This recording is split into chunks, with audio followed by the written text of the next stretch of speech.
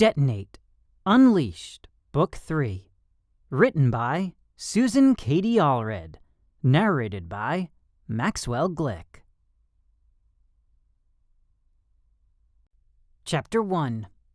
Jumping to Conclusions. I haven't slept soundly in a year. Not since the accident. Days like today, I miss Mom more than usual. She loved fall. Chilly, but not frozen, yet, with hues of reds and yellows on all the leaves. In a few more weeks, it'll be too cold for the park, but for now, I can still go outside. Mom would have come running with me. Maybe even Alicia, if they were still alive. I change into my favorite running pants, mumbling when I realize they're too short. What did the doctor say last week? Lots of 15-year-olds grow 4 inches in a year? No wonder nothing fits. The house is still quiet, which is to be expected. Grandpa won't be up for another half hour. He doesn't sleep well either. He's usually puttering around the house well into the night. I jump off the porch, hang a left after our tiny lawn, and head toward Riverfront Park, losing myself in the Led Zeppelin album I've nearly memorized. Sweat covers my face by the time I've hit downtown, an urban jungle filled with beautiful sculptures, tall buildings, manicured parks, and architectural elements of all shapes. Perfect for someone into parkour, like me. Before I reach the park, someone screams. Female. I stop mid-stride and pull my earbuds out to hear better. Out of the corner of my eye, there's movement. 5 guys surround a teenaged girl in an alleyway. Short and skinny, brown hair with a thick red stripe. She's snarling, with her arms raised, blood dripping from her lip. One guy, 6-foot-ish, muscular build and black hair, towers over her, laughing. He grabs her by the front of her t-shirt and cocks his arm back to punch. My adrenaline spikes. I run full speed toward them with balled fists. I'm ready to fight. Penetrating the group, I punch one guy on the back of the neck, leveling him. I grab the leader from behind and fling him off the girl. What the? The leader stumbles away from us. I grab the girl's arm, hoping I've startled them enough to make a quick getaway. I'm not so lucky. The leader regains his footing, and his face twists into a snarl. Who the hell are you? Nobody. I've come to save the girl, I say, struggling to keep my voice strong. I squeeze my hands into fists, hoping the others don't notice how I'm trembling. The leader chuckles.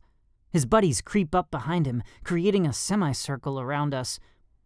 I glare back at them, imagining a list of different ways this could go south. How am I going to get me and this girl out in one piece?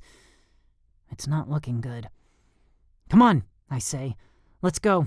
I don't want to get into anything. Laughing, the guy turns to his buddies. Did you hear that? He doesn't want to get into anything. He points to his friend on the ground. You should have thought of that when you cold-cocked Jeremy. The leader jerks his head toward me, and the group blitzes, everyone throwing punches at the same time. Only a couple land anything worth writing home about. The others grab at me or flail like idiots. I dodge the first fist, feeling their hand graze my face. Before he pulls back, I hook my arm around his and slam my free forearm into his neck, throwing him to the ground. Someone else punches my ribs. I grunt, then step back and pivot, hooking outward with my arm. Slamming my hand into their neck, I shove upward. Their head jerks back and he falls to the ground.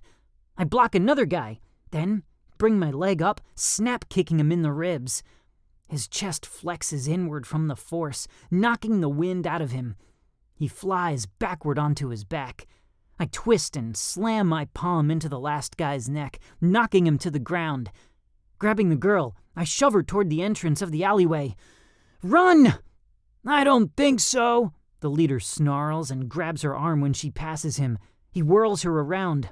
She yelps. I grab his thumb, yanking it towards his wrist, forcing him to release her. With one quick motion, I punch his face and swipe his feet out from under him. One of his buddies stands. I kick the guy in the chest and he falls onto his back. Again. "Run!" I yell at the girl. She tears past the guys down the alleyway and out of sight.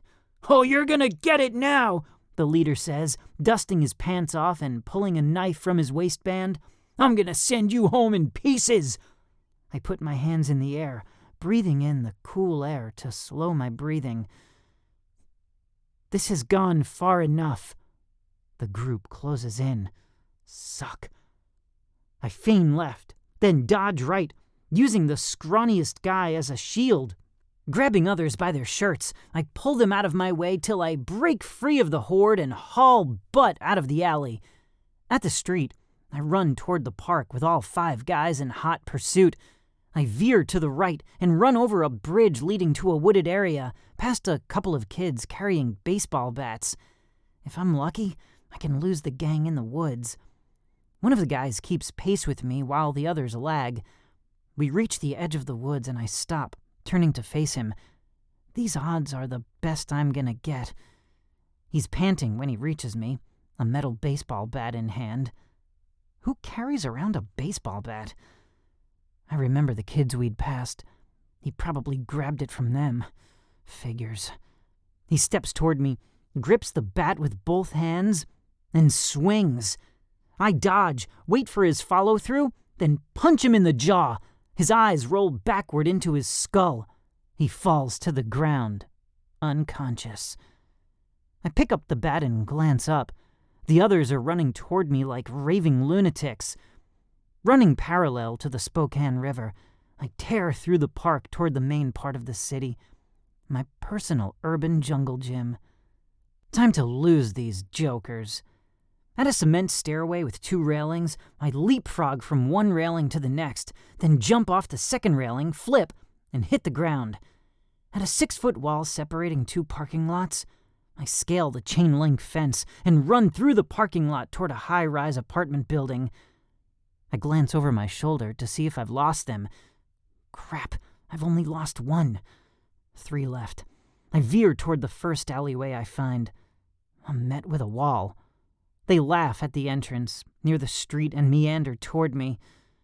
They must think they have me cornered. I glance around. What do I have to work with? I smile, then turn. Gaining speed, I jump to the bottom rung of a fire escape and hang 10 feet in the air. Grabbing the fire escape is no big deal. It's like dunking a basketball, but with a pull-up at the end. I swing my legs onto the ladder and climb. As luck would have it, my weight causes the fire escape to drop. The guys laugh and grab hold of the ladder, climbing as I scramble upward. Gotta get some distance between us. I reach the building's roof. The guys are like little monkeys hot on my trail. The thugs appear at the top of the fire escape while I'm weaving in and out of exhaust pipes and rooftop air conditioning units, looking for the door to the stairs. Nothing. There's no way off this building, unless they throw me off, and the guys are blocking the fire escape. The leader sneers as his group slowly advances. My stomach clenches, and I break into a cold sweat. If they get a hold of me, I won't get out of here alive. Again, my eyes dart from side to side looking for an escape. Dread sinks into my chest, and I silently curse. There's no other option. I sprint toward the edge of the building, plant my foot on the outermost ledge, and push off, leaping into the air like a bird taking flight. Behind me, the guys gasp and curse, followed by shouts of disbelief.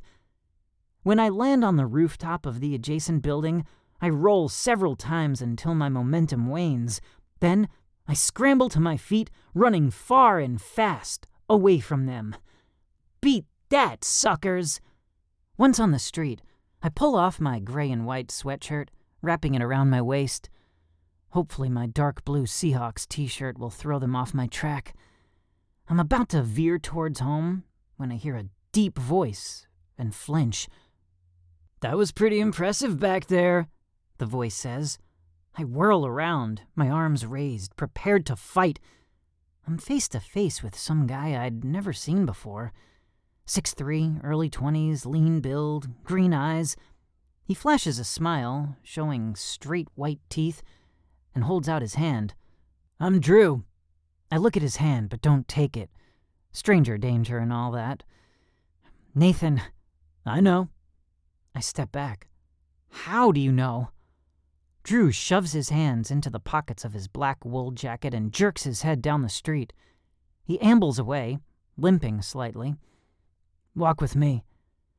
I follow a few steps behind him, scanning the alleys for the guys I'd escaped. "How do you know me?" Drew kicks a pebble with his toe. "We've been watching you for a while, Nathan." I stop. No way am I going a single step further with this guy. "Who are you? Why are you watching me?" This guy has jumped from the mildly curious into the realm of creepy. Drew glances back at me and shakes his head. "I'm not here to hurt you. I'm here to help you." "Like you did back there when I was running for my life? That kind of help?" Again, he shakes his head, running a hand through his dark brown wavy hair. There's a scar on his hand. It's pink, which means it's new. "I was observing," he says. "I needed to know how you'd handle yourself with those guys. In that sort of situation." "Really? And how long were you going to observe? Because I just hurled myself off a friggin' building. It didn't look like you were trying to help me then." Drew's lips curl upward at the corners. "Then you weren't looking hard enough." "Huh?" He walks again, and I trail after him. "I was on the bridge overlooking the water," he says, pointing to a large rock at the top of a grassy hill. "There. We had another person at the edge of the woods about 20 yards from where you leveled a guy with a baseball bat. Another one was with a scope there." Drew points to a clock tower at the center of the park, with an unfettered view of nearly everything within a half-mile radius.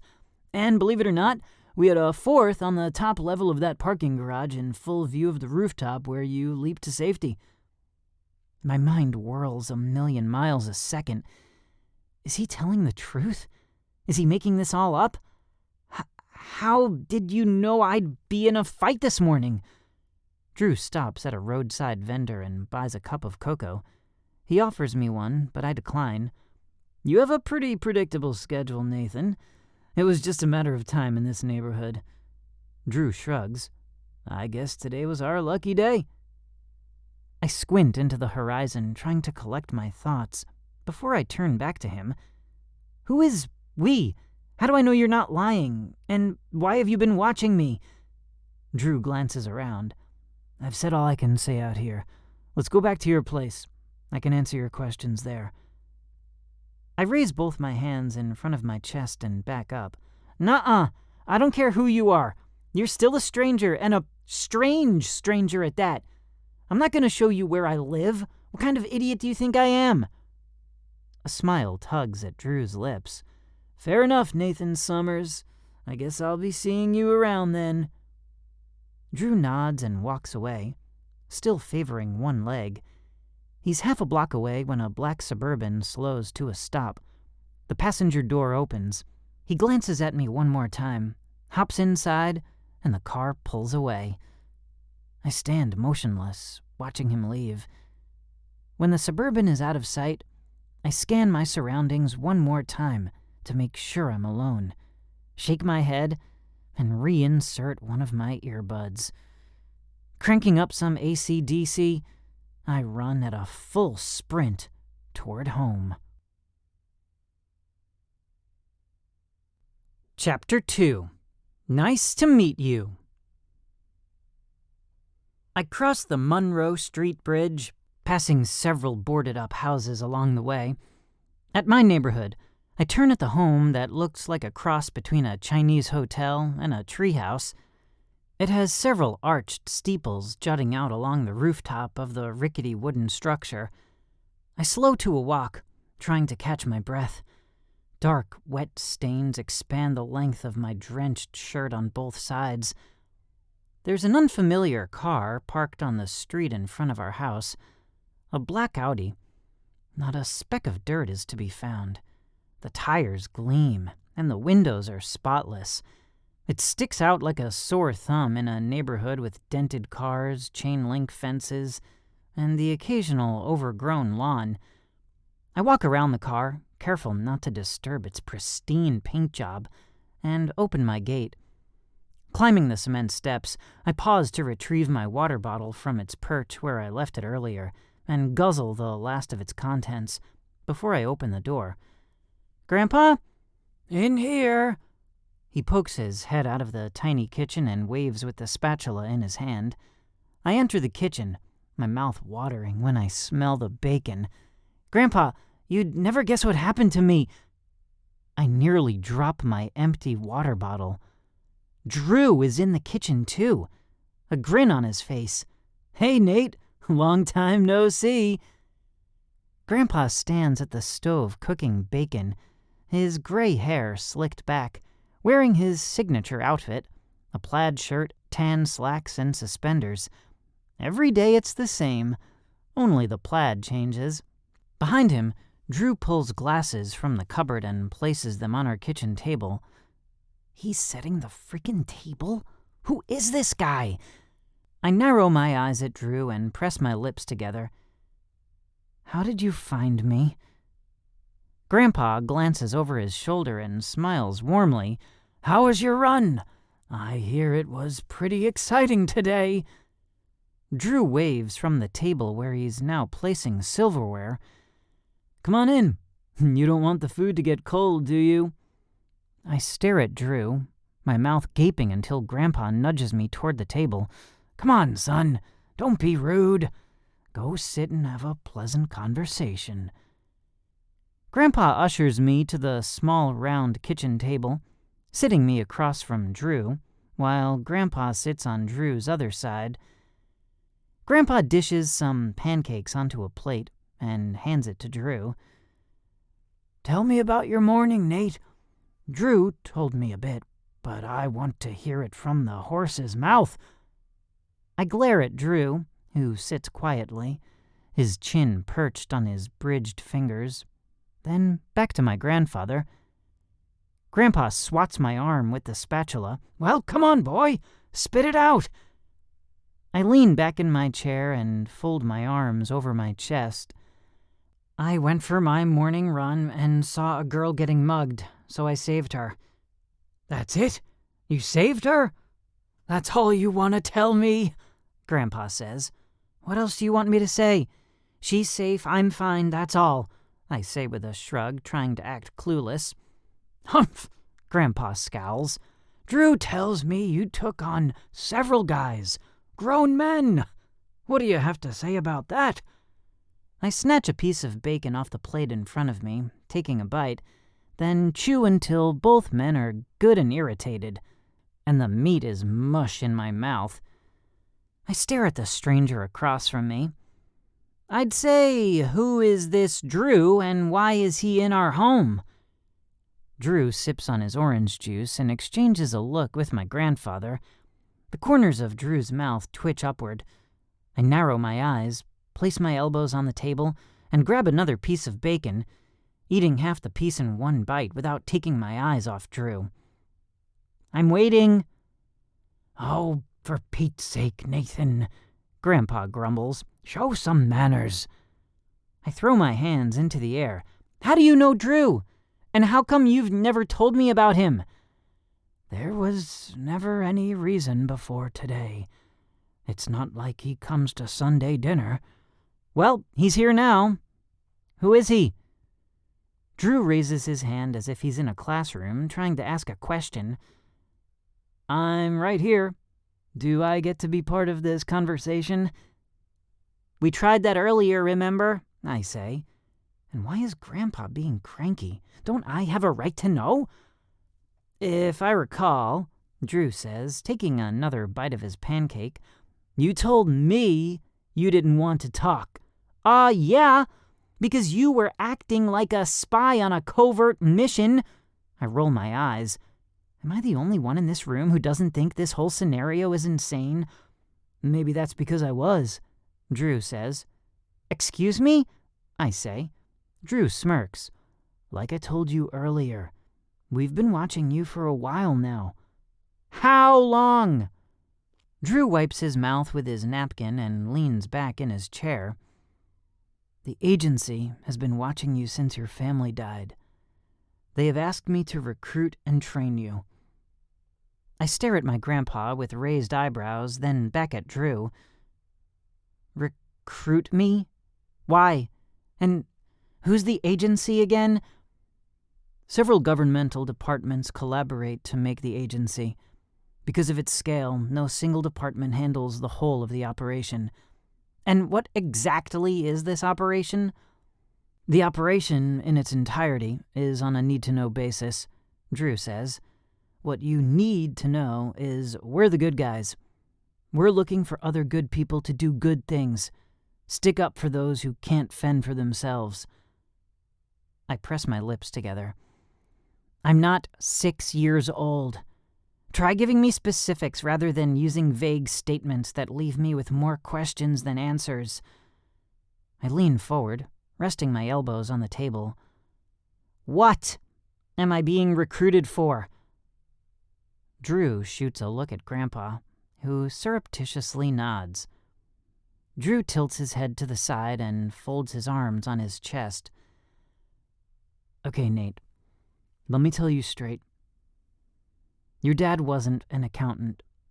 He was an unequivocal genius. Part of a secret think tank designed to envision dangerous scenarios for the United States and find solutions to them before they happen. Drew pauses as if measuring my expression. I flash my best poker face, then nod. Go on. Your father thought children were integral in protecting and saving other children because they could infiltrate places and situations adults cannot. Drew pauses again. I take a sip of my juice. Keep going. I'm still with you. Obviously, the public wouldn't allow children in such operations, but this task force has been years in the making. It was Keith's brainchild long before you were born, and he was convinced you'd be a major part of the solution. Drew leans forward. Nathan, your dad spent your entire lifetime preparing you to join the agency, and now we're here to get you. I stare at him for several moments, sipping on my juice. Drew watches me, scrutinizing every gesture and movement as if he can decipher what I'm thinking through my body language. I keep my face blank. I'm studying him as much as he's watching me, waiting until the silence becomes uncomfortable, and Drew fidgets. Grandpa leans back in his chair, trying not to smile, but his eyes are crinkled at the corners. He knows this game all too well. I play it with him and his buddies on poker night. You just gotta be willing to wait. First one to talk loses.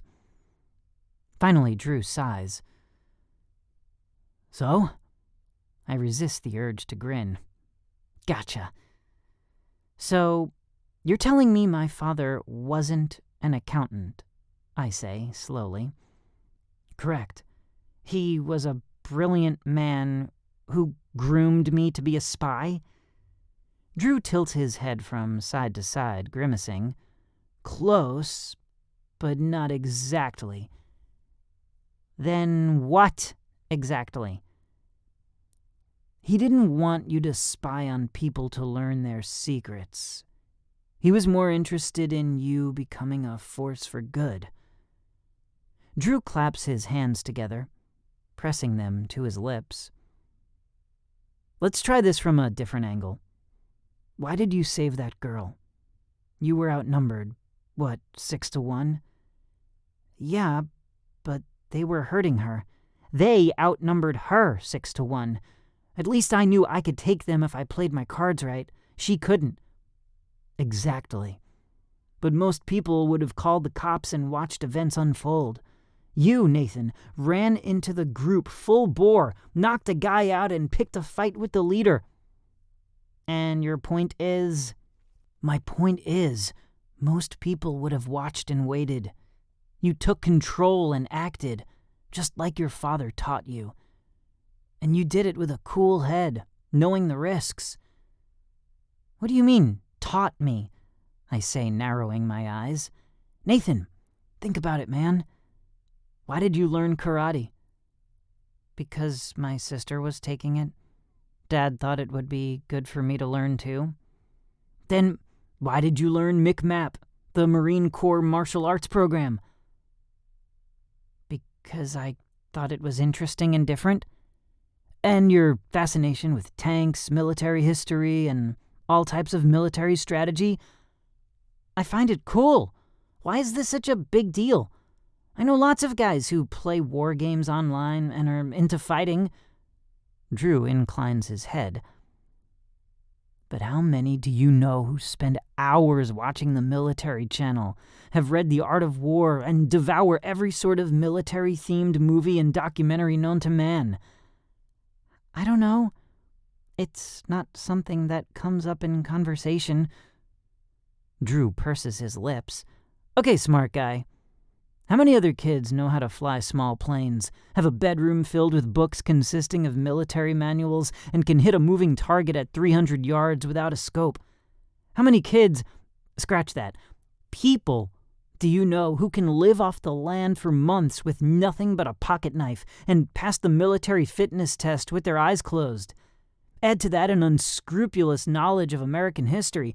How many people do you know who memorized the schematics of nearly every tank and warplane from every country known to man, like most boys memorize the stats of their favorite sports team? I lean back into my chair, sniff once, and shrug. It's been a hard year, okay? Everyone copes differently. I read books and studied my passion. It has fascinated me since I was 6, but that doesn't make me a spy. Drew clenches his jaw and closes his eyes before letting out a massive sigh. Listen, Nathan. It's obvious you don't want to believe me. So, ask your grandfather. I turn to gaze at my grandpa, who, until now, has been quiet, even for him. Grandpa? He's lying, right? This guy is totally delusional, isn't he? Grandpa fidgets with his wedding ring, something he said he'd never take off, even if Grandma was dead. Well, Nate, he's not too far off, actually. I rub an eye with the palm of my hand. Are you freaking kidding me? He hasn't fooled you, has he? Hold on, Drew says, furrowing his brows. Before you get bent out of shape, I have a way to prove my story. And how is that exactly? I say, filling my glass with more juice and chugging it in one breath. Black licorice. I blink several times. Excuse me? Black licorice. That's how you know I'm telling the truth. It's your family's safe word. Where did you hear that? I say, slowly. A chill runs down my arms, and it's as if the world slows.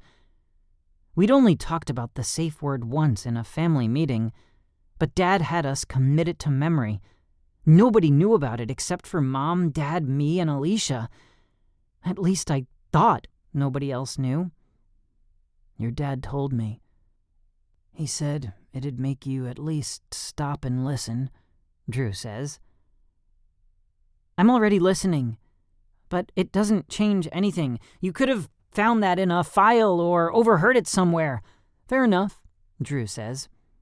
He reaches into his pocket and pulls out his phone.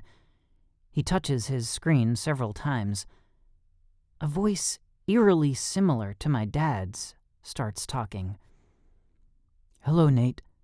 My eyes bulge and I snatch the phone from Drew.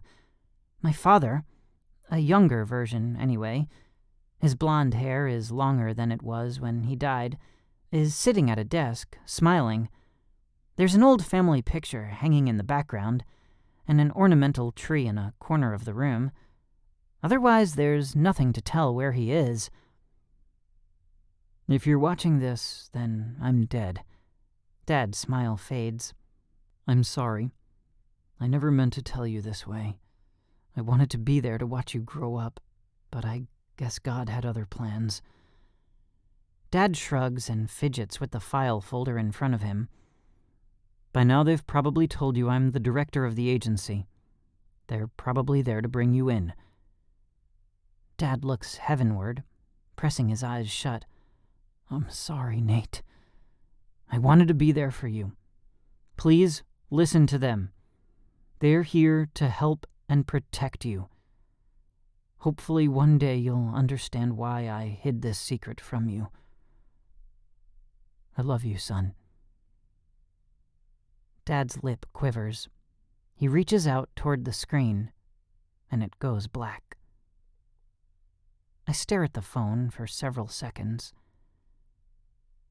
Drew finally clears his throat. I look up. Grandpa is frowning, his brows furrowed. Drew is watching me intently. Holy crap. Drew wasn't lying. This isn't some weird psychedelic story made up by some random stranger with delusions. This craziness is real. Drew's not playing mind games. He's serious. He wants me to be a spy. A 15-year-old spy. My mind races a bazillion miles a second, considering all scenarios.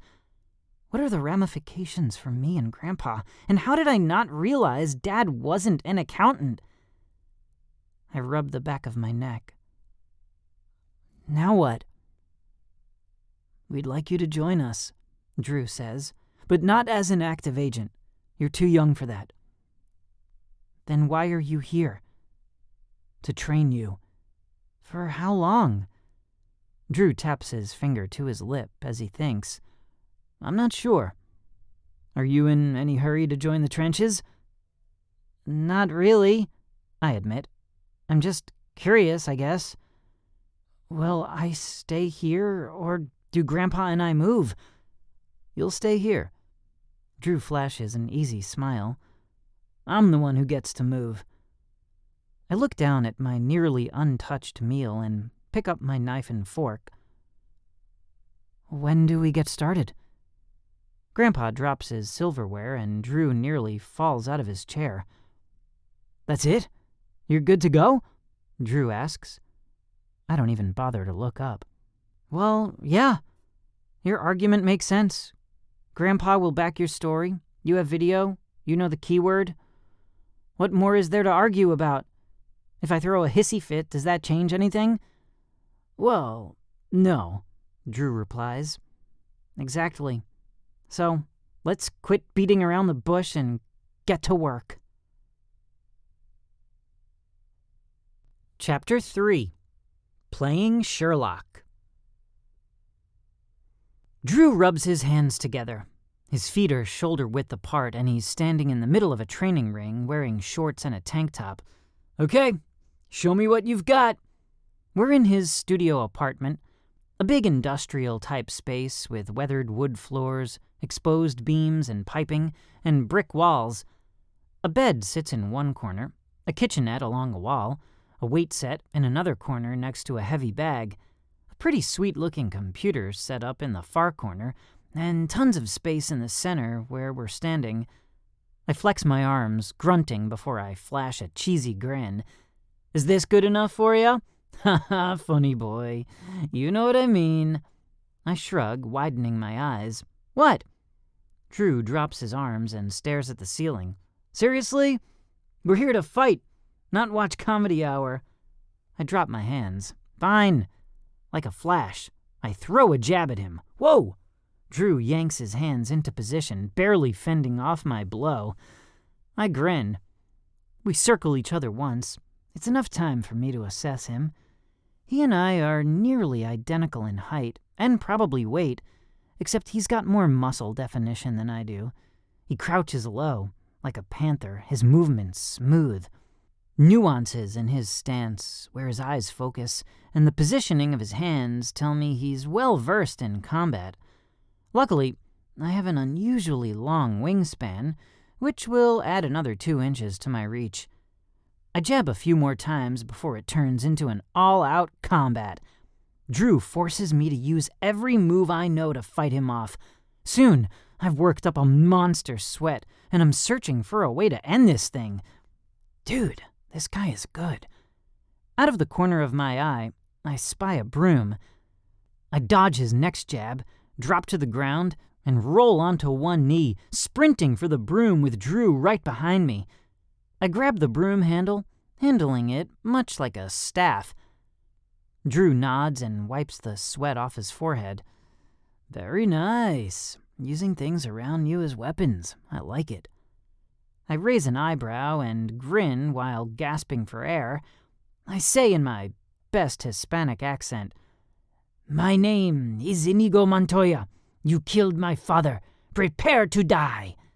Drew snorts. "You've got an overdeveloped sense of vengeance. It's going to get you into trouble one of these days." My jaw drops, hearing Drew quote The Princess Bride back to me. Then he strikes, and I'm back to fighting for my life. Several minutes later, we're laying on our backs, panting, sweating, like we've been locked in a sauna for an hour. "You win," I gasp. "I bow to your superior skills." Drew chuckles. Duh. Touché. What good is a trainer if there's nothing to teach me? Once our breathing returns to normal, Drew rolls onto his side and stands. He walks over to a fridge and pulls out a couple of bottles of water. "Here, you need to stay hydrated." I take the bottle, guzzling it in one breath. He sits on the ground next to me, sipping on his. I shoot him a sideways glance. "Why do you want to recruit me now? Why not later?" "It was time. You'd learned all you could on your own. There are things you can learn only within the safety of the agency." "Wait a sec. How was I learning stuff?" He fiddles with the bottle top in his hand, twirling it on the surface of the floor. "Your sensei, Cecil, was an excellent teacher. Don't you think? How else would you explain this?" Drew points to a shiner on his cheek I'd given him during the fight. "And this?" He turns his arm, revealing a scratch on his bicep. It's from the broomstick after Drew broke it in half. I used the jagged edge to fend him off. "And this?" Drew points to his swollen eye, which I gouged when he was on top of me toward the end. "Nah, I'm just scrappy," I say, waving him off. "Scrappy my ass," Drew mumbles under his breath, delicately touching his eye and wincing. "That thing with the broom handle was brilliant, and using your shirt as a weapon was completely unexpected." He shakes his head. "You're resourceful and quick on your feet. Hard qualities to teach someone. Either you've got it, or you don't." I snicker. "You're just a wimp, that's all." "I've been called many things, but never a wimp." Drew guzzles down the last of his water, then tosses the empty container into a nearby trash can. 2 points! He claps his hands together and stands up, offering me his hand. I take it, and he pulls me up. We go to his computer station where a laptop, printer, and several monitors are, but there's no papers lying around. I glance around his apartment. Nothing is out of place. No clothes on the floor, no papers lying about, not even today's mail. No dishes in the stainless steel sink in the kitchen area. None of the weights are lying about. Either this guy has absolutely no earthly possessions, or he's a neat freak. It also makes it difficult to glean any information about who he is if there's nothing personal out in the open. I sigh. He watches me scan his room. A smile plays at his lips. "Gathering information? What did you learn?" I bring one hand to my chin, trying to look thoughtful before inspecting the apartment more thoroughly with Drew trailing behind me. I point to the computer. "Judging from your workspace, I would call you a neat freak. Whether that's because you were raised to be one or you were in the military is unknown. The multiple monitors hint at extensive knowledge in either programming or surveillance. You're trained in several styles of combat: karate, taekwondo, jiu-jitsu, mixed martial arts, Krav Maga, the Micmap, and a couple other styles I haven't seen before. Though, based on their frequency, I would say karate is your preferred style, with aikido being your second. I look back at Drew and he's grinning. He nods, indicating I should continue. Your clothing is high-end, no Walmart or Target stuff, which means you're either wealthy or have access to money. I stop, turning to give him a once-over before concluding. You're not wealthy. Or at least you haven't had money all your life. These shorts came out 3 years ago. I know because I helped Dad buy a pair while we were on vacation in Montana. Yours appear brand new. You take good care of your stuff. A person accustomed to wealth wears nice things, but thinks nothing of them because they can always buy another. Someone unaccustomed to wealth takes care of their stuff because they aren't sure when they'll get another. Drew looks down at his clothes, then looks back to me, the smile gone. He leans forward, intrigued. Go on. You have a small limp, and you favor that leg when fighting. Your scars are still reddish purple, which means you've been injured recently and have not healed completely, though you are close. Otherwise, you wouldn't have been sparring today. Judging by the coloring of your scars, I'd say it occurred 2 to 6 months ago. Drew's eyebrows shoot up and his eyes widen. What else can you tell me? I chew on my lower lip, cocking my head to the side again. You are above average intelligence, college educated, probably in psychology or criminal justice, or both. I pause for a second, then nod. Both. Drew folds his arms and leans against the wall, pressing his lips into an amused smile. And? Your eyes are tired and bloodshot. You don't come across as the type of guy who drinks or does drugs. You're too self-disciplined for that. Plus, your pupils aren't dilated, so I would conclude that you're an insomniac. I point to his hand. There's no ring or tan line on your finger, so you aren't married, but you wear a bracelet with the eternity symbol on it, which implies you either are or were in a committed relationship. He looks at me, then to his wrist, before unfolding his arms and reclasping his hands behind his back. Very good, Nathan. I'm impressed. Too many Sherlock Holmes and Encyclopedia Brown books. I smile. Was I right? Mostly. What did I get wrong? He grins. I guess you'll never know. I was right about the girl, though, wasn't I? That would be telling, he says, shaking his head. Aw, come on! He shakes his head again, walking away. This isn't about me, it's about you. I scowl at his back, but follow him. Poor loser. I'll bet I was spot on with everything. He glances over his shoulder and shrugs. Pretty much. Aha! I throw my fist into the air and do a celebratory dance. Nailed it! Chapter 4. Stalingrad.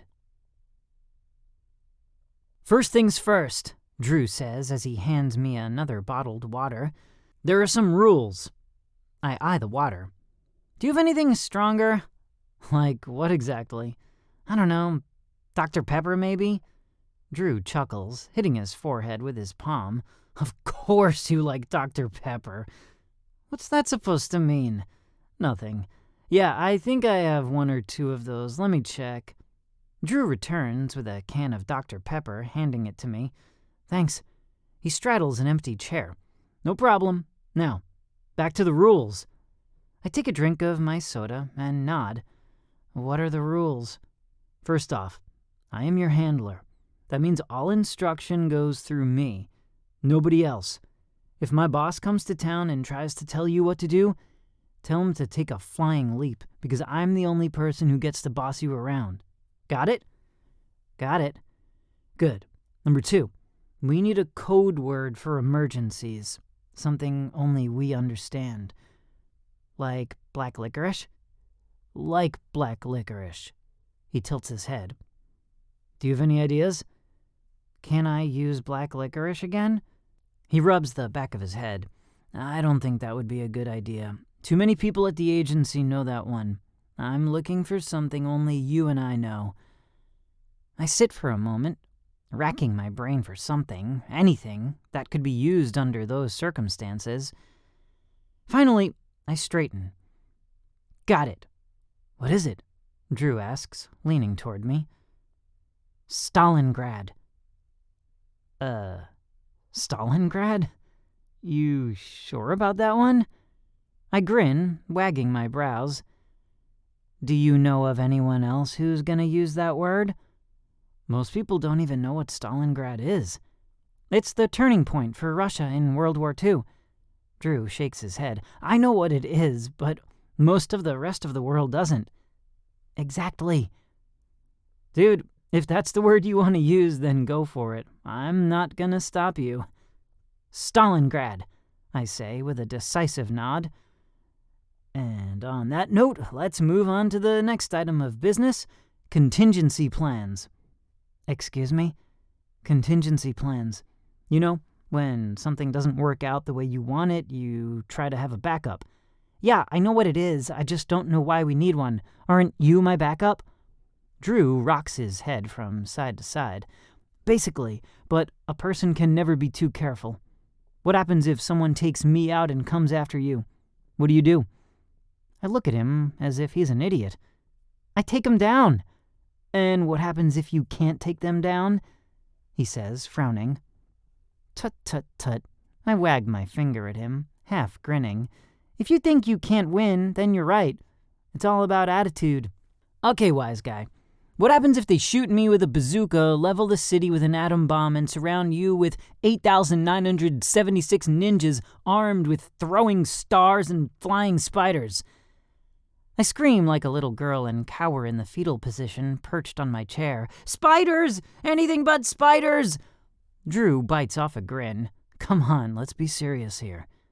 What are you gonna do if one day I don't show up as promised? Or your grandfather disappears? I immediately sober. The thought causes a chill to run down my spine. I'd never thought about how this would affect Grandpa. Is he in danger? Not that I'm aware of, but it doesn't hurt to plan. We need to talk about the hard stuff, things you haven't thought about or refuse to consider, like what you'd do if something happened to me or your grandfather.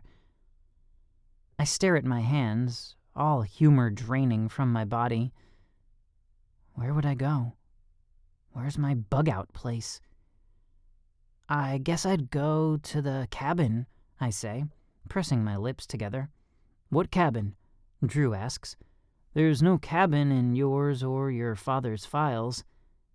That's the point, isn't it? I say, looking up at him. Yes, it is.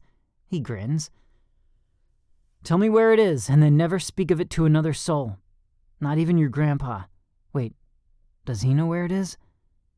I chew on my lip for a second. I don't think so. At least I've never told him, and I don't remember him ever coming when we were there. If he knows, it's because Dad told him.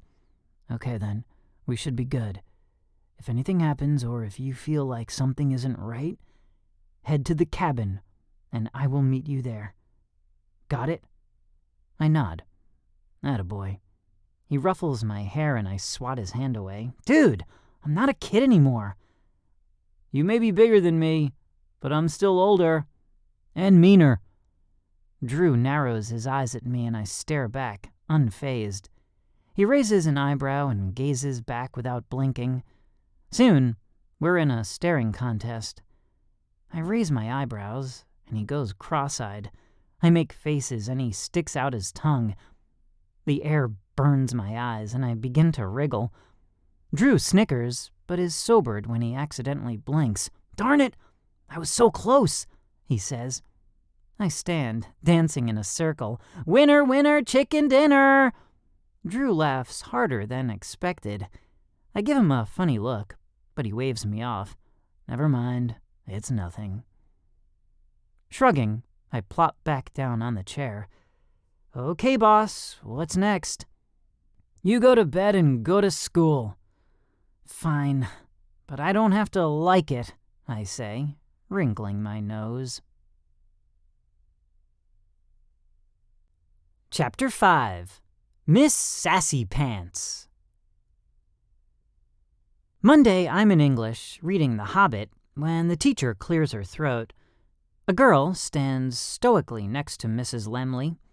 The girl has straight brown hair down to her shoulders, with a shock of crimson running through it like a bloody river between muddy riverbanks.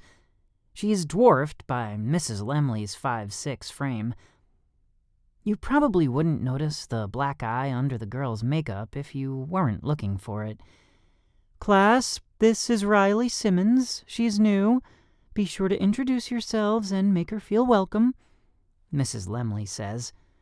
Several students murmur, and a girl in the front row waves. Riley responds with a half smile. Take a seat in front of Nathan, Mrs. Lemley says, pointing to the desk in front of mine. Riley's eyes follow Mrs. Lemley's finger, widening when she sees me. As she navigates rows of students silently reading, backpacks and textbooks strewn near their desks, her eyes stay fixated on my face. Get home safely? I ask when Riley stops in front of me. She blinks twice. That was you, wasn't it? Maybe.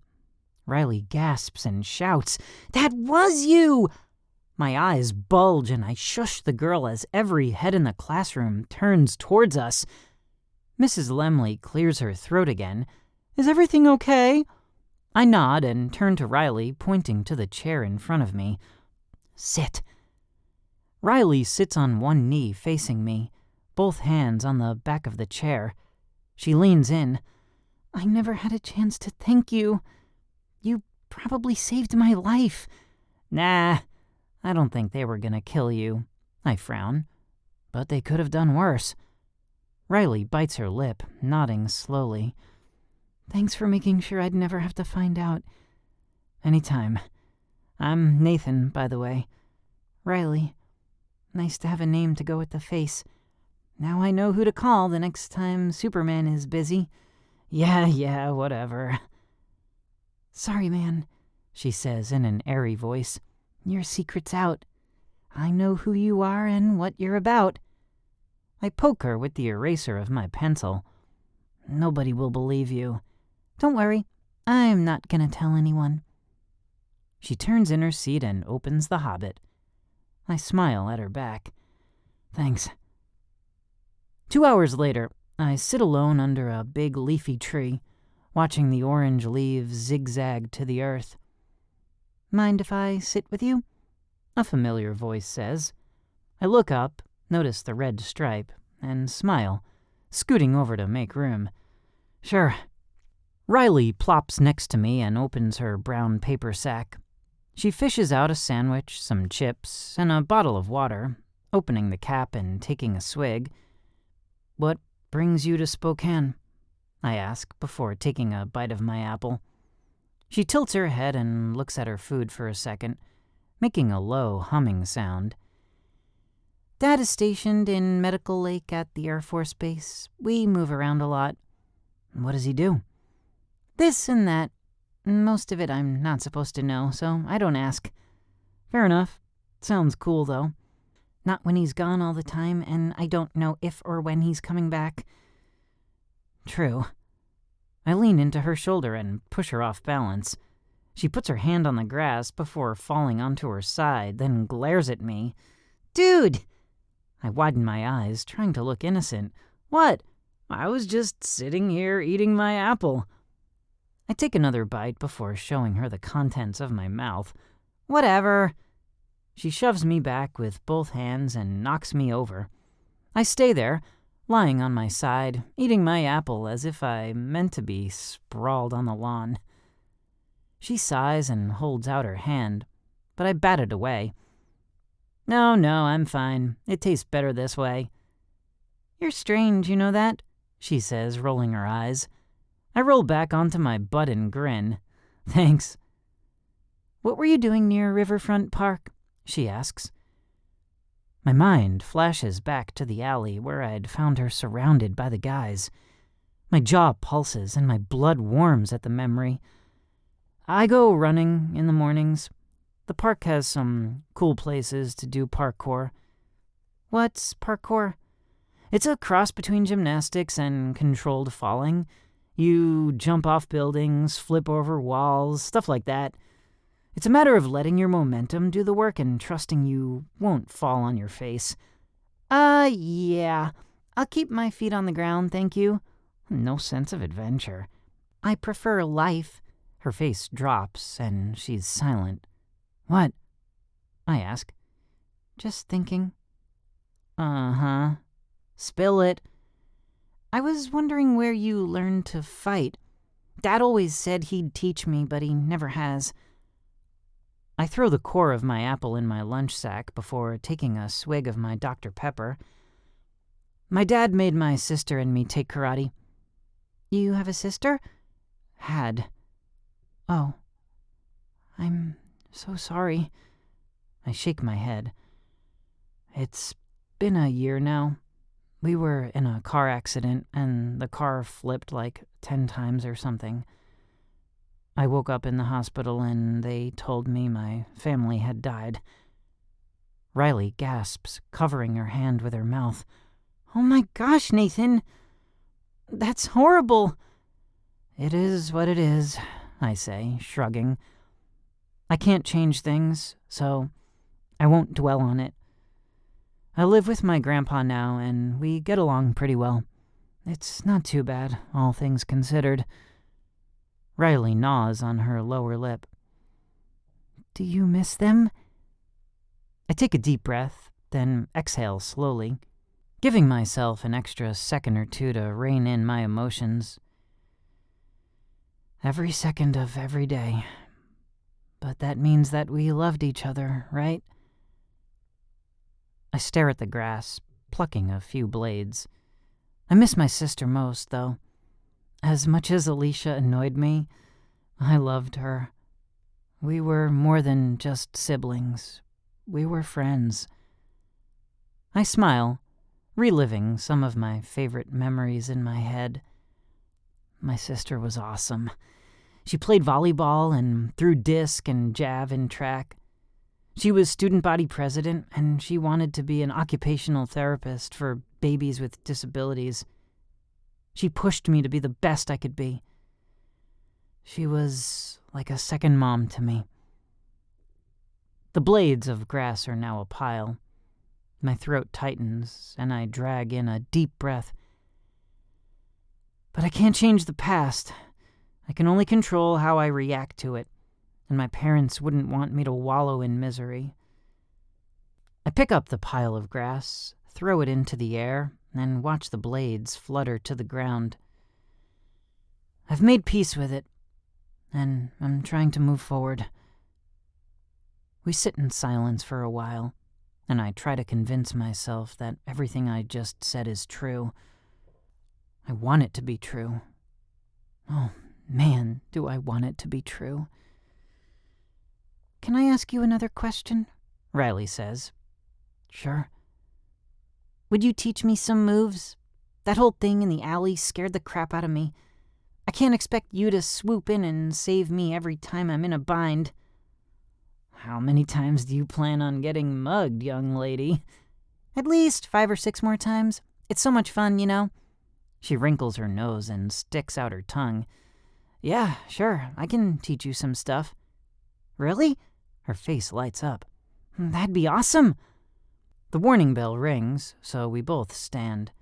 I wipe the grass off my pants, then look at her, my eyes bulging. Holy crap! How tall are you? Her face scrunches into a scowl.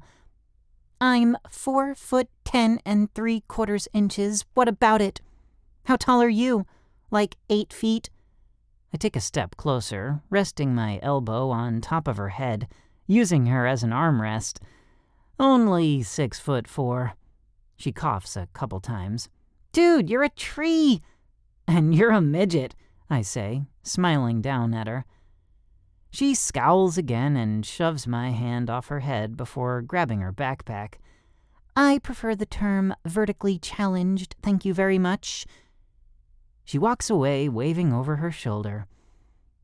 "Thanks again, Nate." Chapter 6. The Blame Game. Tap, tap, tap. I'm lounging on my bed, reading the favorite part of my book. The hero is in the middle of a major war and is about to knock the enemy on their butts. I look at my bedroom door, expecting to see my grandfather, but am greeted by Drew's smiling face. "Hey, Nate, ready for some more training?" I put a bookmark between the pages, a metal one my mother gave me for Christmas that says, "You only live once, but if you do it right, once is enough." I read the quote for the 1,000th time, then close the book. "Sure. What do you have in mind?" Drew smiles and raises his eyebrows. "Well, we know you can fight." He rubs the fading shiner on his face. "But what about the mental stuff? Let's go on a field trip and do some on-site evaluations." I tilt my head slightly, intrigued by his suggestion, then swing my legs over the side of the bed and stand up. "Sounds like fun." He motions for me to follow, and we head towards the door. I yell to my grandfather as we leave, "I'm going out with Drew. Be back in a bit." Grandpa pokes his head around the corner of the wall, separating the kitchen from the living room. "Have fun, boys. Dinner's at 6 o'clock. "'Kay," I say as I close the door behind me. "Buckle up," Drew says when we get into his Audi. It still has that new car smell to it, and I check to see if he has one of those car air fresheners that is supposed to make it smell new. Nope, just like his apartment, the car is pristine. I'm half tempted to leave a candy wrapper on the floor, just to irritate him. As he changes lanes and heads toward the freeway on-ramp, I half expect him to go downtown towards Riverfront Park. Instead, he hits the freeway towards Coeur d'Alene. After several minutes, I ask, "Where are we going?" "Worried?" "No, curious." He presses his lips together and gives me a sidelong glance, as if he's considering something. "How many exits have we passed since getting on the freeway?" 6. "Which direction are we going?" "East." "How many red cars have we passed since getting on the exit?" I flash him a look as if he's just asked me to parachute off the Eiffel Tower. "Huh? How many red cars, Nate?" I close my eyes, trying to remember our route, and ask, "In both directions or just on our side of the highway?" "Both directions." I squint my eyes a little harder, trying to remember. 18? I open my eyes and look at Drew. He gives me another sidelong glance. "Is that your final answer?" "Sure, why not?" Drew shakes his head and mutters to himself. "Yep, 18. My eyes grow wide, and I gawk at the man. "No way! I got it right?" "Yeah, kid, you did." I lean back in my seat and look out the window, doing a happy dance in my seat. But Drew interrupts my celebration. "The real question is, how many have we passed since I originally asked you?" I scowl at the man. "That's no fair. I had my eyes closed for part of it." "Then I suggest you keep your eyes wide open at all times." He smirks at me, and I respond by punching his arm. Yeah, whatever."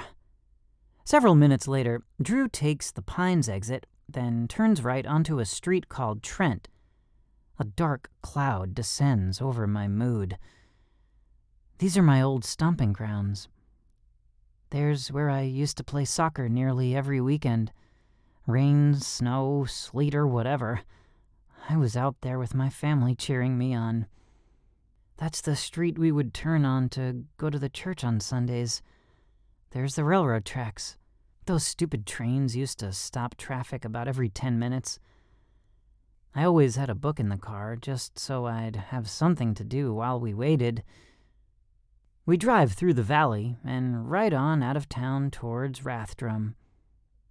"Where are we going, man?" I say. "I hear they've got a rockin' corn maze out here for Halloween, and Halloween is just around the corner." I perk up and grin at the man. "Seriously? We're going to the corn maze? I haven't been there since..." My face falls. "Since the day before the accident." Drew finishes the sentence. Yeah. My enthusiasm has waned, and a flood of emotions overcomes me as I look out the window, remembering the events of those last 24 hours. Drew is silent for a couple of moments before he quietly asks, "Do you want to talk about it?" I shake my head, trying to swallow down the lump in my throat.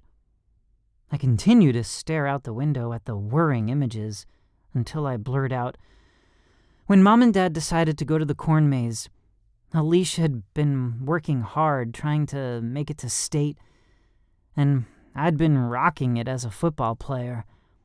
Mom and Dad thought this would be our last chance together for a couple of months. Add in her choir, my scouting, karate lessons, and homework. We were crammed full of stuff to do."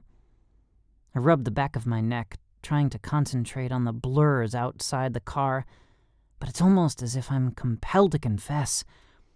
I could see that Mom and Dad were frazzled from all the activities, and I didn't want to be a bother, so I'd decided to not do basketball after Thanksgiving break.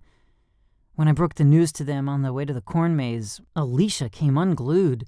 She ranted the entire drive, and most of the maze. She couldn't understand why I'd want to hold back. She kept saying I had so much potential, I'd be giving up if I quit now. I clench my jaw several times.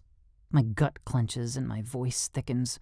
"Hold it together, man. Hold it together." I look at Drew and he glances at me, then back at the road.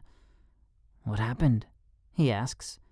"I gave her every excuse I could think of, including saying I hated to sweat. How did she not see through that lie? I played soccer and did karate, for Pete's sake. She should have just let it go." I stare off into the distance through the windshield. Midway through the corn maze, I'd had enough of her badgering, cut through one of the corn walls, and took off, leaving her and my parents behind. I could hear them calling, but she had been relentless. I needed a break from the nagging. I was so mad, I punched one of the zombies for accidentally bumping into me, knocked him right onto his butt. Drew lets out a snicker. I wish I could have seen that one. I shake my head, then lean it on the cold window of the door. Losing my temper freaked me out. I decided to join the family. Mom was nearly frantic, and Dad was with one of the employees beginning to form a search party. I couldn't figure out what the big deal was. I was within earshot for the entire hour. I just wasn't answering. Mom was in tears. I never did understand why she was so concerned. Needless to say, we went home immediately, and I got another earful the rest of the drive home. Plus grounding for a week. I look at Drew again, wondering what's going through his head, but his face is blank. Man, that guy is hard to read. "But you never made it to the grounding, did you?" he says. Tears prick my eyes and I shake my head again. I got another earful on the way home from the volleyball game the next night. By then I was so tired of hearing the same thing over and over again. I lost it and yelled back at them all. Somewhere in the middle of it all, Dad lost his focus on the road and rolled. I don't remember much of anything after that. Silence hangs in the air between us. What's Drew thinking? Is he disappointed in me? Angry? Sad? I turn back to the passenger side window and wipe my eye. watching the fog on the window ebb and flow with each of my breaths. Drew turns the car into the field filled with cars, people already wandering the confusing maze of corn. He parks his car, then turns to me. "Look at me, Nathan." I ignore him. "Look at me, damn it!" I slowly turn my head and stare at him. His jaw is set into a tight line, and his lips are pressed together. "It's time for you to quit blaming yourself for your family's death. You had nothing to do with it." "How do you know?" "You weren't there." "Yeah, but I've read all the reports. I've read everything there is to know about you, your sister, and your parents. I know it all. More than even you do." "What do you know that I don't?" "I've seen the police reports, looked at the tire marks, walked the embankment that your car rolled down, and personally questioned everyone who saw the accident. What happened that night had absolutely nothing to do with whether your dad had his eyes on the road at the moment of impact. The four of you would have crashed whether you were arguing or if he'd been alone in the car, fully alert of everything around him." My gut prickles with awareness, and I narrow my eyes at him. I slowly ask, "What are you trying to say?" Drew pauses, as if choosing his words carefully. "I'm saying that your accident was unavoidable." "Was it an accident?" Drew opens his mouth, then closes it. "Let's get you to the maze and begin your training." I grab his arm before he can turn. "Hold on! You can't leave that dangling out there and expect me not to lunge for it." "Sorry, Nate. I've already said too much." "Sorry? You're gonna just leave it at sorry? This is my family we're talking about. Did someone kill them?" Drew shakes his head. "Drop it. Just drop it." He stares me in the eyes for several seconds, and I stare back. I narrow my eyes at him, but press my lips together, saying nothing. Like hell I'm gonna drop it. If he won't tell me, then I'm gonna find out some other way. Chapter 7. Corn Maze. I walk with Drew in silence to the front of the maze where we wait in line, and he pays our entrance fee. There are aerial photos of the maze on the wooden counter next to the cash register. This year, it's a giant Seahawks logo. Shrieks of fear, moans from zombies, and chainsaws buzz in the air around us. The sun sinks in the sky, and I realize that it's going to be dark soon. "Do you have a flashlight?" I ask. Drew glances over to me and grins. "Nope, we're not using flashlights tonight." "Then how are we going to navigate the corn maze?" "I don't know. Follow the screams." I bump him with my shoulder. "Dude, seriously, it's gonna be pitch dark." "Well, then you'd better pay attention to your surrounding then, huh?" Is this a test? I study my surrounding more closely, trying to see it from Drew's perspective. Giant portable lamps surround the maze's perimeter. Someone stands watch toward the center of the cornfield on some sort of 2-story tower. The corn stalks wiggle as people enter the maze, and voices drift into silence as they disappear into the maze. Drew said we were going to do more training, right? Once through the gates, Drew offers some idle chit-chat, but I'm more interested in getting to the meat of the matter. "What's the purpose of the maze?" I ask, scrutinizing every nook and cranny, every person we come in contact with for a clue. "Patience, grasshopper." Drew nods to a couple approaching us and says hello to several children running past toward the center. "We'll get to the good stuff in a bit," he says. "Until then, just try to enjoy yourself." I'm distracted by a guy with his face covered in a hockey mask carrying a chainsaw and covered in fake blood. He's jumped out of the wall of corn stalks just in front of us, charging my direction. Rather than screaming like a little girl, I step back toward the wall out of the person's way and let him chase after a group of screaming tween girls behind us. Once we're alone, Drew inclines his head. This way. He steps through one of the walls of corn and out of sight. I follow, trying to keep him within my sight. He picks up speed, crossing through row after row of corn, trailblazing his own path through the maze. He's pretty fast for a man with a gimpy leg. Once or twice I hear someone behind me yell, "Hey, you can't cut through the rows like that!" But I don't turn to see where the voice comes from. I'm too focused on Drew's figure in the diminishing light to pay them any mind. It's getting harder for me to keep him in my field of vision. Then, without warning, he stops. I nearly fall over myself to keep running him over. He's stooped to tie a shoe. When he stands, I notice we're in an intersection with 6 pathways going different directions. He rubs his hands together.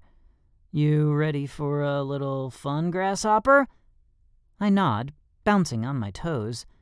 Adrenaline surges through me, making my fingers tingle.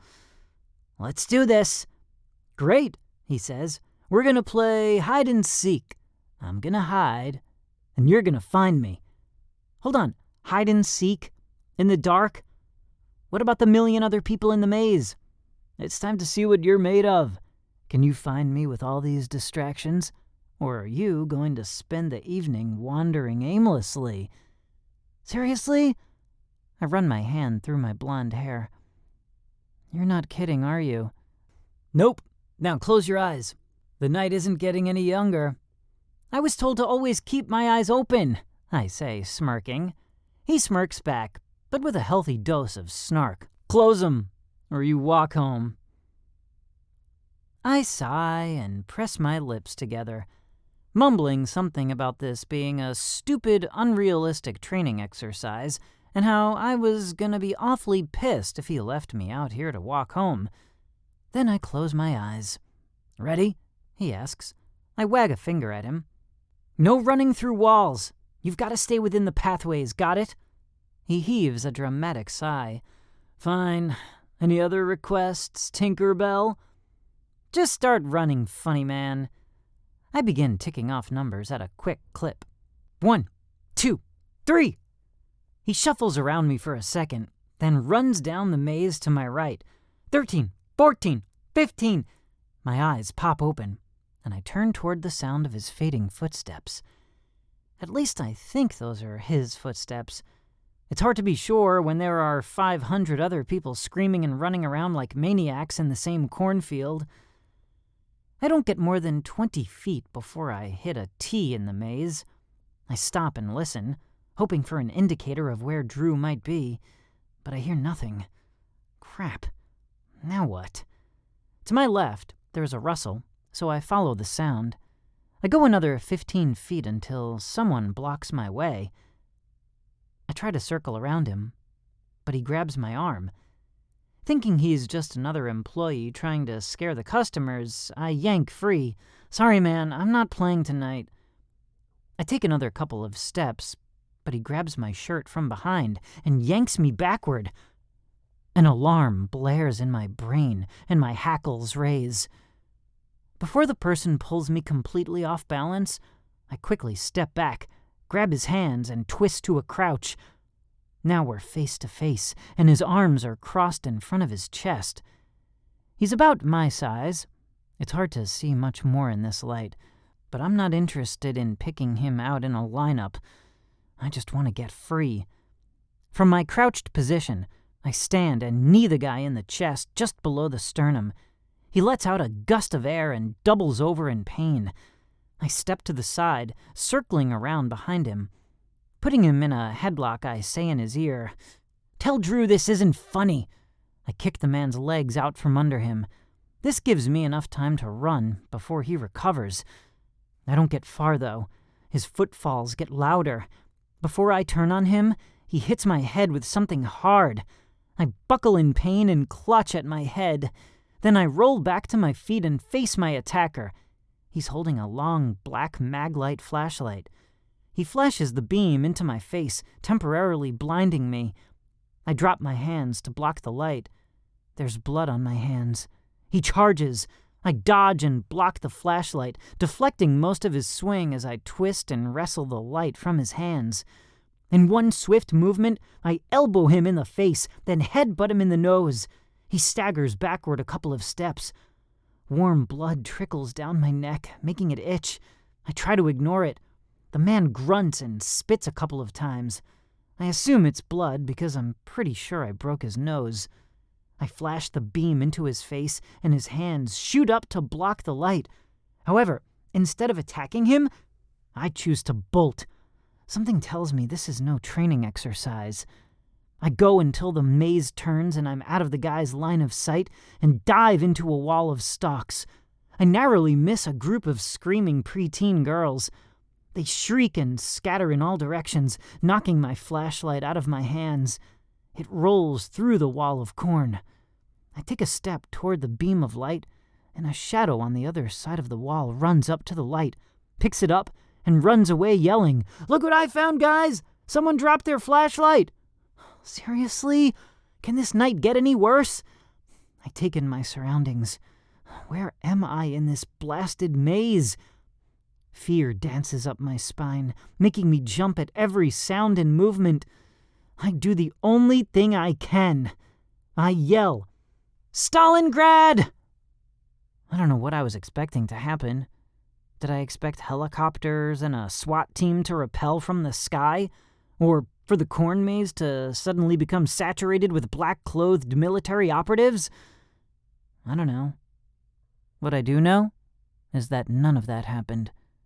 In fact, Drew didn't even show up. Is this part of the test too? Son of a... I just gave away my position for nothing. Fine. If that's the way he wants to play it, then that's how we'll play. The stranger's footsteps draw closer to me. I stop mid-stride, just like in basketball, planting my feet. Pivoting, I step backward, and the man runs full bore into my waiting fist. In the dark, I hear the violent exhale from his lungs when he makes contact. Then he doubles over. Again. But I'm not in the mood to wait around to see what sort of tricks he's got up his sleeve. I grab his arm, twist, and flip him over my shoulder and onto the ground. As I kneel to administer the final blow into unconsciousness, the mystery guy rolls to his side and dodges. I punch the ground. He kicks, landing on my ribs. I fall to the side, clutching my ribs. We get back onto our feet at the same time, and we dance in a circle around each other. It's too dark for me to see his eyes, so I'm stuck watching his silhouette for indicators of attack. It takes a millisecond before I'm rewarded.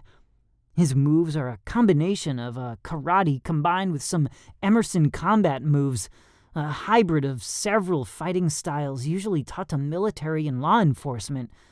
I tuck that tidbit of information into my memory and focus on the task at hand, getting out of here in one piece. I fully intend to ream Drew for this overzealous sparring partner, if that's who he is. After a few near misses, that would have done some serious damage. It's time to give the man a taste of his own medicine. He tries a combination of frontal strikes.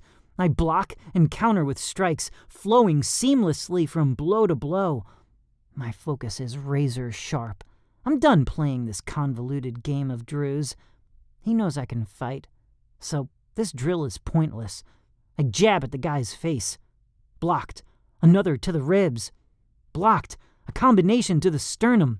Maneuver around him. Blow to the ribs. Follow up by kicking his legs out from under him.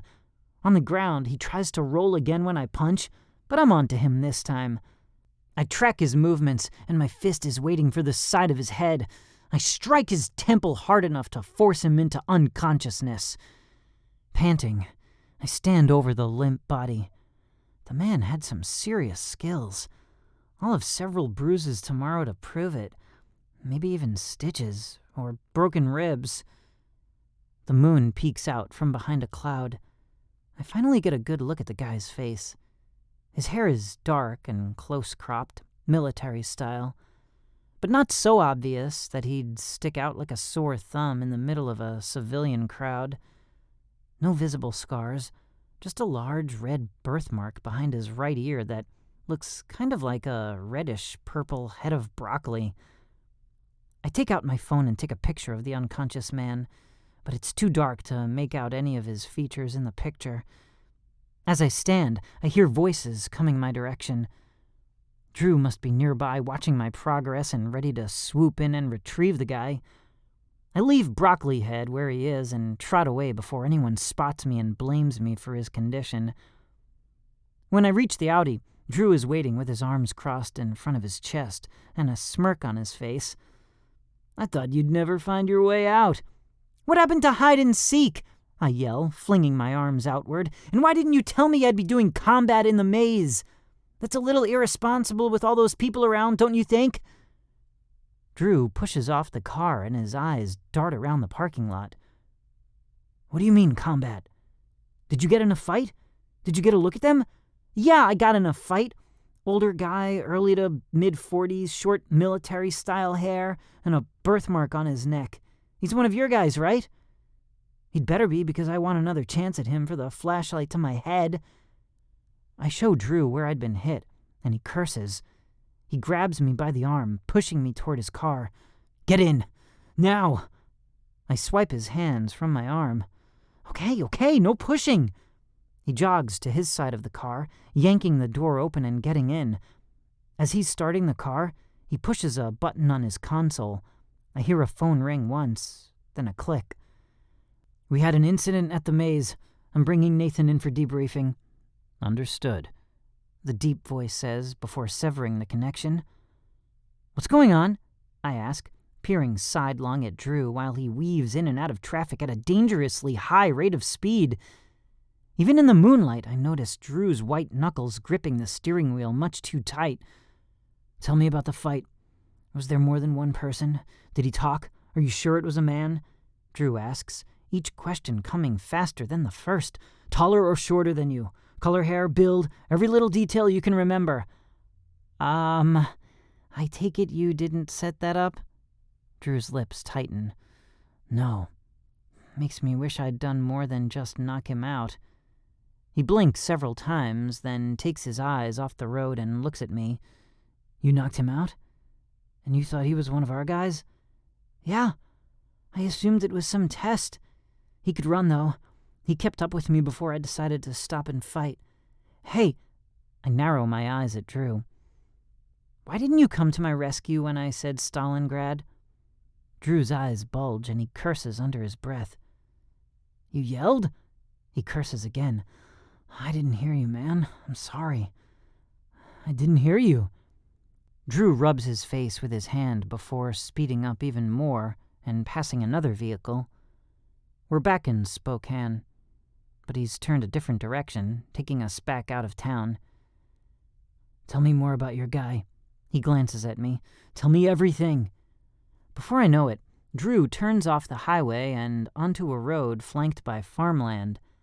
The second he turns, he puts the pedal to the metal and my head hits the headrest. The headlights barely keep up with the speed as he twists and turns, occasionally glimpsing into his rearview mirror and adjusting the wheel when his tires fishtail at the corners. My grip on the armrest creates indentations in the material as the scenery races past me in blurs of varying shades of black. "What's going on?" I ask, trying to keep my voice from cracking.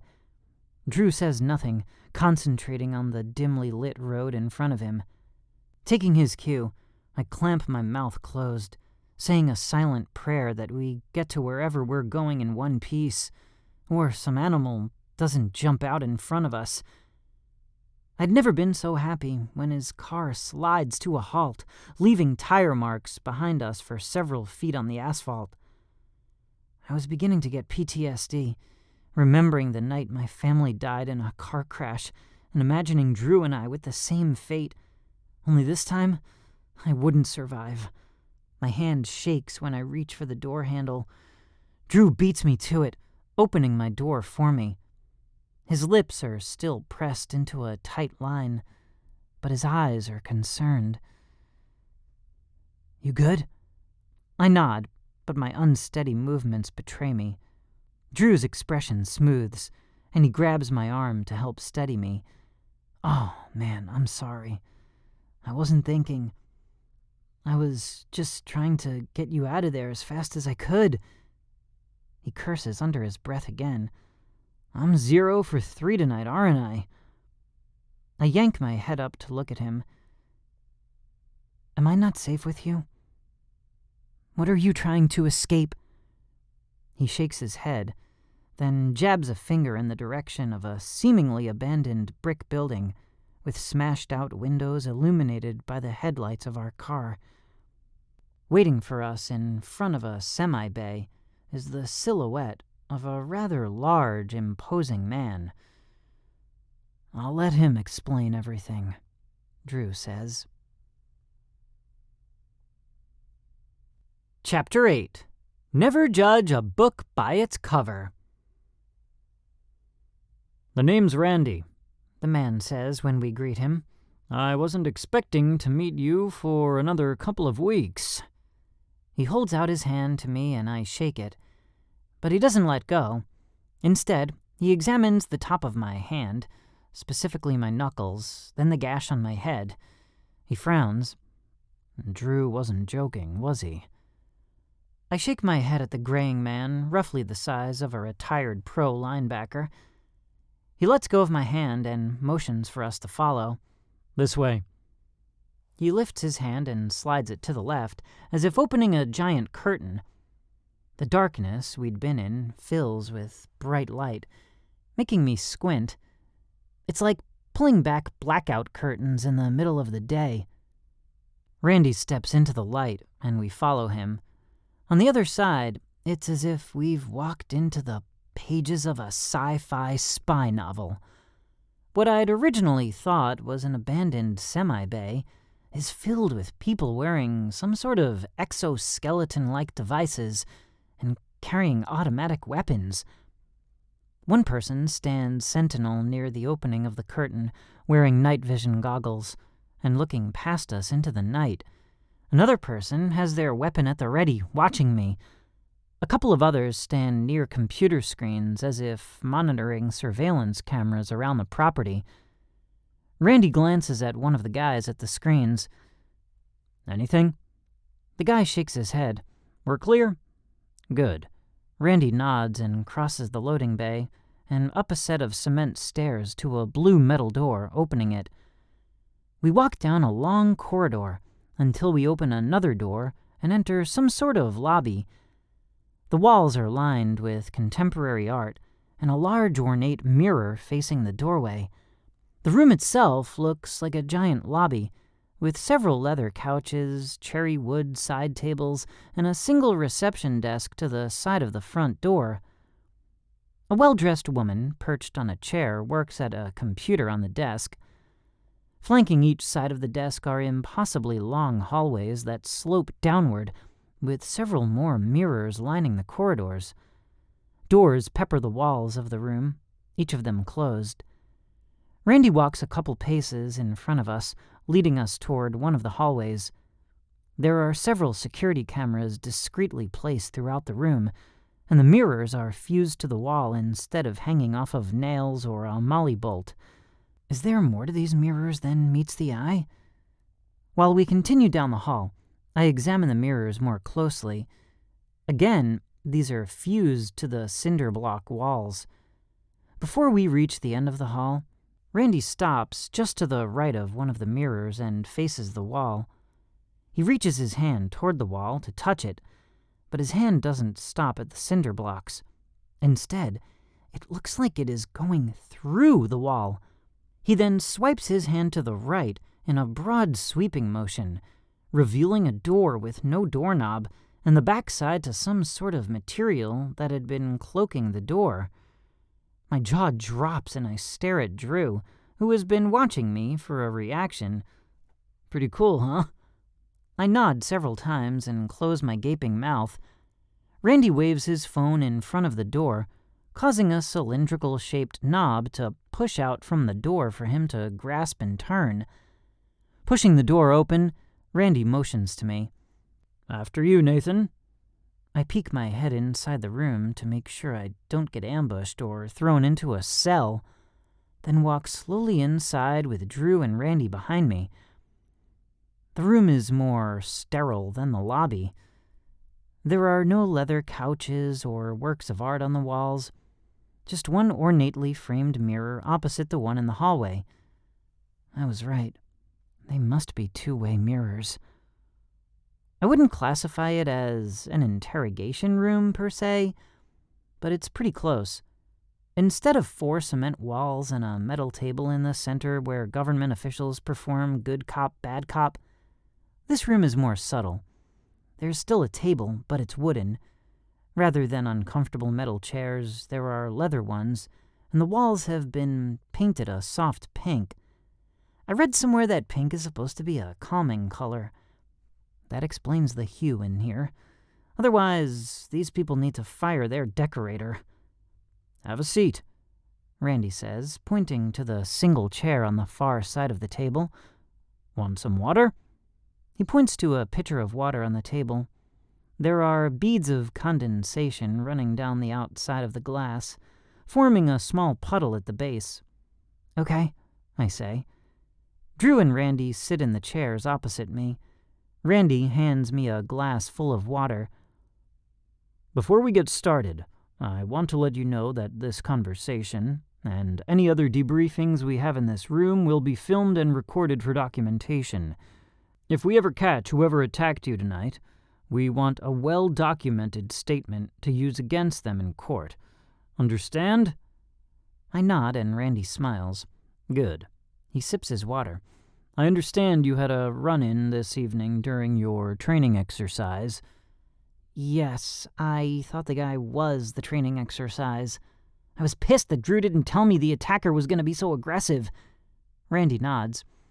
"Can you tell me about the guy? How old do you think he was? What color hair did he have? Stuff like that." "It's hard to be too specific because it was pitch dark. I only got a glimpse of him, really. He was about my height, I think. Dark hair and a funky tattoo or birthmark behind his ear that looked kind of like a head of broccoli." Drew's eyes narrow. "Broccoli?" He turns to Randy, who is mirroring Drew's response. "I told the guy to tell Drew that this wasn't funny." I turn to Drew. "I didn't like that you'd sicked him on me without warning me first." I pull out my phone. "I took a picture of him, but it was so dark I don't think you'll see anything." I show them the picture. It's not much more than a silhouette of the man's face. But Drew nearly jumps out of his chair. "You took a picture of him? Smart thinking, Nathan." He grabs the phone from me and waves his hand in the air toward the mirror. The door to it opens and the woman from the lobby walks in. Drew hands her the phone. "Stacy, give this to the IT department and see if they can clean the picture up. I think we've got him." She takes the phone and nods, closing the door behind her as she leaves. "Got who?" I say. Drew and Randy exchange a look as Drew returns to his chair. "We have a defector in the agency," Randy says. "Someone who was second in command and decided that more money could be had by turning our agents, specifically kids like you, into hired guns, instead of being used to better society." "What's his name? Why would he be going after me? I'm brand new. Wouldn't he want someone more experienced?" "Yes." Randy tilts his head from side to side with a grimace on his face.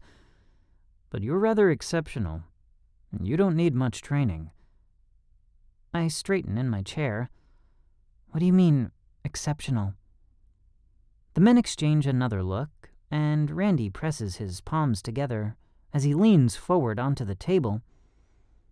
"Drew told you that your dad created the agency, right?" "Yeah."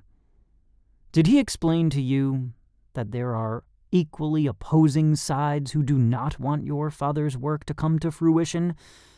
There are individuals, agencies, businesses, governments who depend on chaos within the United States and the disunion of its citizens for their own gains and their own agendas. Discord is essential to their plans. If we change that, they risk losing everything. My head flinches back, and I stare more intently at Randy. You're saying that entire governments are relying on the agency to fail? Yes. That doesn't explain why they're after me. Because you and Alicia were central to the plan. It's unethical, not to mention unheard of, for someone to be trained from birth to be a spy. But your father was, well, your father. He could do anything he wanted. If he wanted to give you karate lessons, he could. Lots of parents do. If he wanted to teach you morals and ethics, then great. That makes him a concerned parent. If he wanted to teach you how to stay calm in a crisis, or what to do if the world ended, well, then, that was his prerogative as well. Randy steeples his hands under his chin. Do you know what it means to have 15 years of experience under your belt? He jabs a thumb toward Drew. He's one of our best operatives, and he's only been around for 6 years. Imagine what you're capable of at 15, with 8 more years of training than Drew, before you even begin. Randy points at me, wagging his finger. Your abilities are unparalleled. He then points to his temple. What you have inside your brain, would your father, one of the most brilliant men in this country, put there, is invaluable. We are here to unlock and reveal to you what your father planted inside you as a child. And the rest of the world is trying to stop us. I lean back in my chair, mouthing an "oh" as I exhale. I blink a couple times, then look at Drew. So, when you told me that the accident wasn't my fault, it really wasn't my fault? Someone was trying to kill me? Drew nods. They wanted you all dead. And they nearly succeeded. Who is they? I ask. Drew and Randy exchange looks, before Drew finally says, Simon. We're sorry, Nathan, Randy says. Whether you want to or not, you're neck deep in this conspiracy, and the only way out is to succeed or die. I throw my hands up into the air. Great, because I have nothing better to do on a Friday night than worry about whether the boogeyman is coming to get me. Randy shakes his head. No, it's not like that. We have the upper hand now. We know Simon is here in Spokane. We also know that you can take him if you need to. Randy flashes a crooked grin. Which is pretty cool, since he was the best of the best before he defected. Nathan, your safety is of the utmost concern to us, Drew says, leaning forward in his chair. It will no longer be just me. You will have a team of agents shadowing you, protecting you at all times. But the last thing we want to do is change your behavior and let Simon know we're aware of him. I fold my arms across my chest and lean back in my chair. Won't that be kind of difficult since, we've already fought? Randy bites his lip to not smile, but Drew just glares at me. Well, genius, since you told the guy to tell me that the fighting wasn't funny, he's going to assume you thought it was a drill and he was just another agent. Except it wasn't another drill. And he wasn't another agent, remember? We were supposed to be fighting. If you'd lined up others to spar, it would be different. But when I came to you and complained about him, it set off a red flag. Drew sighs, then looks at Randy. Randy shakes his head. Keep me out of this. Drew looks at me again and purses his lips into a thin smile. I still don't think he's gonna bolt. He's found you, and he won't be going anywhere anytime soon. Not unless he's taking you with him. Chapter 9. 007 Eat Your Heart Out. It's a week before Randy and Drew let me go back to school. There were a few curious stares, but nothing unmanageable. By lunch, it was like nothing had happened. My lunch is the same as every other day. an apple, peanut butter, and strawberry jelly sandwich, Cheetos, a bottle of water, and a couple of store-bought cookies. Grandpa has his heart in the right place, but he isn't much for variety. I'm halfway through my sandwich when Riley plops down next to me. Her red stripe has turned purple to match our school colors. "So, are you still gonna teach me some moves?" She wags her eyebrows and elbows me in the ribs, hitting a healing bruise. I rub my side, trying not to yelp. "Hello to you too." "Come on, Nate. You know you wanna..." She bats her eyelashes. "Pretty please? With sugar on top?" Let me think about it. I take another bite of my sandwich and look into the air, rubbing my chin as if I'm examining the clouds. Pretty please? With a cherry and whipped cream and rainbow sprinkles? How can I say no to sprinkles? She grins. "Sweet! When can we do this? Right now?" "Nah, not here. People will watch. We don't want an audience." I grab a handful of Cheetos, throwing one into the air and catching it in my mouth. "How about I meet you somewhere? Maybe after school?" "I've got to take the bus home, so that won't work." How about I ask my grandpa and see if he will drive you home? Would that work?" She thinks about it for a moment, then nods. "Yeah, I think so." I pull my cell phone from the pocket of my hoodie and text him. A few seconds later, I get a reply. "He said no problem. Wanna meet after school? Or do you need to go home and talk to your dad first?" "Better run it by my dad first. With my luck, today would be the one day he comes home early and I'm not there. That would be a disaster."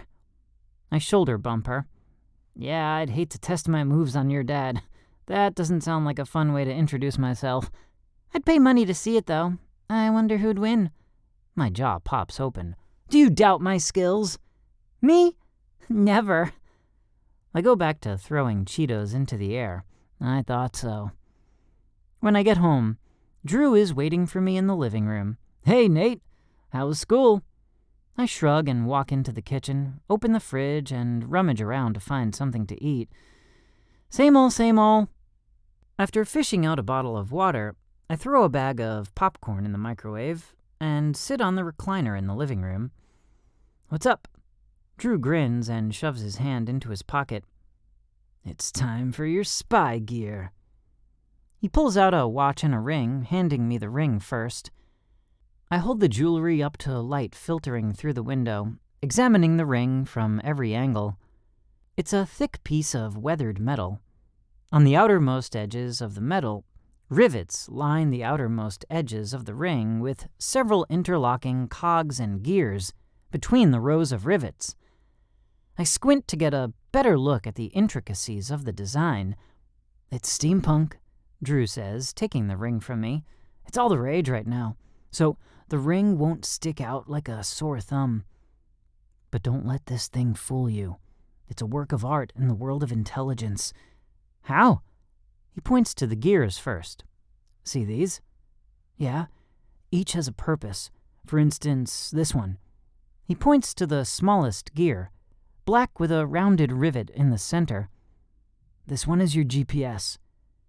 He points to the gear next to it, which looks nearly identical, except the rivet is flat. "This one is the audio recording device.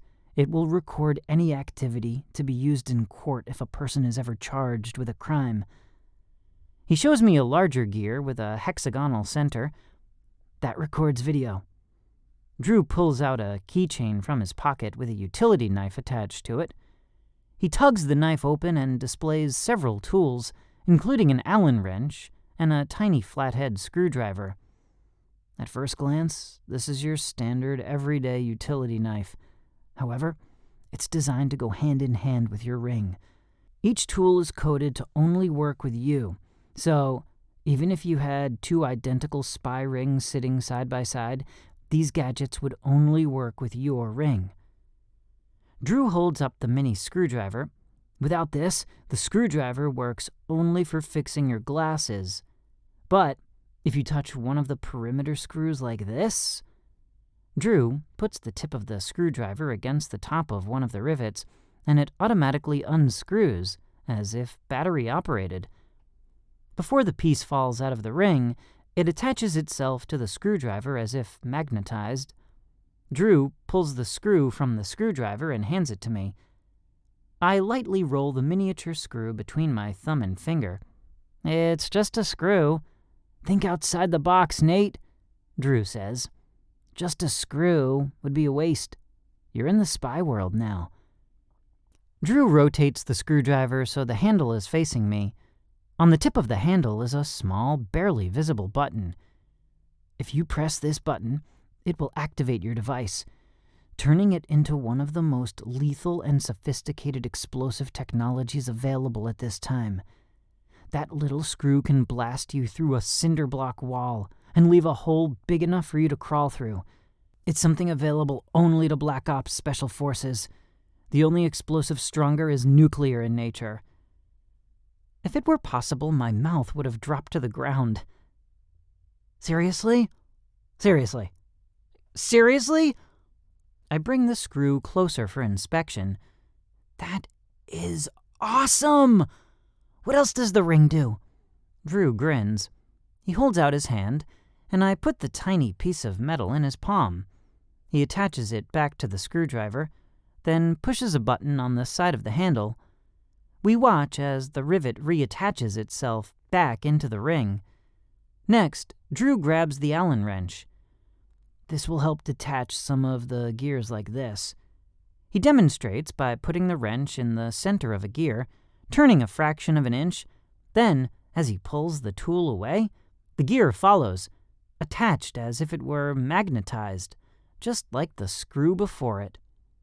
Drew pulls the gear from the wrench and hands it to me. This is a bug.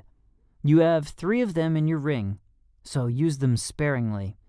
Again, this is state-of-the-art technology. The enemy could sweep a room with the best equipment known to man, and they won't detect this thing. Plus, it doesn't look like an electronic device, so you could practically have it sitting out in the open and no one would notice it. Dude, that is so cool! I know, right? He raises his eyebrows and motions for me to return the gear, so I oblige. He places the device back in its original spot and points to a couple other gears. That one is actually a pill. Synthetic adrenaline. Only use that if you are in a life-threatening situation, such as missing a limb or have a boulder on top of you. If you swallow it, the pill will dissolve in a matter of seconds, absorbing into your bloodstream and giving you a 5-minute surge of superhuman strength. Again, only if you're in a life-threatening position.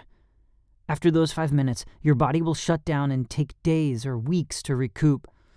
And quite frankly, may kill you itself if you push yourself too hard. It's only an option if death is imminent. Got it? I nod, memorizing each of the gears and their functions. Do you have a chart for me? 'Cause I'd hate to mix these up in an emergency. One side of his mouth rises.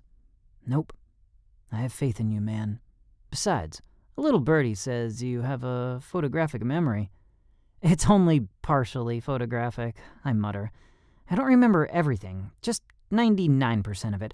Anything else I need to know? He places the ring in the palm of his hand and points to the inside. See that? On the inside of the ring is a fingerprint. I raise an eyebrow. Whose is that? Mine. I look up at him and scratch my temple with a finger. Why do I need your fingerprint? Well, the reasons are classified right now. You haven't worked yourself far enough up the ranks to be told everything. But what I can tell you is that the fingerprint verifies that you're an agent, and it also specifies that you are my recruit. This is especially important when you come in contact with other people within the agency, or are in an agency building. Okay. He hands me the ring. Don't worry. It's not a big deal right now. It's just easier to give you everything up front rather than upgrading later. When the time is right, you'll learn all you need to know, okay? Yeah, sure. I slip the ring onto my middle finger. It's heavier than I expected. It probably has a lot to do with the sheer volume of technology hidden inside it. Drew hands me the keychain with the utility knife attached to it. Along with the Allen wrench and screwdriver, you'll also find a jagged piece of metal that can be used to cut through chains and cement, a laser beam, a Wi-Fi connector which allows you to have unlimited access to the internet regardless of where you are, and this. He pulls out an item that appears to be a plastic toothpick. If you rotate the two halves of the toothpick in opposite directions, it will create a hologram that makes a keyboard on a flat surface and a computer screen in the air in front of you. He twists the toothpick and places it on the coffee table in front of us. A blue two-dimensional keyboard appears on the coffee table, and a matching screen appears in front of us. "Whoa," I whisper. "Pretty awesome, huh?" I simply nod as my eyes bulge out of their sockets. I'd never heard of half this technology, and here Drew is giving it to me as if it's a pack of gum. I lean back against the recliner and run my hand through my hair, chuckling. Dude, this is freaking cool. I totally feel like James Bond right now. Shall I call you Q? Nah, I prefer to think of myself as more of an Alfred type. Yeah, well, Alfred never sparred with Batman, and he certainly didn't leave bruises. We'll have to come up with a better name than that, I say. We reassemble my knife. I add my house key to the ring, then I put it in my pocket for safekeeping. Next, he picks up the watch. If you thought the ring was cool, get a load of this, baby. He hands me the chunky black watch with a matte finish.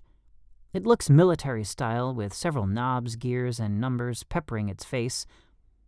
This has a radiation detector, shows the time in 30 different countries, alarms and timers, shock-resistant, magnetic-resistant, waterproof up to 1 mile, although I suggest you don't test that feature. Measuring capacity up to 2 miles, calendar, translates 53 different languages, a camera, and... He presses 3 buttons simultaneously, then twists the lens off the top of the watch, handing it to me. A night vision monocular. Drew flashes a half-cocked grin. Pretty cool, huh? You have no idea. I narrow my eyes at him. This would have been helpful in the corn maze. But what's the fun in that? He grins. But that's not the uber-cool feature. He turns the watch over to show me the underside, which isn't metal, as I had imagined it to be. Instead, it looks like a miniature monitor.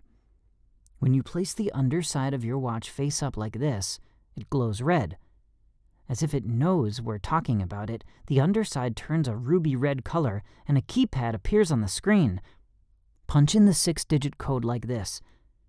Drew punches in a code and the numbers flash several times until the word "ready" appears on the screen. And you have yourself a world-class code-breaking device. If you are within 5 feet of any sort of password-protected or encrypted device, this watch will break the code for you in less than 5 seconds. Drew points to a black pin that appears to be holding the watch's wristband to the clock face. This will save anything you find on this memory stick, up to 115 terabytes worth of info. Whoa! Yeah, dude. I don't even have this model. Somebody must like you. He turns the watch over to show its face, then twists the monocular back onto the watch before handing it back to me. I put it on my wrist, and he stands. Take good care of that stuff. On the black market, it's worth more than your grandpa's house. 5 houses, if I'm honest. My mouth drops open again. I promise to be very, very careful with your stuff. Drew nods, then claps his hands together and stands. Good. I'm starving, and your food is probably cold. Let's get a bite to eat. Chapter 10. Nader Potater.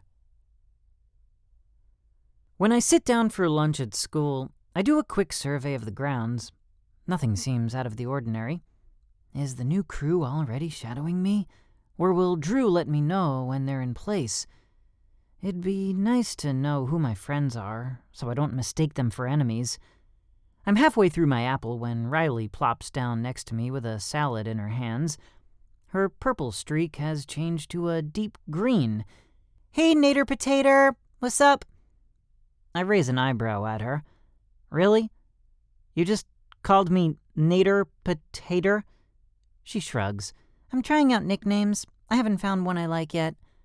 Riley taps her lips with her finger. "How about Nate the Great?" "Nah." "Hate Nate?" "Nope." "Nate the Fate?" "Late Nate?" "Nope. You're not dead. Yet."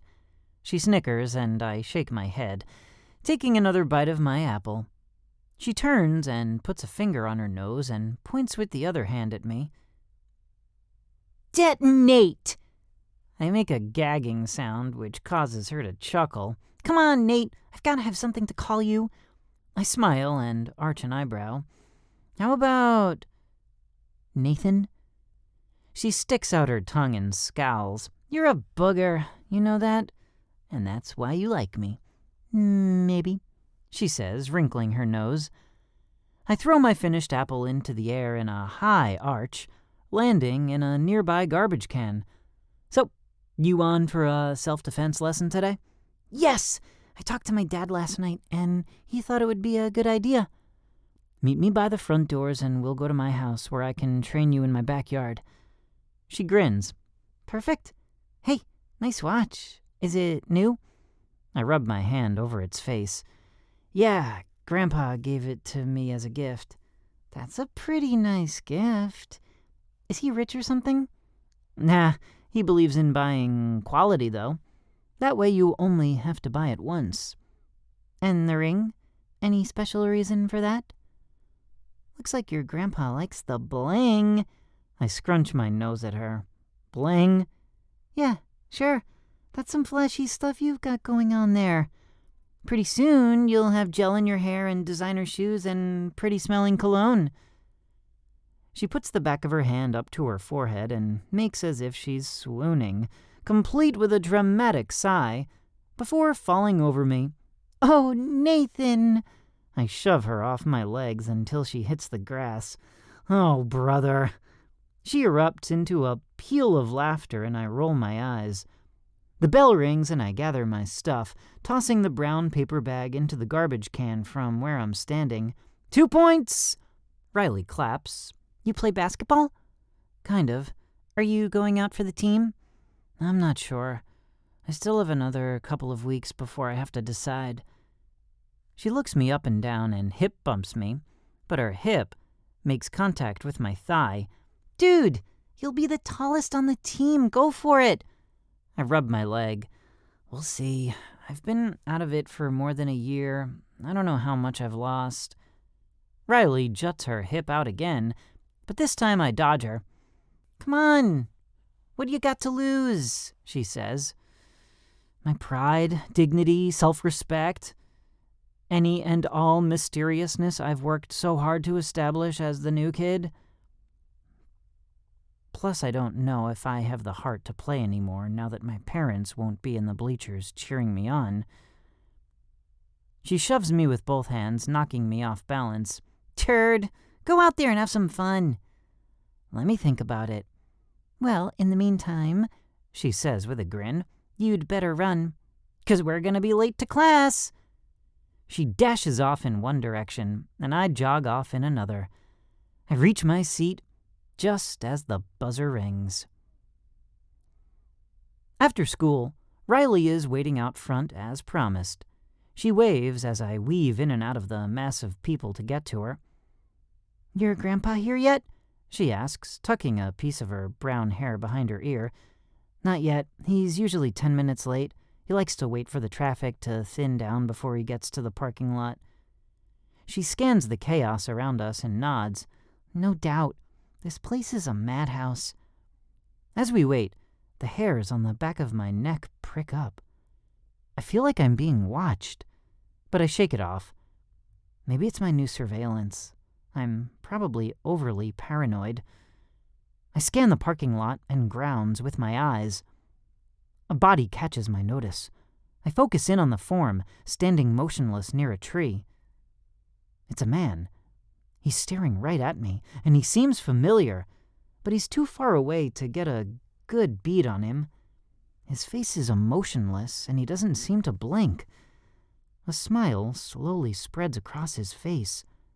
Riley is saying something to me, but I ignore her as the man pushes off the tree and walks towards us.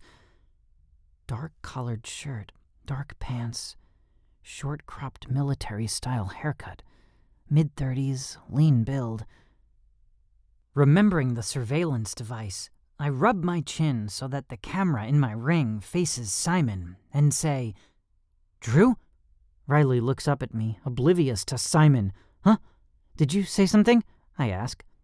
I put a hand on her shoulder, preparing to make a run for it, but Grandpa's car stops in front of me before Simon can reach us.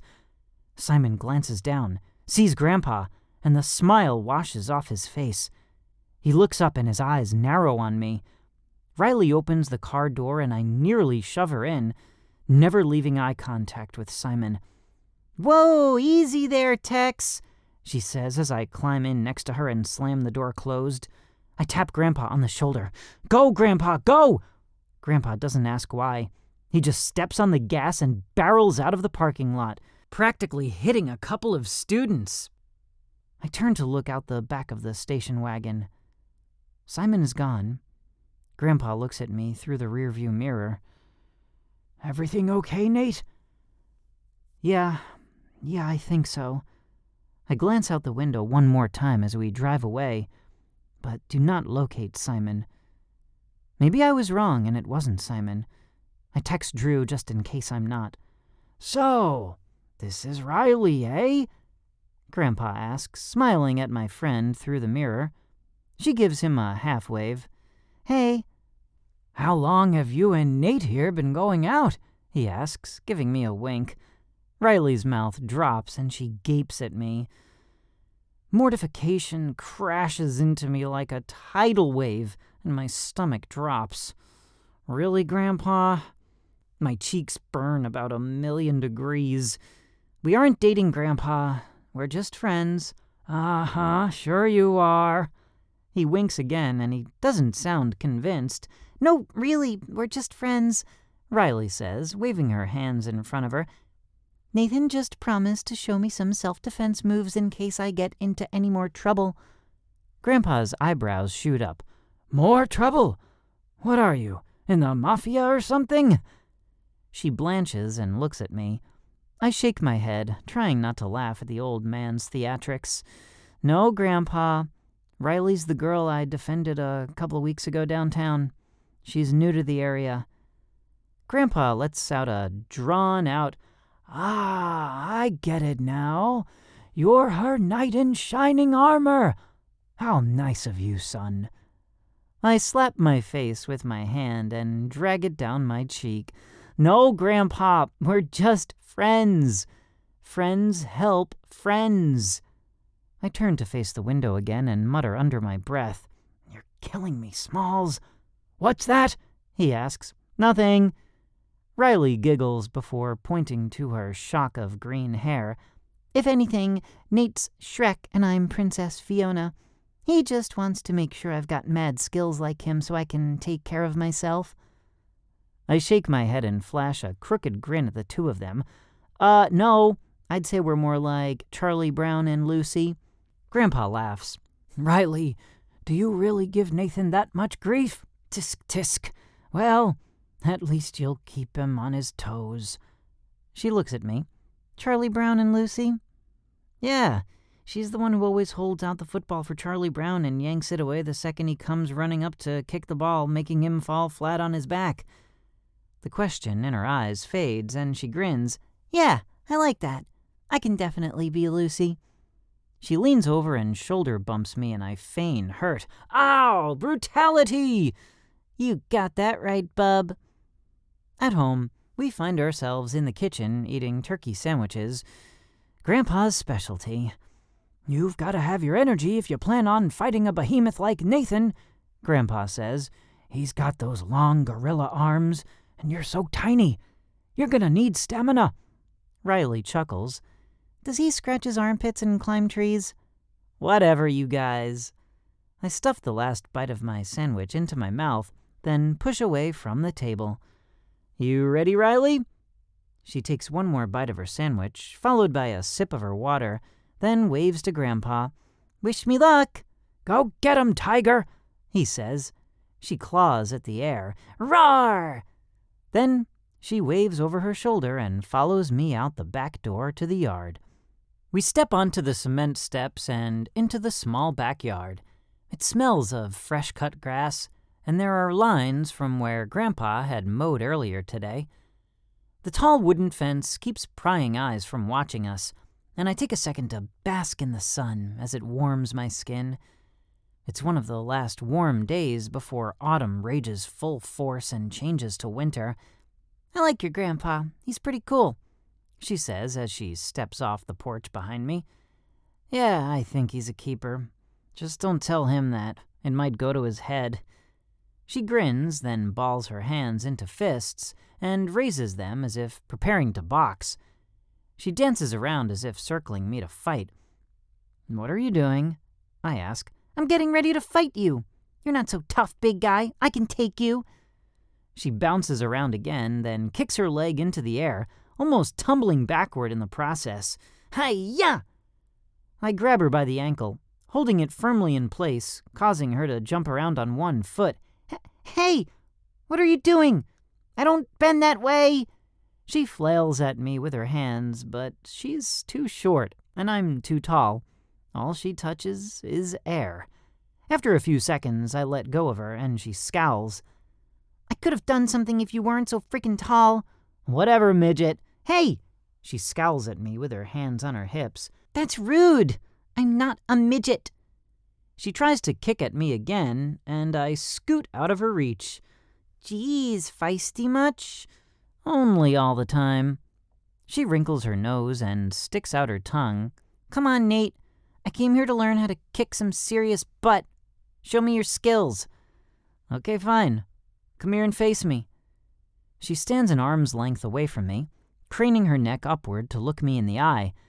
I look down at her, stifling all the short jokes that come to mind. Okay, first thing you have to remember is that size has little to do with winning. Got it? Got it. Good. Next thing you need to know is that you should avoid fighting every chance you get. Not a problem. I nod. Good. Third, my dad always told me that a person should never ever start a fight, but if you've got a fight, you'd darned well be the one to finish it. She raises her eyebrows. Ooh, now we're getting to the good stuff. Yeah, if that's what you call it. Fighting is all about survival, and you've got the odds stacked against you.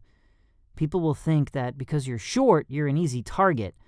Riley scoffs. Well then, that makes them stupid. I know, right? Anybody who gets to know you for even 30 seconds can see your piss and vinegar to the bone. She grins. Gee, thanks, Nate. Whatever, you know it's true. Maybe. Okay, so back to the point. People think you're easy to harass. Hopefully I can make it so you're not. She holds up a finger. For the record, that weekend in the alley wasn't fair.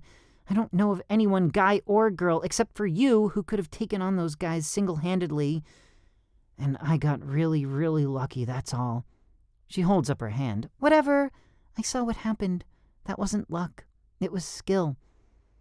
Anyway, back to the point, teaching you the basics. If you have a few tricks up your sleeve, then you have a better chance of protecting yourself. Teach me, oh wise kung fu master. I roll my eyes. It's karate, but that's beside the point. Tricks. We're talking about tricks to protect yourself and finish the fight. Quickly, if you're lucky. How do I do that? Simple. First off, be prepared to fight dirty. If you have to fight, then aim to win at all costs. That means groin shots, breaking bones, using anything at your disposal, anything that gives you an edge over your opponent. She salutes. Fight dirty, yes, sir. I press my lips into a thin line, trying to suppress irritation. Is this what Drew feels like when he's working with me? Riley, this is serious. What would have happened if I hadn't shown up that weekend? What would you have done? Her face drops, and she stares at her shoes like a puppy being scolded. gotten the crap beat out of me? Or worse? I put both hands on her shoulders. Yeah, it wouldn't have been good. So cut me some slack here, just for a couple minutes. Then you can bust my chops after we're done. Her lips twist into a half grin. Okay. We spend the next hour going over different techniques. Her favorite, of course, were the groin shots and throat punches. I had to kneel down for her to reach my neck, which defeated the purpose, though. I spent a lot of time avoiding her kicks and punches. She swore she was just practicing her moves, but I've decided to get her a football for Christmas and address it to Lucy. Once we're both satisfied that she's learned her stuff, we go inside. I grab a couple glasses and fill them with water. Handing her one at the same time, Grandpa enters the room behind me. Are you staying for dinner, Riley? I jump, spilling some of my water onto the floor. Riley snickers. I'd love to, Nathan's grandpa, but I promised my dad I'd be home before dark. Grandpa smiles, which causes his wrinkles to etch his face further. Please, call me Charles. She nods, taking a long swig of the water before setting her half-full glass on the counter. I chug mine and finish the glass in one breath. Riley's eyes grow wide as she watches me. Gee, breathe much? I plop my empty glass onto the counter next to her half-full glass and exhale loudly. Didn't you know? I'm half ninja and half fish. It comes in very handy in the middle of the ocean. Riley rolls her eyes. Whatever, freak. You're lucky you saved me. I lean into her with my shoulder, shoving her off balance. She stumbles to the side, then shoves me back. Kids, Grandpa says, rolling his eyes. In my day, I'd come right out and ask to court a girl. Nowadays, you go through some weird song and dance of insults and abuse. A blush creeps up my face, making it burn, and Grandpa winks at me. Riley scoffs. We're not flirting, Nathan's Charles. We're just having fun. We don't have to be the same sex to be friends. That's right, friends. We've had this conversation already, remember? I say. He waves his hand at us dismissively. I think thou does protesteth too much. Riley shoots him a funny look. Huh? Shakespeare, I say. He says we're putting too much effort into our argument to throw him off of the truth. What truth? Never mind. Apparently he's more senile than I thought. Riley grins. Well, that explains a lot. We take our cups to the sink and Grandpa asks, Are you ready to go home then? Riley nods. Yeah, I've got a bunch of homework and Dad will be calling the house phone to check to make sure I got home safely. I furrow my brows. House phone? Yeah, that way I can't lie and say I'm home when I'm not. Ooh, I like that dad of yours. Very smart, Grandpa says. She wrinkles her nose. A little too smart, if you ask me. Before we go, I've got something I want to give Riley, I say, raising a finger at Grandpa. It'll just take a sec. He nods and I jerk my head toward the hall. Come on. She follows me out the kitchen, down the tiny hall into my bedroom. Riley wrinkles her nose at the clothes strewn everywhere in my bed. I know it looks like a hurricane hit the place, but I keep getting distracted. Have you read all of those? She asks, pointing to the hundreds of books infesting my room. Aside from the queen-sized bed shoved into the corner and the clothes on the floor, this place could easily be mistaken for a library. An entire wall is filled with books, and when the shelves filled up, I created piles in the corners along the walls and in my closet. On my bed are at least 5 other books in various stages of reading. A couple of them I've read before, so I'm just reading my favorite parts. But the others are new. I tend to pop one open and read whenever I have a spare minute or two and choose my story based on my mood. I nod, then take a few steps, rifling through some items on the shelf in my closet. I push a couple more books aside and find what I'm looking for. Here, this will help if you're ever in trouble. She takes the black cylinder attached to a keyring. What is it? Bear spray. It's like pepper spray, but stronger. You spray it into the other guy's face, and then while he's screaming, you beat him with the can, or you run, depending on your mood. Knowing you, you'd kick him in the shins." She laughs, tucking the tube into her pocket. "Thanks, Nate. That's pretty cool." "No problem. If nothing else, it'll make me feel better knowing you have it." We exit my room and walk back to the kitchen where Grandpa is rinsing our glasses and placing them in the strainer. "Ready to go?" I nod. "Yep." "Great. Let's load 'em up." Chapter 11. Bathroom Brawl. I hear her before I see her. "I saw an old lady on the street yesterday at an ATM. She asked me to help her check her balance, so I pushed her over." I nearly spit out my Dr. Pepper before I turned to Riley, who is walking up behind me with her lunch in her hand. Wiping the excess soda off my face, I ask, "Do you stay up nights looking for ways to make me choke on my food? Or is this a talent of yours?" Riley grins. "All talent." I look out the cafeteria window. It's crazy to think that autumn has come and gone, and now I'm neck-deep into basketball season.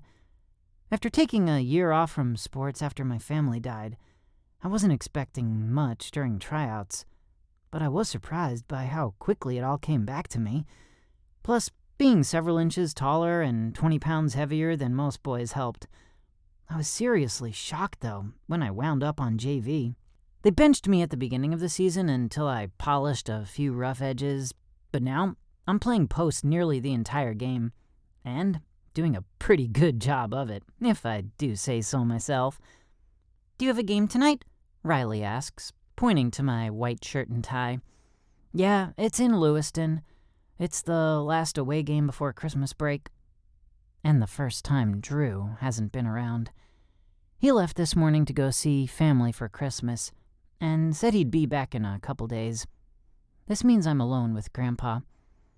I mentally cross my fingers. Let's hope nothing crazy happens while he's gone. Randy swore he'd have someone from the agency watching over me while Drew is gone, but I haven't seen anyone yet. "I wish I could come," Riley says, popping the last of her ding-dong in her mouth. "Dad is home this week, so we're doing some family bonding time." She holds up her fingers like quotation marks, then makes a face. "You know, things like cutting down a Christmas tree, shopping for presents, stuff like that. It's going to be great." She shudders. "Sounds like fun, actually. Go. Spend time with your dad, and remember, not all of us have that luxury." Her face twists into a frown. "Sorry, Nate. I didn't mean it that way." "It is what it is." She puts her hand on my forearm. "Still." I shake my head, pushing down the sadness threatening to creep up. "No worries. I have my grandpa, and I'm doing okay, really." She watches me for a moment before withdrawing her hand and fishing a sandwich out of her bag. "How do you confuse a blonde?" A smile threatens my lips. "I don't know. How?" "Paint yourself green and throw forks at her." I lean over and bump shoulders with her. "You're strange. You know that?" "It's all part of my mystique." "You're random. I'll give you that much." "Close enough." Riley bites into her sandwich, pausing long enough to tell jokes throughout the rest of lunch. Instead of going to my next class, I grab my basketball gear and march to the front of the school, where all the other players are converging on a single long yellow school bus. The snowflakes have turned an otherwise gray parking lot into a thin layer of pristine whiteness. I pull my black double-breasted wool coat around me and watch my breath puff billows in front of my face, then dissipate into nothingness. On the bus, I take a seat toward the middle and place earbuds in my ears before settling in for a long bus ride. A couple hours later, the bus rolls to a stop in front of the designated high school. I stand, stretching my arms and legs as the rest of the team lumbers toward the front of the bus. I climb down the stairs, but the little hairs on my neck stand on end. forcing me to stop and look around. I have the strange sensation of being watched. Again. There's nothing out of the ordinary. Maybe I'm just paranoid because Drew is gone. Plus, Grandpa said he'd be at the game, but he hasn't arrived yet. I readjust the bag on my shoulder and follow the group into the brick building, through the hallways and into the boys' locker room to change into my uniform. Several minutes later, I'm on the bleachers with my team watching the freshman team play their hearts out. Well into warm-ups for my own game, I continue to feel uneasy. Of course, people are watching us. I'm on a basketball court surrounded by bleachers packed with people. But this feeling is different. It's as if I can feel the nefarious intentions of some unknown person wafting down the bleachers to rattle my mind. I don't like it. I try to ignore the urge to shudder, pushing it to the back of my mind. We continue with drills, and I focus on preparing for the game. At tip-off, I position myself in the center of the ring, facing my opponent. When the ball is thrown into play, I jump, tipping it to a teammate, then run into position. Most of the game is business as usual. I maintain my post position, blocking more than my share of balls, rebounding like a maniac, and sinking several points. I've brought my A game today. When the halftime buzzer sounds, I jog off the court and scan the bleachers for Grandpa while I follow my team to the locker room. My eyes stop on a familiar face, and my blood runs cold. Simon. I trip over the guy in front of me and turn to apologize. When I look for Simon again, he's gone. "Nathan!" My coach chucks a pencil, hitting me on the chest. "Focus!" I blink several times and furrow my brows, then jog into the huddle and do my best to concentrate on his halftime pep talk. By the end of the game, Simon is nearly forgotten, and I get caught up in celebratory conversation on the way to the bus. I climb the stairs and glance out the windows one more time for Grandpa. He was a no-show tonight, which is unusual for him. Maybe the snow spooked him and he decided not to come. Old people are like that, I guess. I walk to my seat and drop my sports duffel on the ground near my feet, then check my phone for a message from Grandpa. Nothing. So I send a text. Me. "We won! What a way to end the season! Everything okay? I thought you were coming." I stare at the screen for a while, but no response comes. The bus pulls away, and the coach stands up in the aisle at the front of the bus. "Good job, guys! I couldn't have asked for a better end for the year. We're going to stop at McDonald's, then head home. You'll have 30 minutes before the bus pulls away, so don't be late." A few minutes later, our bus slows to a stop in the McDonald's parking lot. I grab some cash out of my bag, and we file out of the bus and into the restaurant. 2 large Dr. Peppers, a large fry, 3 chicken sandwiches without lettuce, and a regular-sized M&M McFlurry later. I've taken the edge off my hunger and nearly finished another chapter of the book on my iPhone. The coach tells our team it's time to return to the bus, so I make a beeline to the bathroom for one more pit stop before the long drive home. I'm doing my business when a voice behind me says, "You looked pretty engrossed in your phone. What were you reading?" A chill runs down my spine. I take my time turning around so my heart rate can return to normal and to allow the last straggler to leave the bathroom. Simon leans against the wall with his arms folded over his chest.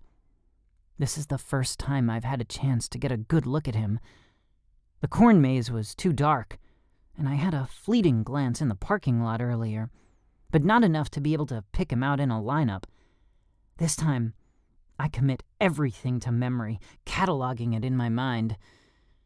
Caucasian, shorter than me, approximately 6'1", mid to late 40s. Straight, dark hair, cut short like a Marine, a little longer on top. Cleft in his left ear. Classic looks. Nothing highly unusual. Easy to blend into a crowd if necessary. Lean build, muscles barely visible underneath a charcoal gray V-neck sweater. Dark jeans, dark-colored casual shoes with rubber soles. Pants are pressed with a seam down the front of the legs. Not Walmart brand clothing. This stuff cost money. No wedding ring, no visible scars. Dark red birthmark snaking up the side of his neck. Resembles the head of broccoli. Unsure if he wears contacts.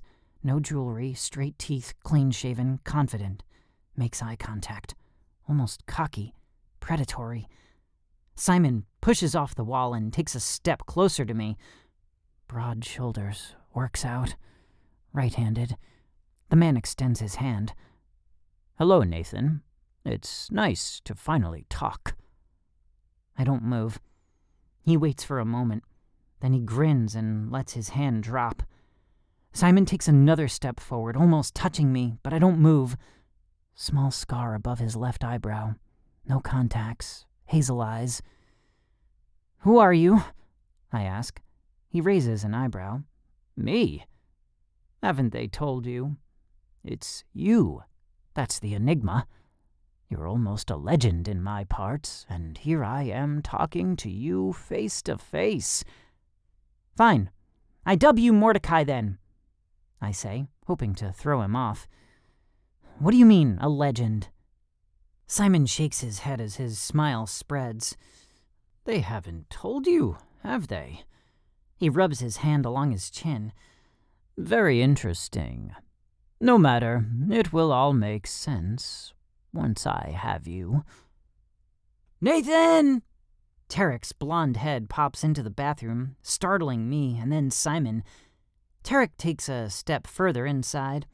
He stands straight, making use of every inch of his 6-foot frame, and puffs out his shoulders as if trying to look imposing. "Coach is getting pissed! The whole team is waiting for you on the bus. You'd better get out there now." I nod to my teammate. "Just drying my hands now. Be there in a sec." Tarek's blue eyes seem to ping-pong from Simon to me, and back to Simon. Then he nods. "You've got about 5 seconds before Coach comes looking for you himself." "I'm right behind you, man," I say, thankful Tarek told Simon another adult was looking for me. Maybe that'll scare Simon away without incident. My stomach drops. Maybe not. Tarek steps out of the bathroom, but before the door can close completely, Simon lunges for me. I sense his movement and lunge out of the way before he makes contact, bringing my arms up in time to block his hands. My arm shoots out and grabs the bathroom door before it clicks shut. I fling it open and lunge for the hallway. Simon grabs my shirt, pulling me backward. I step backward and twist, wrenching his hands from my fabric, then punching him in the face. Simon touches his nose, noting the trickle of blood running down to his mouth. His face darkens. "You will be coming with me. Don't make it any harder than it has to be." I shake my head and step backward. This time, I succeed in getting out of the bathroom. All of a sudden, the building isn't big enough. I run 2 steps before my feet come out from under me. I slam to the tile floor. I'm gonna feel that one in the morning. Simon grabs my foot. I kick his hands away, then roll onto my feet. This time, I'm not stupid enough to turn my back on him. He stalks toward me. I slowly back away. This is one dangerous game of cat and mouse. Simon lunges. I dart out of his grasp again, inching my way toward the front door. I'm feet from the exit. The serving counter is next to us. All the employees watch us with wide eyes frozen in their spots. The bus is visible through a giant window next to us. The door yanks open and my coach swings his head from side to side, bellowing, "Nathan, you'd better get your butt out here or else I'm gonna make you walk." I glance backward at the coach. It's all the opportunity Simon needs to grab me around the chest, squeezing me in a bear hug from behind. Coach's eyes grow wide. "What the—" "Run!" I push my arms upward, breaking the bear hug, and rear back to elbow Simon in the face. Coach runs toward us and grabs at Simon. Simon levels the poor man in one swing, rendering him unconscious. My eyes swing up to Simon. He stalks toward me without another glance at my coach. Simon's eyes are fixed on me like a lion about to pounce on his prey. He ignores the rest of the players pouring out of the bus and toward the doors of the lobby. I take 2 steps backward, then turn and run. Instead of running toward my team, I go the opposite direction toward the other set of doors. I've got to get out of here before he hurts someone else. I slam into the doors at the same moment. Dozens of angry teammates pour into the lobby behind me, running to the aid of their coach. Simon is inches from me. I arch my back to keep him from getting my shirt again. Outside, frigid temperatures bite at my face. I slip on an ice patch in the parking lot. Waving my arms wildly, I regain my balance before my knees hit the asphalt. Simon grabs my shoulders and swings me around. "Night, night, little boy." His fist shoots toward my face, but somehow I'm able to move fast enough that his fist glances off my cheek instead of hitting me solid. I block his next punch and counter with my own, beginning a sequence of combat moves between the two of us that even IP Man would appreciate. We dance around the parking lot for several seconds. Wing Chun, Mick-Map, and is that jujitsu? Sirens sound in the distance, but they're not getting here fast enough. After playing a full basketball game and now this, I'm tiring fast. Simon lands more punches and my resistance is waning. What happened to Grandpa? Where is this group of protectors I'm supposed to have? What good are they if I'm left here to fight Simon all by myself? A few seconds feels like an eternity. I take another step back to avoid a swing and slip on another patch of ice. My hands shoot out to steady myself. Simon lands another well-placed blow, and I'm down. My body is screaming. My clothes are wet. I'm cold, and I can't get air into my lungs fast enough. I'm lying on my back, nearly spread eagle, when Simon grunts. One of the seniors from our team is on Simon's back, piggyback style. Simon throws the kid to the ground before kicking him and knocking him out. Simon staggers back to me, blood dripping out of his mouth. Puffs of foggy air billow out of his mouth into the air as he pants. At least I'm not the only one tuckered out. Simon inhales a few more times, holding his breath between gasps to slow his breathing faster. "Get up, Nathan. You can either walk with me to the car, or I'll drag you over the asphalt by one leg. Your choice." I groan and roll onto my side, spitting blood onto the asphalt. Where are the cops? A door to the restaurant opens, and a couple of the boys walk out. Tarek has an old mop in his hands, holding it like a baseball bat, and James, an Asian kid from my chemistry class, has a tray in one hand and a basketball in the other, as if prepared to throw them. "Leave Nathan alone, man," Tarek says. "The cops are on their way." Simon stands, glares at the boys, and pulls his keys from his pocket. He pushes a button, and the alarm beeps twice before the trunk of a black sedan pops open on its own. Simon walks to the car. At the same time, Tarek and James run over to me, grabbing my hand and heaving me to a stand. "Hurry! They got Coach on the bus! The driver is going to barricade the door until the cops get—" Tarek curses under his breath. "You're not going anywhere," Simon says, pointing a rifle at our group. "You!" Simon points the barrel at Tarek. "Take your buddy and get out of here. Tell the coach you couldn't find Nathan." Tarek's eyes bulge, but he doesn't move. "Move!" Simon bellows. Tarek flinches, and the boys run back to the bus. Simon aims the barrel of the rifle at me. "Get in the car, Nathan." Chapter 12. The Great Escape. I wipe the back of my hand on my mouth and spit out more blood, then trudge toward the sedan with Simon's rifle tracking my movement. I'm nearly to the car when Simon curses and starts shooting. I flinch before I realize the bullets aren't for me. When I turn, Simon's got his back to me, shooting at a car. Grandpa's car. The most beautiful-looking old beat-up station wagon I've ever seen in my entire life. I run up behind Simon and knock him to his knees, shoving the barrel of his rifle away from Grandpa's car. The sound is deafening when Simon pulls the trigger with the barrel near my ear. My head rings, but I ignore it. This man is not going to hurt my grandpa. Somehow, I incapacitate Simon, leaving him unconscious and face down on the ground. Grandpa's car slides to a halt next to me with the window down. "Get in!" I grab the rifle and dive into the open door. He hits the gas. The engine revs, and the tires whir on the icy road until it grips asphalt and lurches forward. We fishtail out of the parking lot. Grandpa speeds toward the highway, leaving honking horns from angry drivers in our wake.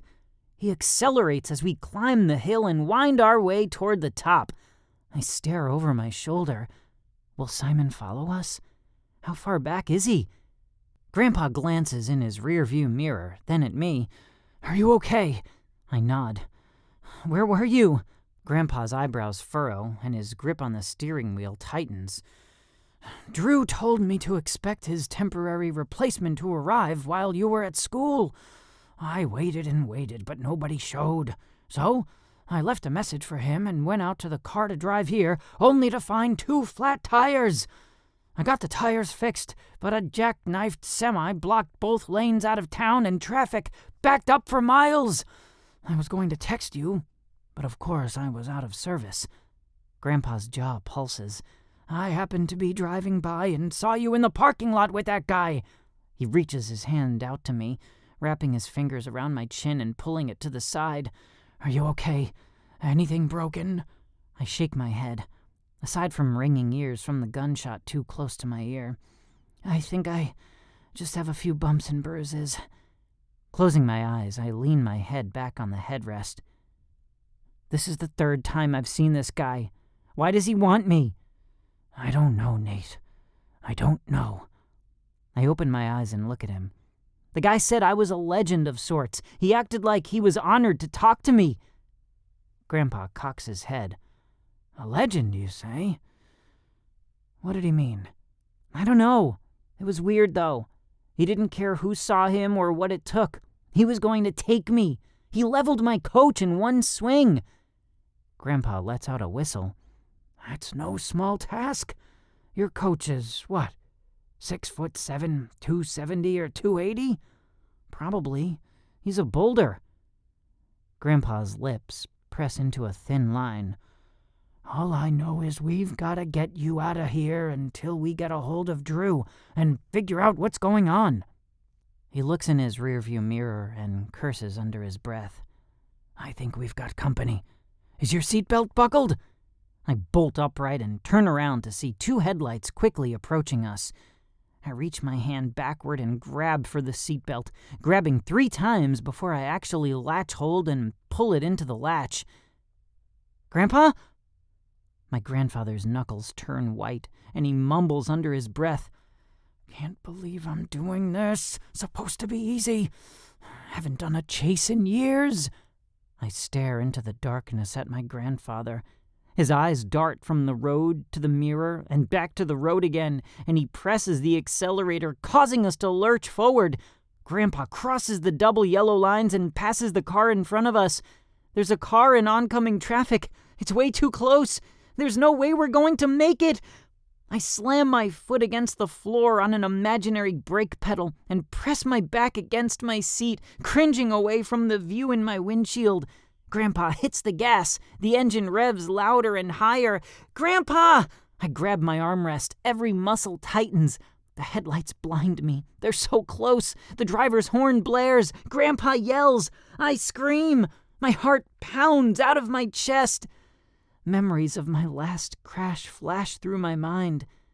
The breaking glass, crushing metal, shrieking, burnt rubber, dirt, silence. The driver swerves off the road onto the shoulder. Grandpa yanks on the steering wheel, clipping the bumper of the car we're passing. The car swerves and honks, then slows. Our car swerves a couple times before Grandpa steadies it and hits the gas again, pulling away from traffic. "Sorry," Grandpa mutters under his breath. He wipes his forehead with his sleeve. I swallow and continue to pant, my body rocking in my seat, hands clutching the armrests. The black sedan is behind us again. Grandpa curses again. "A semi. It had to be a friggin' semi." The inside of our cab turns bright as day from the sedan's brights. Grandpa winces and flips a tab on the rearview mirror to make it a different angle. I look back in time to watch the black car accelerate and bump our car, followed by several quick honks on the horn. The station wagon fishtails and Grandpa curses again. "Leave us alone!" He swerves to the left to see around the semi and narrowly misses a head-on collision with another car, then swerves back into our lane. We lurch and fishtail when our car is bumped from behind again, this time harder. Grandpa nearly drives off the road and into a snow berm. I brace for impact, but corrects the car at the last second. "Gah!" Grandpa says. He rubs a hand down his face. "All right, Nathan, I'm gonna need your help. What do you want me to do?" "Shoot his friggin' windshield out. And if you can, shoot him." My mouth pops open. "Really?" "Do it!" I scramble to unlatch my seatbelt and turn to jump into the back seat. I'm knocked into the dash of the car from another bump from Simon. Rubbing my ribs, I grab Simon's semi-automatic rifle and jump over the front seat, then the back, until I've got my feet braced against the station wagon's door and my back braced against the seats behind me. Simon's rifle lies next to me. I call over my shoulder to Grandpa. "Do you want me to shoot our back window?" "No, give me a second." The car swerves, then the rear window descends at a turtle's pace. Grandpa's engine revs as Simon accelerates again and hits our bumper, making us swerve again. Grandpa is cursing like a sailor now, and my neck hurts from the whiplash. Grandpa recovers from another fishtail, this time nearly hitting the berm on the opposite side of the highway. "Nathan, shoot!" Grandpa yells over the roar of the icy wind. I pull the rifle up to my shoulder and hear the black sedan's engine as it speeds up again. No time to aim, but at this distance it shouldn't matter. I pull the trigger. Blam! Simon's windshield spiderwebs into thousands of cracks, shooting outward in all directions with a small hole in the center. He swerves, but quickly rights his car. Darn it, I'd hit the passenger side, which means he can still see out his side of the window.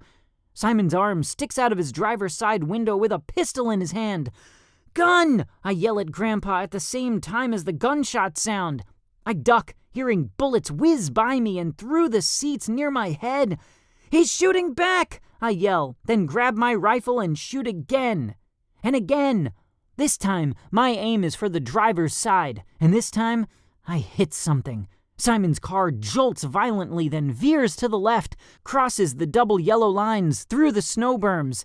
It disappears over the side of the highway and off the side of the road, launching itself into the air until it nosedives into the snow-covered farmland and stops.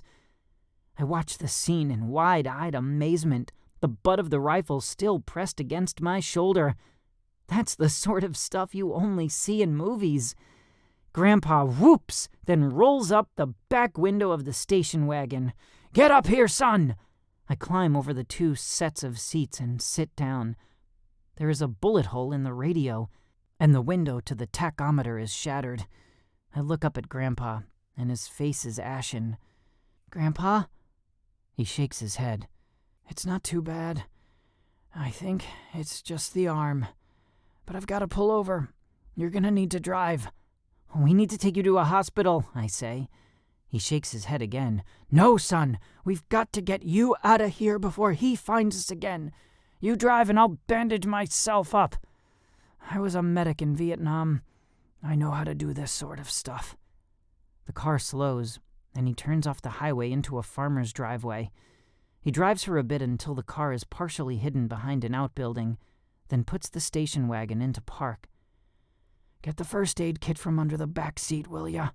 he asks, his voice wavering slightly. He sounds old, fragile. I climb back over the seat and retrieve the kit.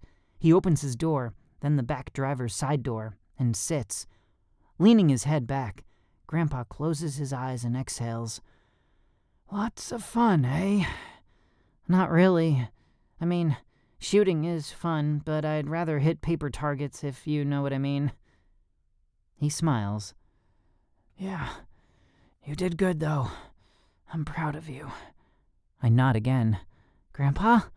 "Yeah, Nate." "How am I going to get us home?" I've just driven the car a couple of times in a parking lot, never on a highway and never in the snow. Grandpa opens one eye to look at me, then the other before reaching over and grabbing the first aid kit in my hands. I have faith in you, Nate. You can do this. It's a lot like driving the riding mower. Besides, I'm pretty sure it's gonna take that guy a while to get out of the mess you just put him in. Grandpa closes the back door, then examines his arm. His face twists into a scowl. Then he opens the first aid kit. He grabs a pair of scissors and cuts the sleeve off his shirt, revealing a wrinkly arm with drooping skin. You don't want to watch this part, Nate. Why don't you start driving and I'll take care of this while we are on the road? I furrow my brows. Are you sure? It might be bumpy. I can wait. Grandpa shakes his head. I don't want to underestimate this guy. Just because I think he'll be stuck for a while doesn't mean we'll be so lucky. We've got to get on the road. I nod, then climb out of the back seat and into his spot in the front. I fidget with the seat and mirror, glancing back to see him wiping some sort of brown liquid all over his arm. He has a look of grim determination on his face, and a sheen of sweat on his face despite the puff of fog coming out of his mouth in fast bursts. I put the car into gear and turn it around, lurching several times in the process. Each time I'm rewarded with a hiss from Grandpa. Sorry, I say over and over until even I think it's ridiculous. Finally, we make it to the highway. I look both ways and ease my way onto the road, slowly accelerating. My tires whir, trying to gain traction as the car slides to the side. Grandpa hisses again and tears spring to my eyes. I can't do this. Where is Drew? Where is Randy? Where are my freaking reinforcements? I let off the gas and compensate with the steering wheel and try again. Attaboy, Grandpa says from the back, his voice artificially chipper. You've got it. Take your time on the ice and don't hit the brakes too hard. You'll just slide off the road. I nod and add more speed until I'm 10 miles under the speed limit. My hands grip the steering wheel like a vice, and my fingers are cramping. I blink a couple times, realizing I'd been staring at the road too long and my eyes are dry. The drive is excruciatingly slow, but we make it to the city. Don't take our exit, Grandpa says when I put my blinker on. I flip it off again. Where are we going? Safe house. Chapter 13. Hole in One. Safe house? He nods. Drew gave me directions just before he left. A contingency plan in case something happened while he was gone. I think this counts as something happening. Where do I go? Follow the road a little longer and I'll tell you where to turn off. I nod and look in the rearview mirror to look at my grandpa. His face is drawn and pale. He winces as he adjusts his arm, and there's blood seeping through his bandage. Grandpa, I think we need to go to a hospital. Grandpa slices his hand through the air, then winces again. No, I need you to make sure you're safe first. Then we'll worry about me. I gnaw on my lip. Grandpa, you're not looking good. Forget about it. I'll be fine. I've had paper cuts worse than this. My hands tighten on the steering wheel and I look at the road. We'd better get to this safe house soon or else I'll turn this car around and find a hospital. The old man smiles. It looks worse than it is, son. Really. A few minutes later, I'm driving on a familiar road. I'd only driven it once, and now there's snow on the ground, but I'd never forget this place. I turn into the compound where the abandoned warehouse is.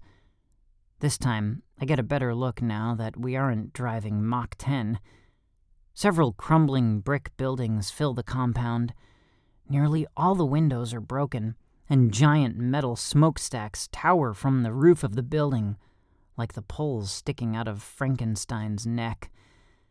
This place looks more like a homeless person's sanctuary than the hiding place of a covert spy agency.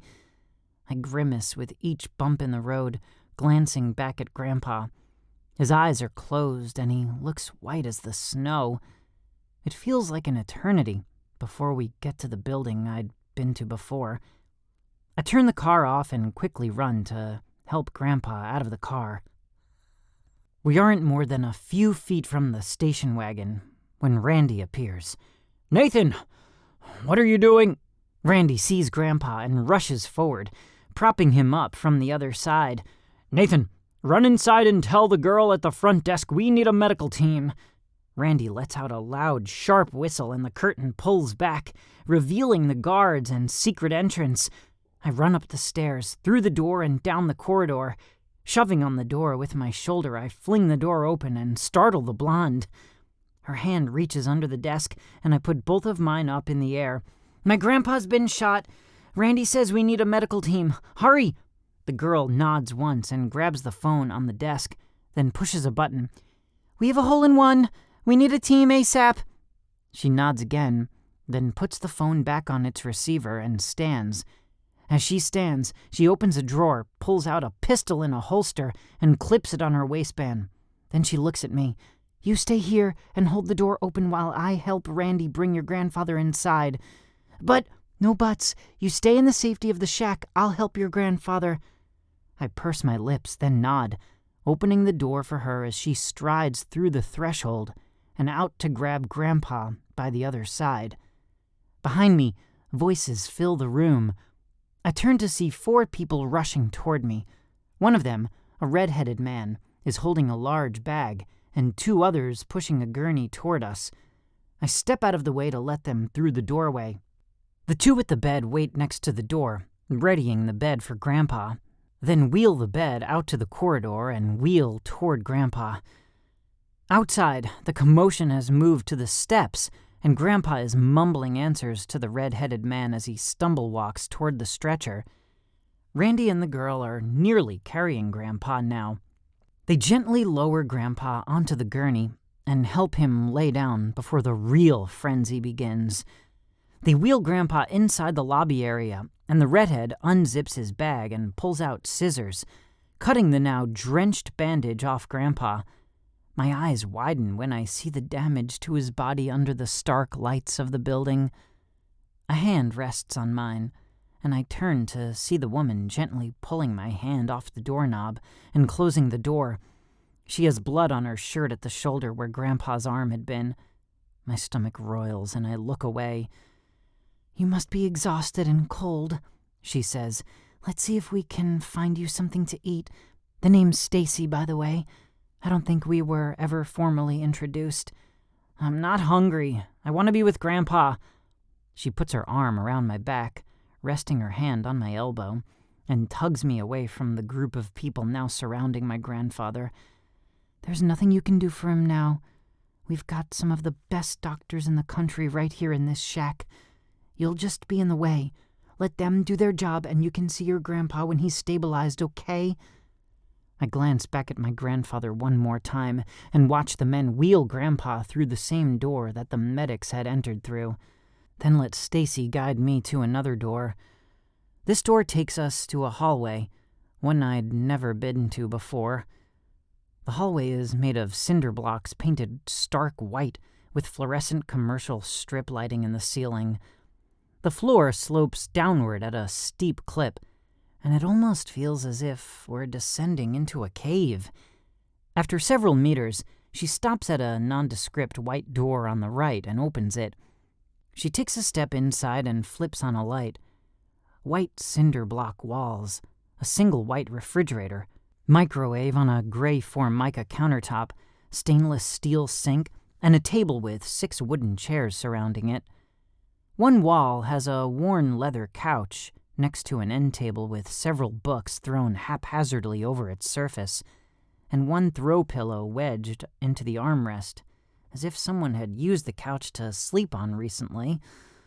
"This place needs a decorator," I mumble. Stacy snickers and nods, then opens one of the cupboards above the sink and pulls out a mug. "Want some coffee?" "I don't drink this stuff. Do you have any cocoa or a Dr. Pepper?" She opens another cupboard and moves a few boxes around before saying, "Aha! Found some!" She turns around and waves a couple of white packets in the air with a smile. "Cocoa for the man." Stacy turns her back on me again and opens a drawer, pulling out a spoon, then walking over to a bottled water station and pressing on the red lever. We don't get visitors here very often. In fact, I think you were the last one to visit. How long ago was that? 5 months ago? Yeah, something like that. She turns around and walks with the packets and cocoa in hand to the table and gestures for me to sit. You came in with Drew the first time, right? Yeah. She rips open both packets and dumps the contents into the mug of hot water, then stirs until the powder dissolves and pushes the cup toward me. Here you go. Careful, it's hot. As I take a sip, testing the temperature, Stacy grabs another mug, pours herself a cup of coffee, then sits down next to me. What's it like working with Drew? He's okay, I guess. I've never worked with anyone else, so I don't have anything to base it off of. Fair. I've just heard that he can get a little intense, that's all. I look at Stacy for a moment. Stares at her coffee while asking questions. No eye contact. Expensive clothes, dry cleaned, lots of makeup, fake eyelashes, colored contacts, designer shoes, big diamond ring on her finger, several smaller diamonds on other fingers, big diamond earrings and jewelry on her neck and wrist, high maintenance, expensive taste. He's fine. I have no complaints so far. She nods and takes another sip of her coffee. Where is he? Why isn't he with you and your grandfather? He was called away.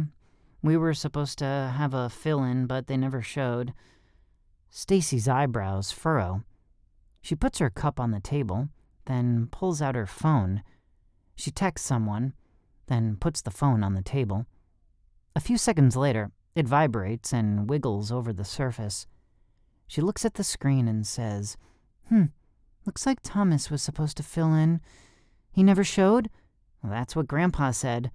She types another text, then puts the phone on the table again. We'll get to the bottom of this, okay? I nod, then drain my cup of cocoa. I push away from the table, walk to the sink, and rinse out my cup. Do you know everyone who works for the agency? Just the notable ones, she nods toward me. And you're one of the notable ones. Well, why is that? I ask, sitting again. Stacy glances toward the door, then to me. Because your dad started this program. He used to visit here all the time before he, passed on.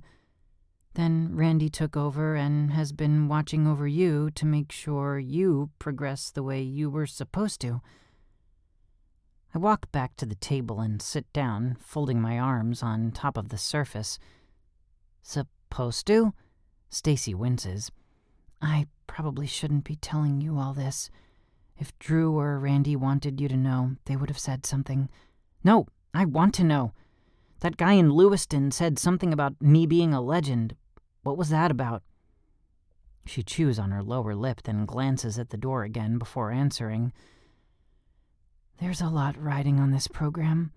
There was a lot riding on you and your sister. Then they found you guys, and you almost died, and... Stacy drains her cup, then puts it on the table with a sigh. I'm sorry, I really shouldn't be saying anything. If you want to know more, you have to ask Drew or Randy. Some of it's classified, and, well, just go ask Drew, okay? I lean back in my seat and rub my hands down my face. Seriously? That's like telling a bedtime story and then stopping in the middle of the climax. Stacy leans forward and puts a hand on my forearm. Talk to Drew, Nathan. Gah! I throw my hands into the air. I can't! I don't know where he is, or if he's even safe. Stacy presses her lips into a thin line. I know. I'm sorry. But I can tell you he's safe. We've had contact with him in the last hour, so we know he's fine. And he knows you're safe here. He still plans on being back here in 2 days. 2 days. Then I'm going to get some answers. 2 days, she says, then stands, taking her cup to the sink and putting it in the sink. How are things in here? A deep voice booms from the doorway. Stacy's posture straightens and she clears her throat. I'm just keeping Nathan company while you get things straightened out with his grandfather." "Thanks. I'll take it from here." "Yes, sir." She smiles at me. "Let me know if you need anything, okay?" "Yeah, sure," I say. "It was nice meeting you, Stacy." She flashes a half smile before darting a look at Randy and stepping toward the door. "You too, Nate." When she's gone, Randy takes her place in the chair at the table. "How are you doing, Nathan?" "Fine, I guess. How is my grandpa?" "Give him a couple hours and he'll be feisty as ever." "Can I see him yet?" "Not yet. The doctors want a little more time alone with him before he has visitors. They'll come get us when they're done." I sit back in my chair. "You guys have doctors here? How big is this place?" "I'll give you a tour once you're done debriefing me." I rub my jaw with my hand, noticing the scratches and bruises along my knuckles and arms when I put my hands on the table. "What do you want to know?" Randy pulls out his cell phone, presses on the screen a couple of times, then places the phone on the table between us. "This is to record the conversation, so I don't forget any of the details when I write everything up." I nod. He leans back in his chair and folds his arms over his chest. "Tell me, what happened today?" "Where do you want me to begin? From the time I saw the guy, or when I woke up this morning?" "When did things become out of the ordinary?" I tilt my head from side to side a couple of times. "I'd say I noticed something was off when I got on the bus to go to the game. I can't tell you what it was aside from feeling like I was being watched." Randy's eyebrows shoot up. "Did you see anything or anyone?" "No, it was just a feeling, so I ignored it." "Always listen to your gut, son. It's usually your subconscious telling you something your conscious hasn't clued into yet. If you feel uneasy, never ignore it, especially in our kind of work." "Yes, sir." "What else?" "I felt like I was being watched during warm-ups in Lewiston, but forgot about it once I was into the game. I didn't actually see the guy until afterward when we were at Mickey D's. I went to use the bathroom and he was there. The guy said I was a legend." "What does that mean?" Randy leans forward and looks me in the eye. "Listen, Nathan. What your father was doing was controversial at best. I mean, think about it. Training kids nearly from birth to be agents? If the right people caught wind of this, it would be disastrous. And then, for your father to do it to his own kids? Some called it complete dedication to his work. Others called it child abuse in its most sadistic form." "Child abuse? I never felt like I was being trained for anything. He helped me find the things I liked and then encouraged me to be the best I could be." "Yeah, he was a pretty amazing guy, and he always had yours and Alicia's best interests at heart. Don't let anyone tell you different." "Yeah." "What else did Simon say to you in the bathroom?" By the time I'd finished debriefing Randy, I could hardly keep my eyes open. He'd given me 2 Dr. Peppers already, but after a day like today, I was ready to fall into bed and never wake up. Randy nudges me for the 3rd time. "Hey, wake up, kiddo. I think we're done for the night." I rub my eyes and yawn. "What about Grandpa?" "The doctor came in while you were dozing and said he's all fixed up. But they've put some drugs in him to keep him asleep for the rest of the night so he can heal faster. Do you want to see him before I show you to your room?" "Can I just sleep in Grandpa's room?" "Sorry, the rooms aren't big enough for visitors to sleep there. But I promise we'll bring you to him as soon as you wake up tomorrow." I yawn again, then stand. "Okay." We walk back through the hallway until we reach the lobby. The room is empty. Randy notes me looking at Stacy's empty desk and says, "Shift change. She will be back tomorrow." I nod, then follow Randy as he turns and walks down another long corridor that looks nearly identical to the last. The only difference is the vaguely antiseptic smell in the air. We go several yards before he stops at another nondescript white door. He turns to the door until the tips of his shoes are touching the brass toe plate, puts his hand on the doorknob, then says, "Fee, fi, fo, fum, I smell the blood of an Englishman." Dozens of red lasers appear from various spots in the door jamb, seeming to scan his entire body. A second later, there is a clicking sound, and Randy twists the doorknob and opens the door to reveal the inside of a freight elevator. He turns and waves me in. "Come on. We have a set number of seconds the door can be opened before someone comes to investigate." I step inside and he lets the door swing shut. Randy pulls a metal grate down until it clicks shut, then presses a button. The elevator shudders to a start. I count each door as we continue further and further toward the center of the earth. At number 15, the elevator slows to a stop. Randy pulls the metal cage-like door up toward the ceiling, then puts his hand on the knob of the new door and recites his name, waiting patiently for the red beams to scan his body again. After the clicking sound, he twists the knob and steps onto gleaming white linoleum floors, surrounded by stark white cinder block walls. "Welcome to the Agency Hospital." I step out of the elevator and into the hallway.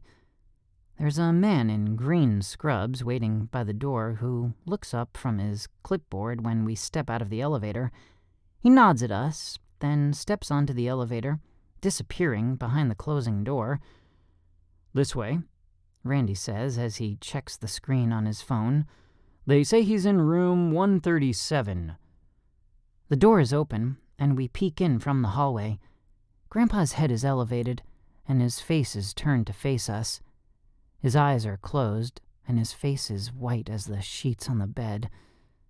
He looks frail on the hospital bed, as if even the slightest breeze would make him topple off the mattress and onto the floor into 1,000 pieces. My stomach aches at the scene. I'd never seen him like this. "Are you sure he's okay?" I ask, barely above a whisper. Randy nods. "He lost a couple pints of blood getting here, but he'll be fine. The new blood will do wonders for his stamina, and by morning he'll be good as new." I stare at my grandfather for several more seconds before nodding to myself, then say, "Okay." Randy puts his arm around my shoulder and squeezes once before letting go. "He'll be fine, I promise. Why don't we get you settled into your room for the night? We'll have people working all night to get more information on Simon while you're sleeping. We might get lucky and have something to tell you when you wake up." I drag my eyes from Grandpa and look at Randy. "You can find him that fast?" "We've got our security teams hacking and scanning the tri-state area to see if we can catch him before he disappears into thin air again. Unlike last time at the corn maze, there are witnesses who reported the vehicle that he disappeared in and the direction he was going. Don't worry, we'll catch him." "And if you don't?" I ask, knowing this is the million-dollar question. "What happens next?" Randy's lips tighten. "Let's talk about it in the morning when your grandfather is awake. We can all put our heads together and come up with a plan that works for all parties involved." I stretch my neck and rub at the knot with my hand, nodding. We take one last look at my grandfather before Randy takes me to my room. A small windowless room with a metal bunk bed and a scratchy green wool blanket. Randy points to a door to my right. "Through that door is the bathroom. It's just a toilet and a basic shower, but it's better than the communal bathrooms the regulars use in the barracks," Randy says from the doorway. He does a quick survey of the room, then points to a metal wardrobe in the corner. "Inside that, there should be extra blankets if you need them, and a pair of sweats and t-shirt if you need to change." I sit on the bed, ignore the creak of the springs, and untie my shoes.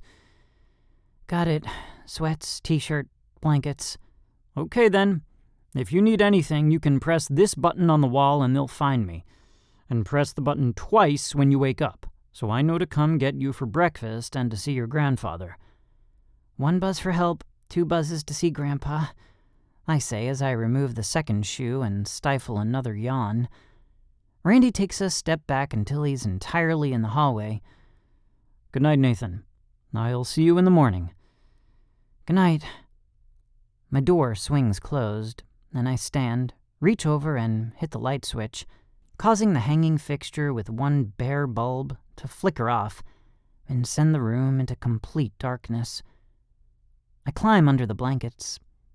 I don't even care if I'm still fully clothed, or that I'm dirty from my brawl earlier, or that my body aches all over. I just want this day to end. Chapter 14. Newsworthy.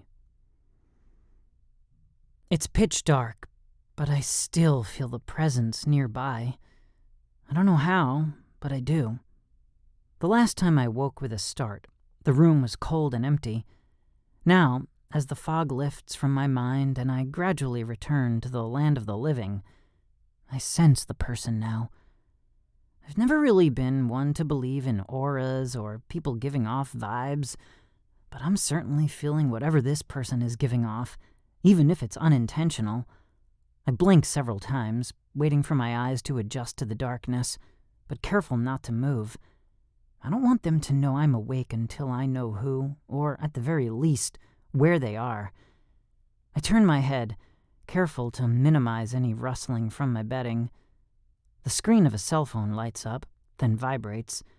I yank my head to the source of the light at the same time my visitor's eyes focus on me. It's Randy. I let out a breath I didn't know I'd been holding and sit up, rubbing my eyes. Jeez, Randy, you scared me half to death. I thought that guy had come back and somehow found me. The cell phone light snaps off, and I hear the legs of Randy's chair scrape as he stands. A second later, the light snaps on, filling my room with brightness. I clamp my eyelids shut. And you could have warned me about the light. I throw my pillow at him. Randy chuckles. Sorry, I came to check on you, but you were talking in your sleep, so I came in to watch over you and make sure you were all right. I open my eyes and stand, turning my back to him as I pull the blankets over the mattress and smooth out the wrinkles. I'm fine. I'm not a little kid anymore. Besides, it's more than a little creeperish to have some guy sitting in the dark listening to you talk in your sleep. Yeah, sorry about that. Sometimes people dream about traumatic events, so I was hoping you'd say something we could use to find Simon. Sadly, it seems that the only thing on your mind this morning is someone named Riley. My cheeks warm. Huh? I glance at Randy, and his head is tilted. Who is Riley? Just a friend. He folds his arms over his chest. Right. Just a friend, Randy, I say, then walk to the bathroom and close the door so I can have some privacy while I do my morning business and wait for my cheeks to turn a dignified color. He's still standing there when I re-emerge. In his outstretched hand is a portable charger and charging cable. Dude, thanks, I say, grabbing them from him. I pull my phone from my pocket and plug it into the device. It died sometime during the night. After several seconds, my phone buzzes and returns to life. There are several texts from members of the basketball team, and one from Riley. I put my finger on her name, and the message opens. Riley. You're on the news and Facebook. You okay? Me. Yeah, busy now. TTY at school. Riley. 'Kay. Who's that? Randy asks, trying to look at my phone. I yank it away. None of your business. It's Riley, isn't it? Still none of your business. Randy grins. Ah, young love. Enjoy it while you can. I shoot him a look, then stuff the charger and my phone into my pants. Is Grandpa awake? Can I see him now? Randy nods. He's been up for a few hours. He's asking about you. I walk to the bed and pull my shoes and crusty, socks back onto my feet. What time is it? Randy checks his phone. It's nearly noon now. Do you want to eat before you see him? I shake my head. My stomach's not awake yet. Besides, I'll eat better after I see him. Okay then, let's get you to your grandpa. A few minutes later, we knock on Grandpa's door. Come in, his voice calls from inside. Grandpa is with a nurse who is checking his vitals and bustling around the room. A tray of half-eaten lunch is on the table next to him, and Fox News is playing quietly on the television in the corner. The nurse laughs at something he says, then smiles at us as she leaves the room. Randy puts his hand on my shoulder. I have a few things I need to do. Mind if I leave you here for a while? Take all day if you need to. I don't think it will take that long, but I'll have some lunch sent in for you anyway. He hands me a Post-it note with a phone number on it. Put this number in your phone. Text me when you're ready to go. Okay. Have fun with your grandpa. When you're done, we have a few more things to discuss. I nod. Randy leaves, and I turn to Grandpa. How are you doing? A smile washes over his face, and he leans his head against his pillows. Better now that I know you're in one piece. Do you feel any better? I ask. Well, I couldn't feel any worse. It was getting a bit sketchy there toward the end. Yeah, they said you needed some blood when you got here. Several pints from what the doctor said.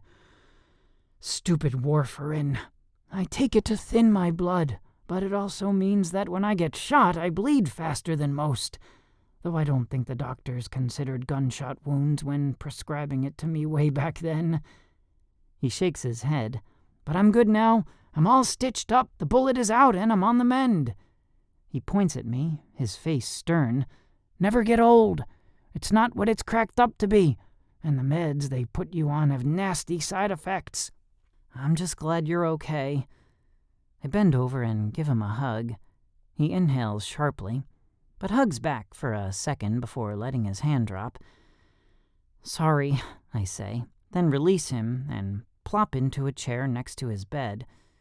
It's all right, my boy. It's just a scratch.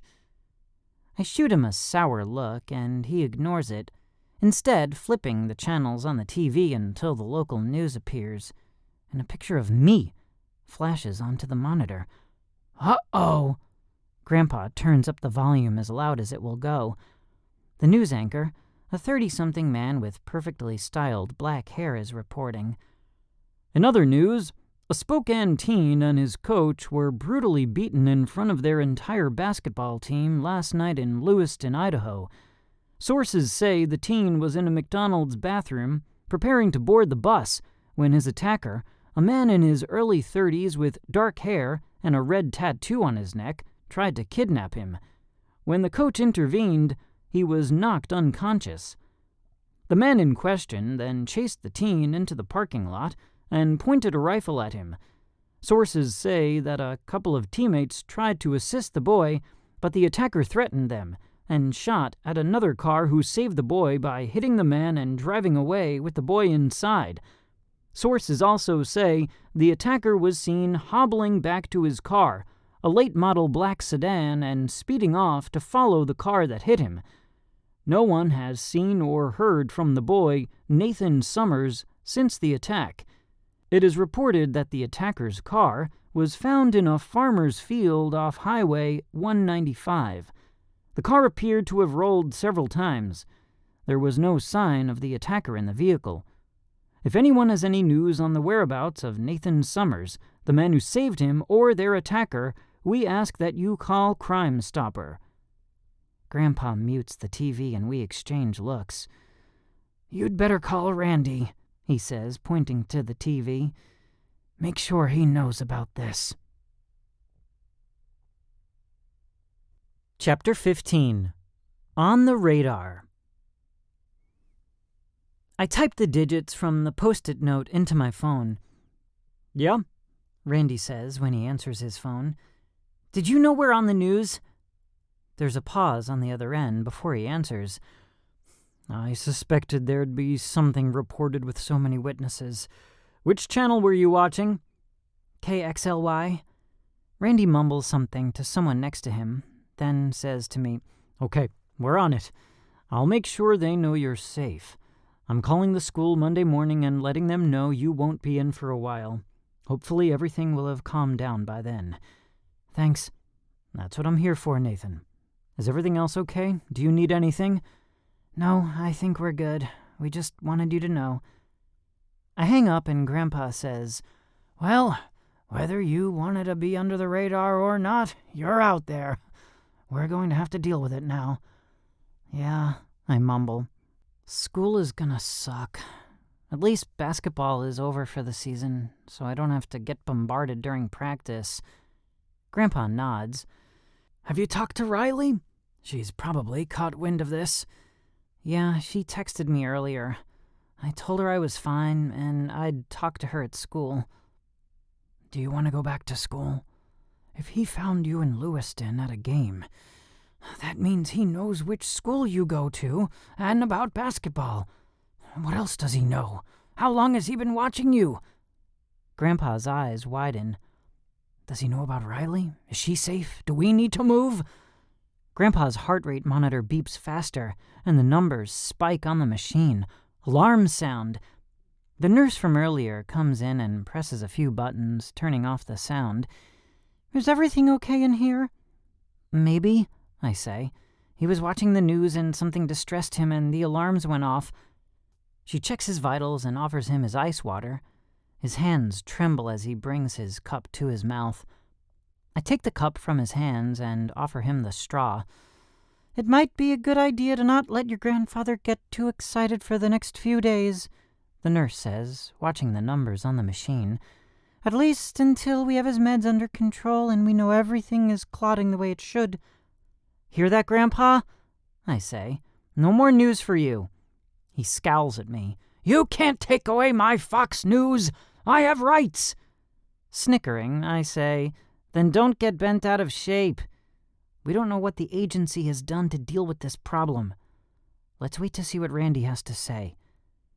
Grandpa glances at the clock on the wall. How long do we have to wait? I don't know. Someone in scrubs carries in a tray with a covered plate. Did someone order another lunch? I did, I say, standing. The girl in pink scrubs hands me the tray. Here you go. Just stack it on top of his when you're done and we'll retrieve it. She walks out of the room, followed by Grandpa's nurse. I uncover the plate to find a turkey sandwich, yogurt, fruit, chips, and milk. Looks better than the macaroni and cheese they fed me, Grandpa says, making a face.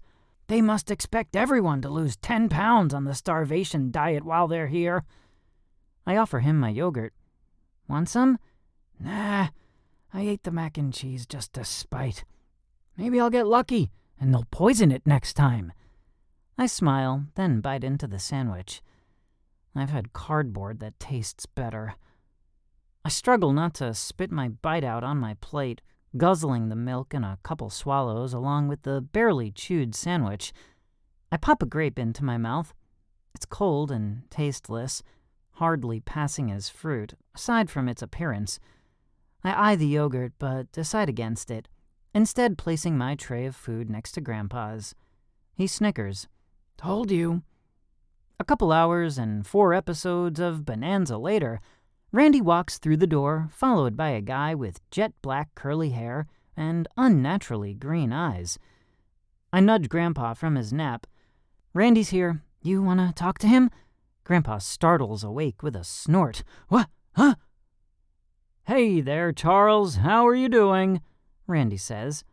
Grandpa stifles a yawn and presses a button on his bed's control panel. The top of the bed rises until he's in a sitting position. As good as expected. Did you catch the guy? I'm afraid not, but that's what we are here to talk about. Randy turns to the guy standing half a step behind him. First off, let me introduce you to Cameron. He's the newest addition to our group, and he will be Nathan's shadow until we get things resolved." "Shadow?" I ask. Cameron takes a step around Randy and holds his hand out to me. "Hi, nice to meet you." I take his hand and shake it. "Hi." He does the same for Grandpa. "Cameron is going to be inserted into the school and into all of your classes. I don't want him acknowledged in any way, as it would be out of the ordinary to have a new kid show up and immediately be inseparable. Since none of your other friends have all your classes, they probably won't realize what's going on. And if you pretend like he doesn't exist, it will minimize the attention to Cameron." "I don't get it," I say, scrunching my face. "If he's going to be there, then why not welcome him into my group? It's only me and Riley anyway." "Because it's not the kids we're worried about. It's other people, like Simon, who are outside looking in. If Cameron shows up and he's with you 24/7, then they'll see the correlation. However, if he is on the other side of the room or doing his own thing on another side of the courtyard, Cameron will be less noticeable because Simon's attention is on you, not the other kids." "If Simon's been watching me all this time, won't he notice the change in the classroom?" Randy tilts his head. "Possibly, but that's a risk I'm willing to take." He looks at Cameron, who nods slightly. "And so is Cameron." Cameron steps forward. "I will be with you only during school hours, and anytime Drew isn't physically with you. Tails are my specialty, so even if you don't see me, I'll be there, even if I'm just standing outside your bathroom door." "Have you found anything new about Simon's whereabouts?" Grandpa asks. "I'm afraid not, sir. We suspect he was hurt in the car accident, because some footprints leading away from the car looked as if they were dragging a bit.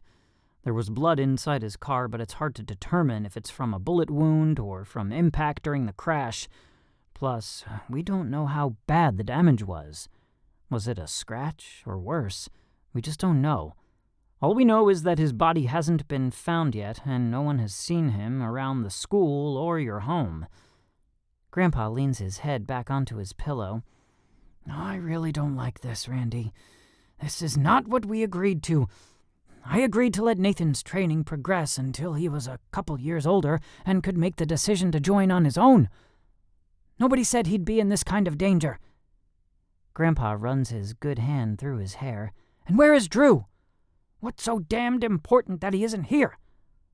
"I'm sorry, Charles. When I talked to you, I didn't think Simon would find us so quickly. That's the problem when you're going up against someone from the inside. They know all our tricks and are as resourceful as we are." Randy puts his hands on Grandpa's shoulder.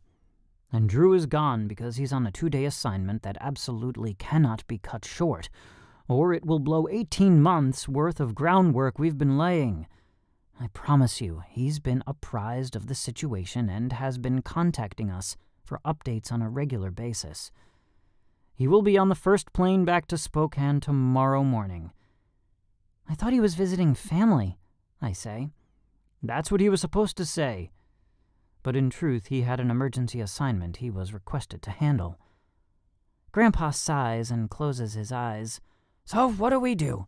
Move again? Disappear?" "That's not an option," Randy replies. "Although there is good we can do here if we can stay longer." Grandpa's head jerks up. "I don't care about the good you can do here. I care about Nathan. Too much hinges on this boy, and I will not ruin it over something someone else can do in his place." Randy purses his lips. "Why don't we let the kid decide?" Grandpa scowls. "At least inform him of his options. We owe him that much. It is his life, after all." Randy turns to me. "Right now, in your school, there is a 60% dropout rate. That means only 40% of the kids ever make it to graduation." 40%? I say, cringing at the statistic. "Yeah, 40%. Spokane has an inordinately high homeless teen population, which could be curbed if we can keep the kids in school until they graduate." "And what do you expect me to do about it? Invite all the homeless kids to come stay with me and Grandpa?" "No, of course not. But what I do want you to do is broaden your range of friends.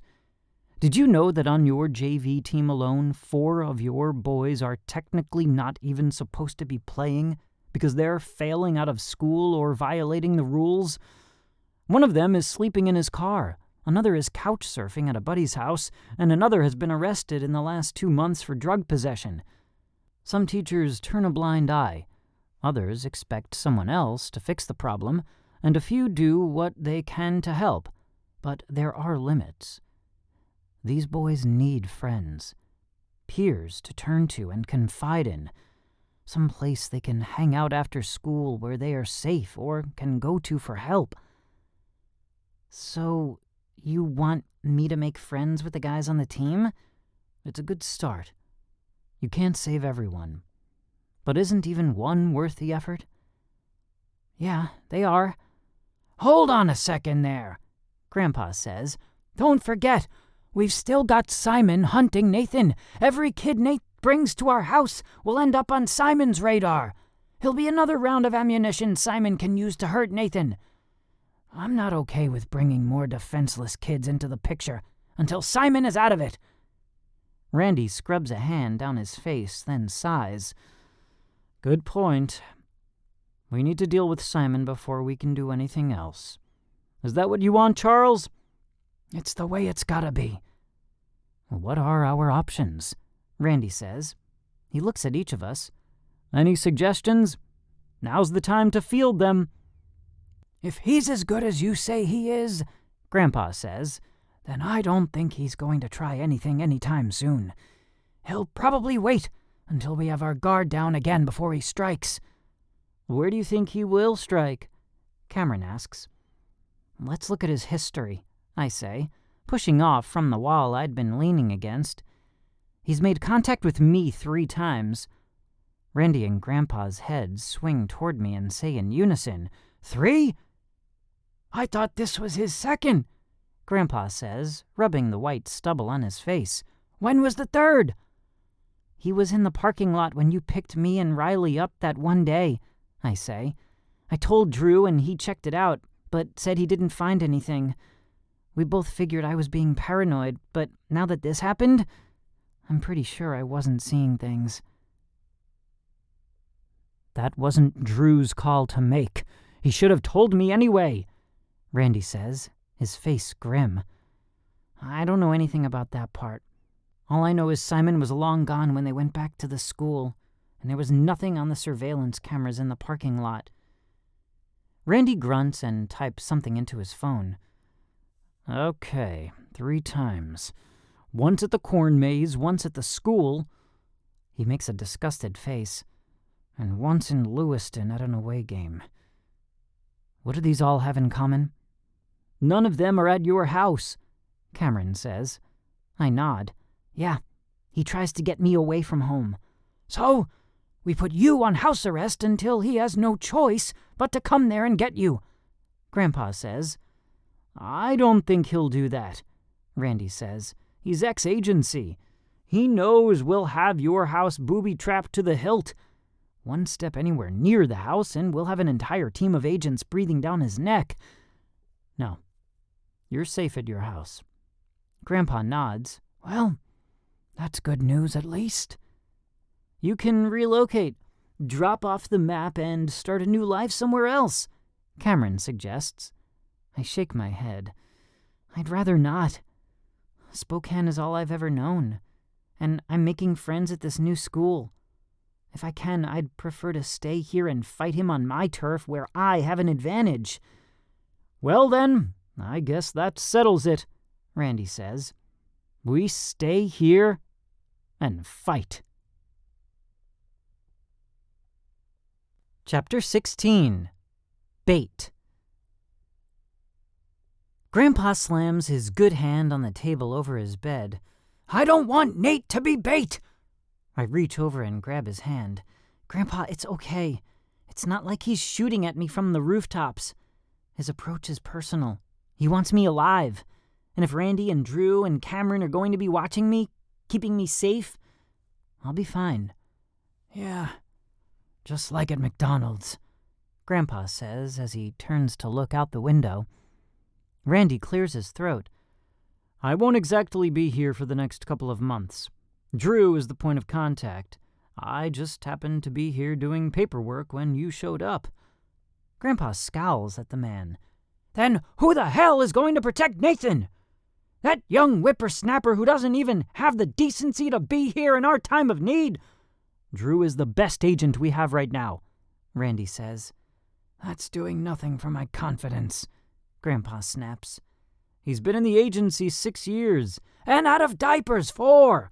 You should talk, Randy bellows, standing up. They're fitting you for your own pair soon. Neither should you, old man, Grandpa says. You've got 1 foot in the grave, too. Hey! I bark over the yelling. A nurse pokes her head into our room. Is everything okay here? Both red-faced men turn to her. Randy releases his balled-up fist and sits. Yes, Nancy, I'm sorry. We'll keep it down. She shoots him a disapproving look, then closes the door behind her. This bickering isn't fixing anything, I say to the men. I glance at Cameron. His cheeks are puffed out and his eyes are wide as saucers. I put a hand on Grandpa's shoulder. I know you're trying to protect me, but now it's time to protect you. I am not okay with this guy attacking our family, and until we draw him out and deal with this problem head on, he will keep coming back, testing the chinks in our armor until he finds a weakness. And each time he returns, we run the risk of you getting hurt again. Grandpa's face pales. No, Nathan. There has to be another way. I squeeze his good shoulder. We don't know enough about his whereabouts to go to him. This is the easiest way to draw him out. Remember, he doesn't want to kill me. He wants to take me. I just need people around me when he tries again. Grandpa shakes his head. We need more people. What I need is more training. I've fought this guy twice and narrowly escaped. I need to be prepared next time. Grandpa's lips tremble. Don't do this. My heart can't take it. I smile at the old man. Yeah, right. You're too ornery to kick the bucket now. I hope. His hand clasps mine on his shoulder. Is there anything I can do to change your mind? I'm sorry, Grandpa. It's got to be done this way. I look up at Randy. Of course, you'll continue to keep looking for Simon anyway, right?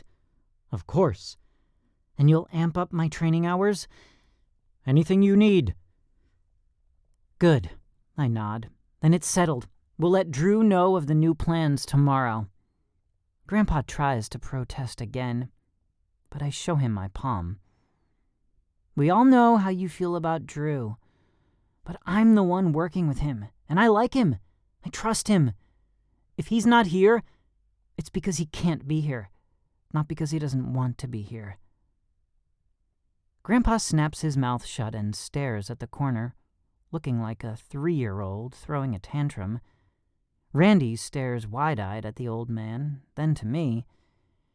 Well then, I guess that settles it. I'm tired. I think I'm going to take a nap, Grandpa grumbles. Randy, can you take Nathan with you? Grandpa. This time, Grandpa is the one to flash his palm. I'm tired. I need some sleep. I close my mouth, pressing my lips together. My gut twists with guilt. I know he's disappointed, but I can't run the risk of Grandpa getting caught in the crossfires again. Not if I can help it. Okay. Give me a call if you want me to come back down. He mumbles something, then pulls the covers over his injured arm and turns his back on us. Randy's brows knit together, but he says nothing before herding me and Cameron out of the room. We're silent as we trudge to the elevator and back up to the lobby. There's a guy in Stacy's spot, wearing a pressed white shirt and perched on a giant exercise ball, using it as a seat. He looks up from his work. "How did it go?" "Not as well as I'd hoped," Randy says. "Brandon, can you text me Drew's ETA?" "Certainly, sir." Brandon resumes typing, his fingers flying across the keyboard like a blur. I crane my neck to watch him as we walk away, then nudge Randy in the back. "You have a guy receptionist?" Randy stops short of the corridors and turns to me, raising an eyebrow. "That's what you think Brandon and Stacy are? Receptionists?" "Well, yeah," I say, stealing another glance at the guy. "What else would they be?" "How about sentinels?" "Sentinels?" "Sure. Think about it. We're in a top-secret facility that isn't supposed to exist, filled with some of the most sensitive information and people in the world. Do you think we'd put a secretary as the only thing between us and the threat of an all-out assault from the enemy?" "Well, if you put it that way." Randy smiles. "Stacy and Brandon are the best of the best. They call Stacy the White Widow, and Brandon is called Bam Bam, because his specialty is explosives." Randy tilts his head toward Brandon. "Don't let that pretty boy face and yoga ball fool you. He could blow up half a country, and probably has, in his sleep. It'd be a bad idea to piss that guy off." "Got it." Cameron slaps me on the back. "Don't worry about it, Nate. When I first came here, I asked Stacy on a date, and she put me in a submissive hold. No small feat since she was in a miniskirt and stilettos, and I used to train Army Rangers." He grins. "But I'd do it all over again. To see the look on Randy's face when he walked in and saw us on the floor. Priceless." Randy clears his throat. "Anyway, it looks like we've got a little extra time on our hands today. Cameron, why don't you get the last of your stuff in order for the transfer to the school, and Nathan, let's give you a tour." "Dude, really? You can do that?" I say, perking up. "Sure. I trust you not to tell our secrets. Besides, who would believe you?" His mouth curls into a half smile. "Come on, let's poke around and see if we can get into trouble." "Sweet." Randy calls to Brandon. "I'm going to give Nathan a tour of the facility. Let me know if you find out anything new on Simon." Brandon looks up from the computer screen and raises both eyebrows. "You're giving him a tour?" He looks at me and grins. "Randy must like you. He never gives tours." I shove my hands into my pockets. "I'm just lucky, I guess. You have no idea." Randy holds out his arm, beckoning to me. "Follow me, Nathan." I nod and fall into step behind him as he turns. He stops just short of the back of the lobby. "If you saw the blueprint of this building, it would look kind of like a sun setting on the horizon. You have this main office, which would be like the sun itself, and several corridors shooting off in different directions like rays shooting out of the sun." He points to the hallway we'd just returned from. "That one is the employee section of the facility. It houses the break room for shifters like Stacy and Brandon, who work a normal 12-hour shift, then go home to their family. Other doors open into sleeping quarters for live-ins and still other areas for the lifers, like myself, who live here and call this home. If you were to go back down that corridor and open all the doors and follow them, you'd get lost in the maze of sleeping quarters, mess halls, fitness facilities, leisure and computer rooms, laundry facilities, and everything else it takes to house more than 200 bodies at any given time." My mouth pops open. "You have 200 people living here?" "More than 200 people, but there are beds for visitors like yourself, plus all the employees who do shift work." "How many total work here?" Randy tilts his head from side to side a couple of times, considering. "The exact number varies, and the roster itself is classified, but I can tell you it's more than 500 and less than 5,000. I cough a couple of times, then look at Brandon, as well as the rest of my surroundings. There is no way that many people work here. Randy grins. You want to bet? What kind of bet? He rubs his chin. I'll bet you a summer's work here as an intern that we have more than 500 people on site at this very moment. And if you're wrong? I ask, folding my arms over my chest. I'm not wrong. I shake my head. Nuh-uh. There is no way there are that many people here. I went to nearly the end of that hallway. You can't house that many people here. Then what are the terms if I'm wrong? Randy asks, his grin broadening. I gnaw on my lip for a second. Well, if you want a month's worth of slave labor for winning, then I want a car if you lose. Randy's laughter fills the room, and Brandon looks up from his screen, his face mirroring surprise. Randy holds out his hand. Deal.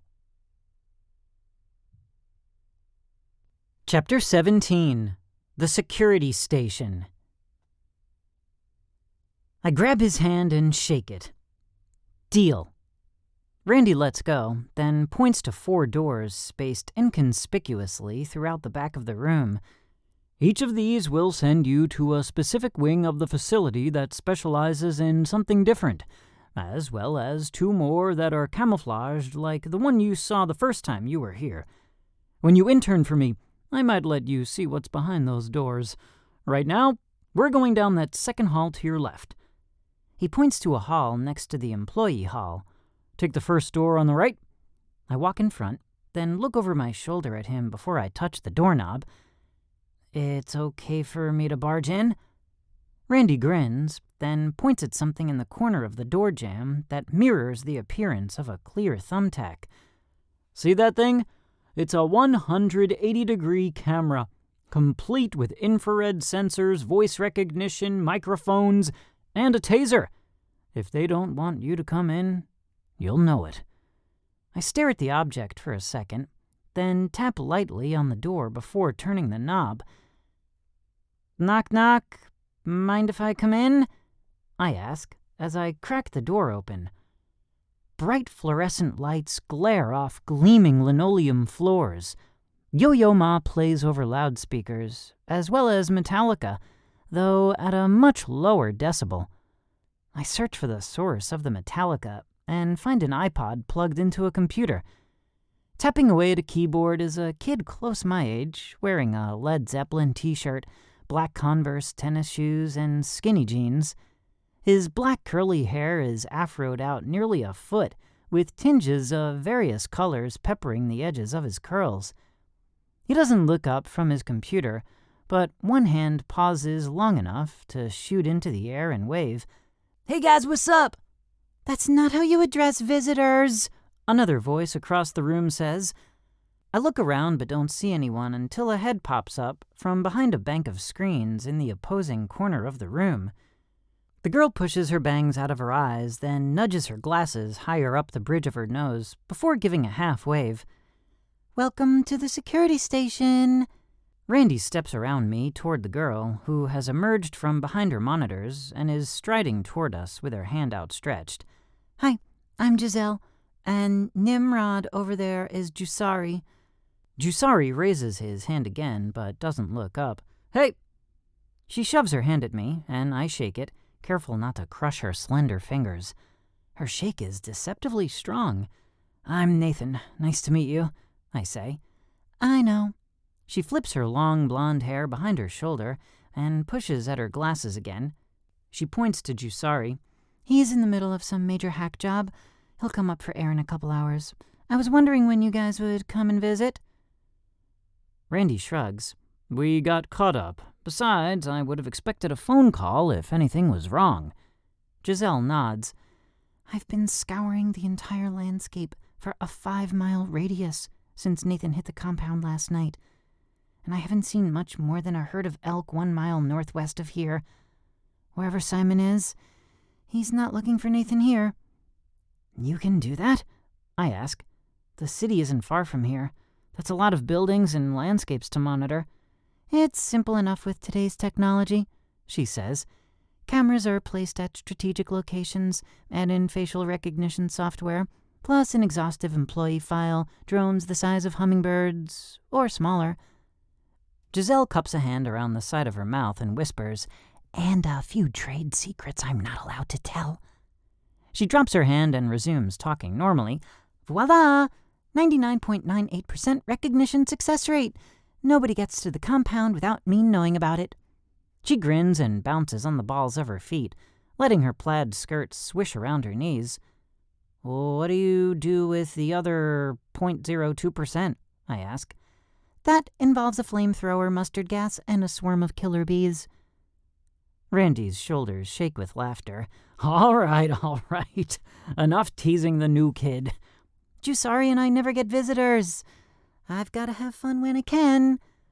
Well, if you can help me win my bet, I'll be sure to send Nate down here often to get a proper ribbing. Giselle's eyebrows shoot up. Really? What bet? I can cheat if you need me to. I don't think that will be necessary this time. Giselle's lower lip juts out. You're no fun. Fine. What can I do, honestly, to help you win this bet? Randy jabs me in the ribs with his elbow. Be careful with this one. She cheats at everything. Giselle snaps her fingers several times at Randy. Hey, I can hear you. Bet, win. How do I fit in? I need to see the shift log for tonight. How many people are on site right now? Randy says. That's it. That's all you need to know. She sighs, then turns on her heel and walks back to her island of computers. Randy and I follow and reach the screens in time to watch her opening several screens with her mouse. Here we are, she mumbles, more to herself than to us. She looks up at Randy. Do you need a print-off or just a number? Just a number. She presses a couple of buttons on the keyboard, which causes the spreadsheet to scroll to the bottom of the file. Giselle pushes her glasses up her nose, then says, We have 6 out sick, 3 on vacation, 15 out on assignment, and 971 on site. Randy turns to me, grinning like a Cheshire cat. Looks like I have a new intern this summer. I snap my gaping mouth shut. There is no way there are that many people here. Oh, sure there is, Giselle says as she flips through several screens on her computer until a digital blueprint appears. Is that the compound? I say. It looks more like a mutated spider. I turn to Randy. Where did you get the idea it looked like a sun? It sounds less menacing, he says. I roll my eyes, then lean toward the monitor and point to what looks like a joint on a spider leg. What's that? That, Giselle says, that's when the building goes subterranean. Basically, it goes down instead of out, which is why all you see from the outside are decrepit buildings. How far down does it go? Randy shrugs. I don't know. Maybe as far as 15 or 20 levels in some places. This place is 20 stories deep? In some places, Randy says again. In other places, it's no more than 4 or 5 levels deep. I point to the spider leg again. What's on this level? A lot of stuff, says Giselle. That's primarily the medical wing, so it includes the hospital, doctors, nurses, medical supplies, and laundry for the hospital rooms, a kitchen, physical and mental therapy facilities, etc. I look at Giselle, then to Randy, and back to Giselle again. So you're saying you have an entire hospital here? Pretty much, but it's on a smaller scale than the real thing. It's not like you can take an agent to the hospital with a gunshot wound and not have the doctors there ask questions, Randy says. Of course, they're going to ask. Then they'll call the police and a huge mess ensues. This way, surgeries, physical therapies, and anything else our agents need are done in-house. No hospital bills, no insurance, nothing. It's all part and parcel to the business. When my family died, did we go to a normal hospital? Or did Dad come here? A crease forms between Randy's brows. Your whole family was brought here, Nathan. We recruit the best people. Not just as field agents, but to care for our agents, too. I cross my arms over my chest, bringing one hand up to my mouth, then close my eyes for a moment, trying to remember the few tidbits still lingering in my brain. Chapter 18. The Grand Tour. "What's the status?" the doctor asks as he places his fingers under my neck, checking my vertebrae. "This one's lucky. Just a gash over the eye, a concussion, and several bumps and bruises. And the rest of the family?" Silence. I rub a finger over the scar on my eyebrow, then exhale the breath I was holding. Randy and Giselle stare at me. She is leaning toward me with her hand outstretched, as if she wants to touch me. I wave a hand in the air. "I'm fine. Sorry, just lost in thought for a second." I point to another leg, to the structural spider. "What's that?" That's the armory and in-house training. Weight rooms, mats, combat rings, gun ranges, stuff like that. He points to a large box toward the top of the screen with a long leg coming out of the top. This is our training course. It can replicate one of 7 different terrains and landscapes, depending on our objectives. Plus, since it's not out in the open, it's not subject to spying eyes who will discover some of our more covert tactics. "What kind of covert tactics?" Randy smiles. Tisk, tisk. Some things are secret for a reason. He points to another leg. This is admin. Lots of desk jockeys and people like me, pushing paper around, making sure forests are destroyed in the quest for proper documentation. He points to another leg. That's R&D, or research and development. That's where your dad spent most of his time.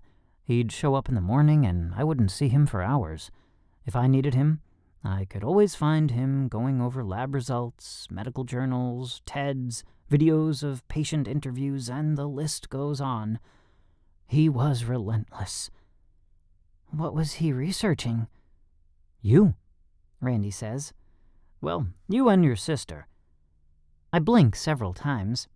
What was he researching about us? I never noticed anything out of the ordinary, and I would have remembered coming here. He pats me on the shoulder and squeezes. "There are volumes of paperwork about the two of you. Maybe when you come back this summer, I'll let you poke around our records department for a few hours and see what you can find." Sweat forms on my palms. For the first time in more than a year, the answers to my lingering questions are within my reach. "Why can't I start my internship earlier? Like, this week?" "It's too soon. And we've got Simon hunting for you. We've got to address that problem first.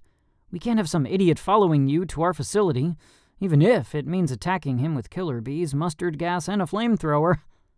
Giselle smiles and winks at me, and I see Randy grinning out of the corner of my eye. "So, what do I do in the meantime?" I ask. "Wait around for him to kidnap me again?" "Absolutely not. But first I need to find out who our mole is. How did this guy know there'd be a changing of the guard today? Where is Thomas? And how come, if he's been tracking you all this time, haven't we noticed him?" I glance at Giselle.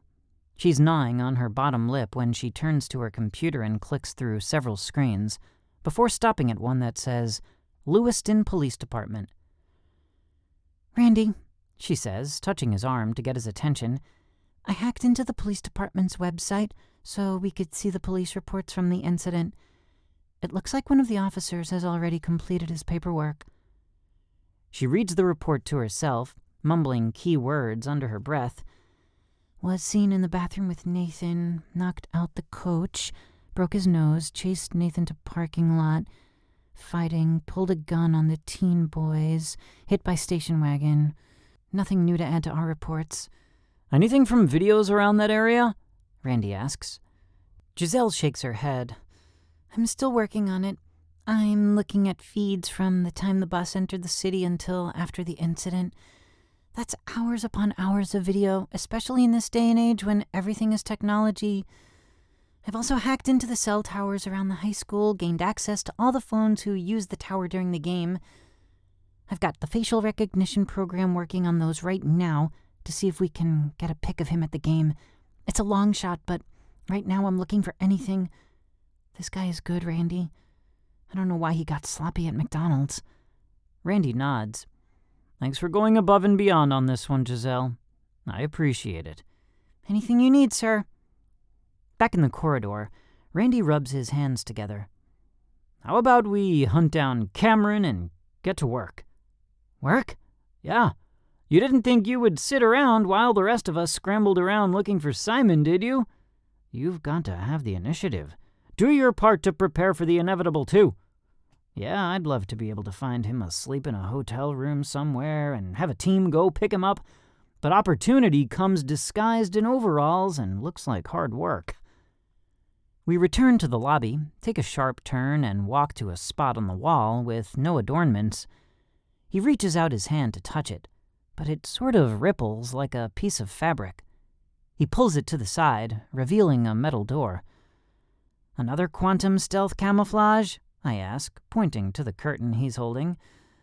Yes, only better. This will project any picture you want and looks lifelike, even if you're face-to-face with the technology. Plus, there are any number of scents that can be programmed, and defense mechanisms to ward off attack or accidental contact. It's been an amazing asset to the sniper division. Division? Yeah. We're not the only covert operation in the U.S., and we try to play nice with others whenever possible.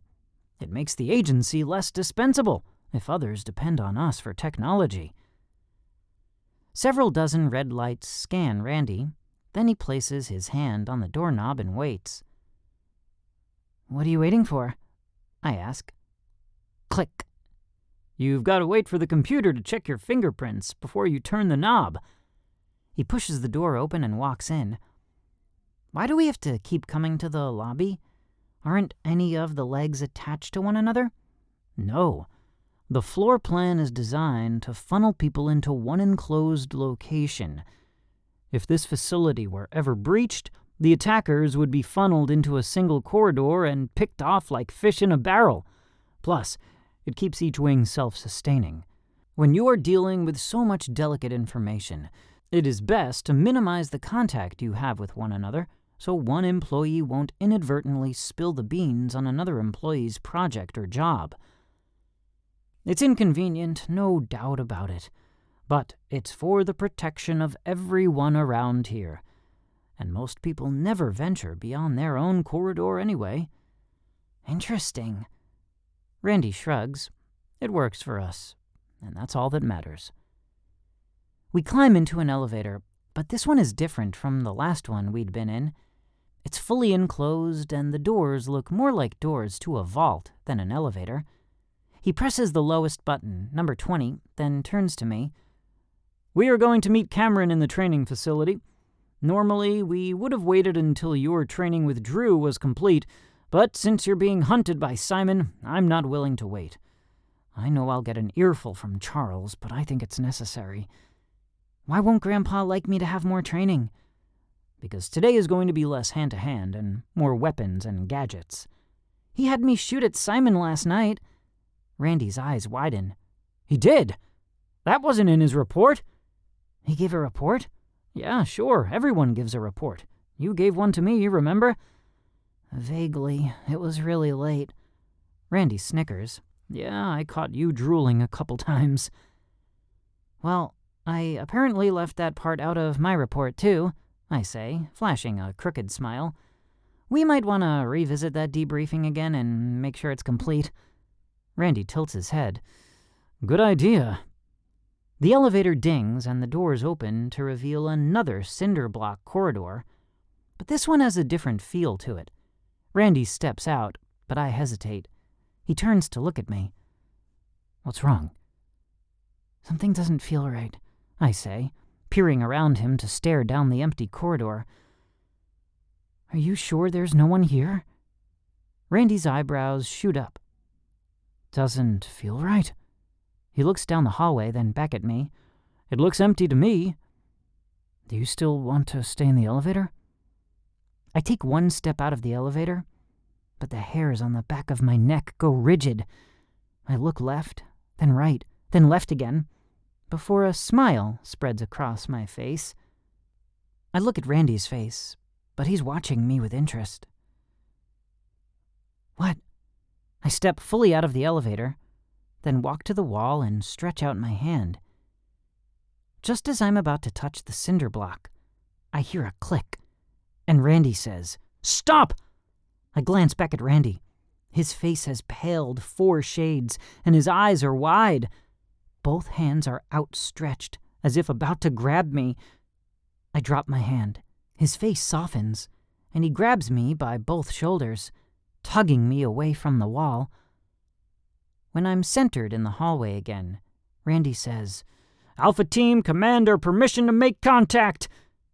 A voice from the wall says, "Permission granted."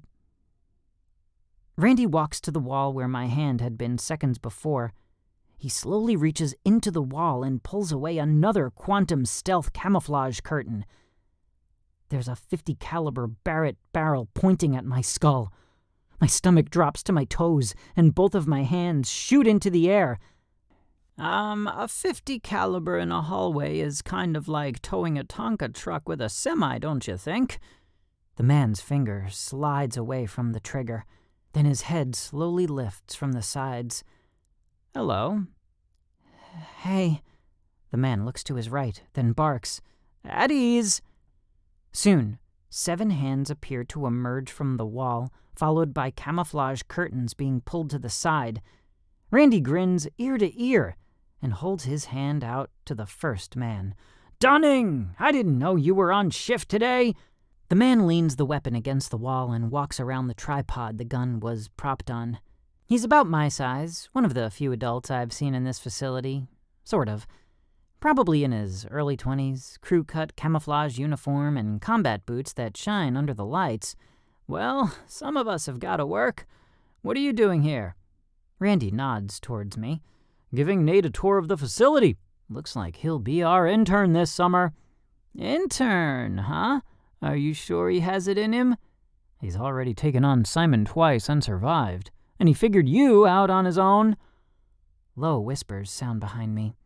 I turn to see the other snipers leaning toward to one another, in conversation. Dunning frowns. "Simon?" "Yeah, which is why we are here. It's time to add a few tricks to Nathan's hat." Dunning folds his arms over his chest, emphasizing the muscles in his arms and chest, and leans against the cinder block wall. "What kind of tricks do you already have, young man?" "I don't know. I can fight, I guess." Randy snorts. "Don't be humble, Nate. Dunning's gotta know what you can do so he doesn't waste his time teaching you something you've already mastered." "What? I don't know what to tell you. I do parkour, I can fight a little, I've had some experience with target shooting." Randy shakes his head. "Fine. Why don't we test you like the rest of the recruits, and then we'll know what you can do." "Fine," I say, rolling my eyes. "Fine." By the time we're done, we have an entire list of things I can work on, a training schedule that makes an Olympic athlete look like a wimp, and several new bruises. Randy hands me a towel and a bottle of water. "Good job, Nate." I guzzle the entire contents before saying with a gasp, "Thanks. Do you want some dinner?" "Nah, I just want to call it a night." Randy takes me up the elevator, out to the lobby, and back to the living quarters. He walks me to the end of the hall and opens a door. "They moved your stuff to a new room. Hope you don't mind." The room reminds me of a nice hotel, with plush carpets, a flat-screen TV on the wall, a king-sized bed, a couple nightstands, and a door that I suspect leads to the bathroom. He points to a binder next to the bed. "You can order food any time. Just give me a call in the morning, and we'll visit your grandpa again." I nod, and he closes the door. I look around at the bare walls, then fall spread eagle onto the bed, not even bothering to take off my clothes. Chapter 19. Spill the Beans. Earth to Nathan! Come in, Nathan! Riley waves her hand in front of my face. I jerk my eyes back into focus and look at her. Sorry, I guess I'm tired. You've been tired a lot lately. What have you been doing? I don't know. Taking care of Grandpa, I guess. It's a lie. The agency has been taking care of Grandpa for these last couple of months. I've been working my butt off with training. First, it was training with the snipers. Then it was scuba diving, ropes courses, rock climbing, and even playing with some simple explosives. That was more fun than I thought it would be. After training, Drew started me on weights, some sort of Russian peak system, which is kicking my butt. But I've got to say I've been seeing a ton of changes in my body the last 2 months since we started. Riley stares at me. I'm not buying it. Your grandpa is completely self-sufficient now. You can't keep denying anything is going on. Look at yourself. You've got man boobs. They're going to be bigger than mine soon. I look down at my pecs, grabbing one and cradling it. You think so? Will you buy me a push-up bra? Maybe it'll accentuate my curves. Riley glowers at me. Nathan, this is serious. You've been running yourself ragged ever since you were attacked. I'm worried about you. I throw the last of my lunch into my brown paper bag, then crunch it into a ball. I toss it into a nearby garbage can. Swish! Nathan, what? I've got to keep my skills up. Nathan! Riley punches me as hard as she can on the shoulder. Listen to me! I turn to look at her, and she has her arms crossed. Something isn't adding up. Tell me. No. She grabs a leg hair and yanks. Tell me! Ouch! I stand, press my hand against her forehead so she can't reach anything but my arm. After several seconds, she drops her hands and juts out her bottom lip. Tell me.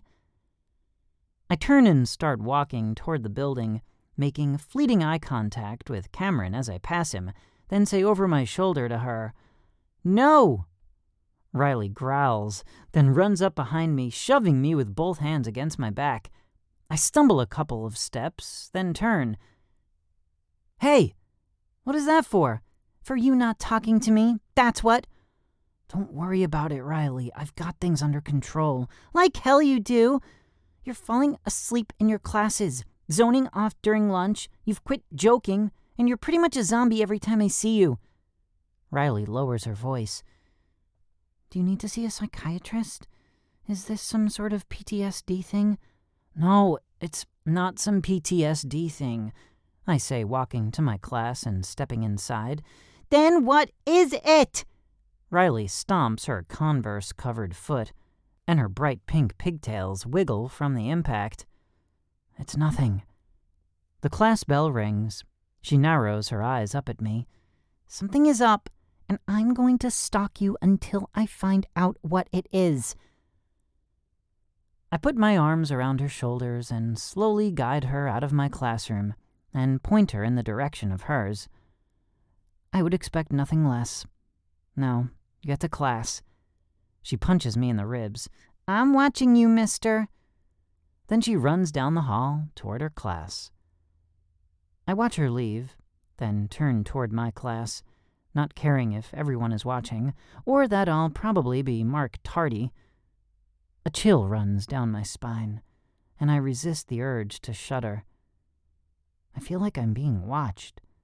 I glance in the classroom to check for Cameron, but he's nowhere to be seen. "Can Nathan come out and play?" a familiar voice says behind me. My blood runs cold. Then I slowly turn around. Simon stands mere feet from me in the empty hallway, but far enough away that I can't make a move on him. The menace in his eyes isn't nearly as cold as the steel in his hand. He has a new scar on his face, along his jawline, jagged and dark purplish pink. He motions with his gun. "This time, you are coming with me." "And if I don't?" I say, moving out of the classroom doorway so that the kids inside aren't in Simon's line of fire, and so one of them hopefully notices what's happening and alerts someone. Oh, you will, whether you want to or not. 2 more people emerge from around a corner, pointing guns at me. I press my lips into a thin line, then mumble, "Stalingrad," under my breath. Simon hears me and scowls. "Grab him! We have 30 seconds before they're here!" When the 2 goons make their move, so do I, wrestling one of the guns away. Goon number 2 nails the back of the head, sending the hallway swirling around me. My knees give out, but someone grabs me under the arms before I faceplant onto the linoleum. They half carry, half drag me toward the front door. "Hey, what are you doing?" Mrs. Lund, the front desk clerk's voice sounds like a distant memory. Blam! Blam! Blam! Oh, please let her be okay. I know she's not. My vision dims until the darkness wins. "Nathan! Hey! Buddy! Wake up!" I feel like I've been hit over the head with a sledgehammer, then curb-stomped by an ogre in stiletto boots. I wince and cover my eyes, willing the throbbing to disappear. "Come on, big guy. You've got to get up." I blink a couple of times, then look up. It's Drew. He smiles, relief washing over his face. "Hey! There you are. We've got to get you up, bud." I close my eyes again and rub my face, then feel someone tugging at my arms. Upsy-daisy! When I open my eyes again, Drew is under one arm and Cameron is under the other, both helping me to Drew's car in the school parking lot. "What happened?" I ask.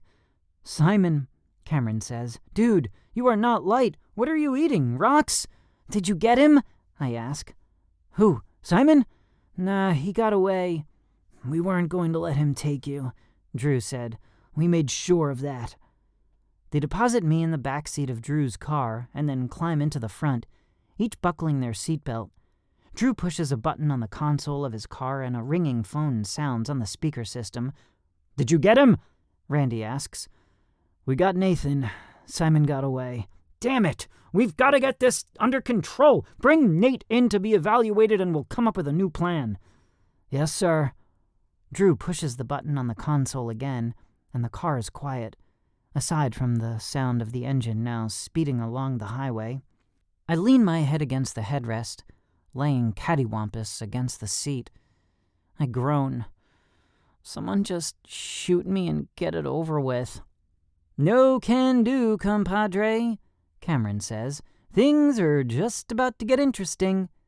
"How so?" Cameron smiles. "You'll see when we get to headquarters." I close my eyes and let the darkness take me again. I really hate Simon. Drew shakes me awake. "Get up, bud. We're here." "I don't wanna." "Come on. Randy is waiting for us, and we need to get you checked out." "Fine," I grumble, "but I don't have to like it." I half stumble to the lobby, with Cameron and Drew walking behind me. Randy waits at the door before I reach the stairs, with a couple of nurses waiting behind him. We step into the lobby and he sits me on the closest chair where they do their assessment.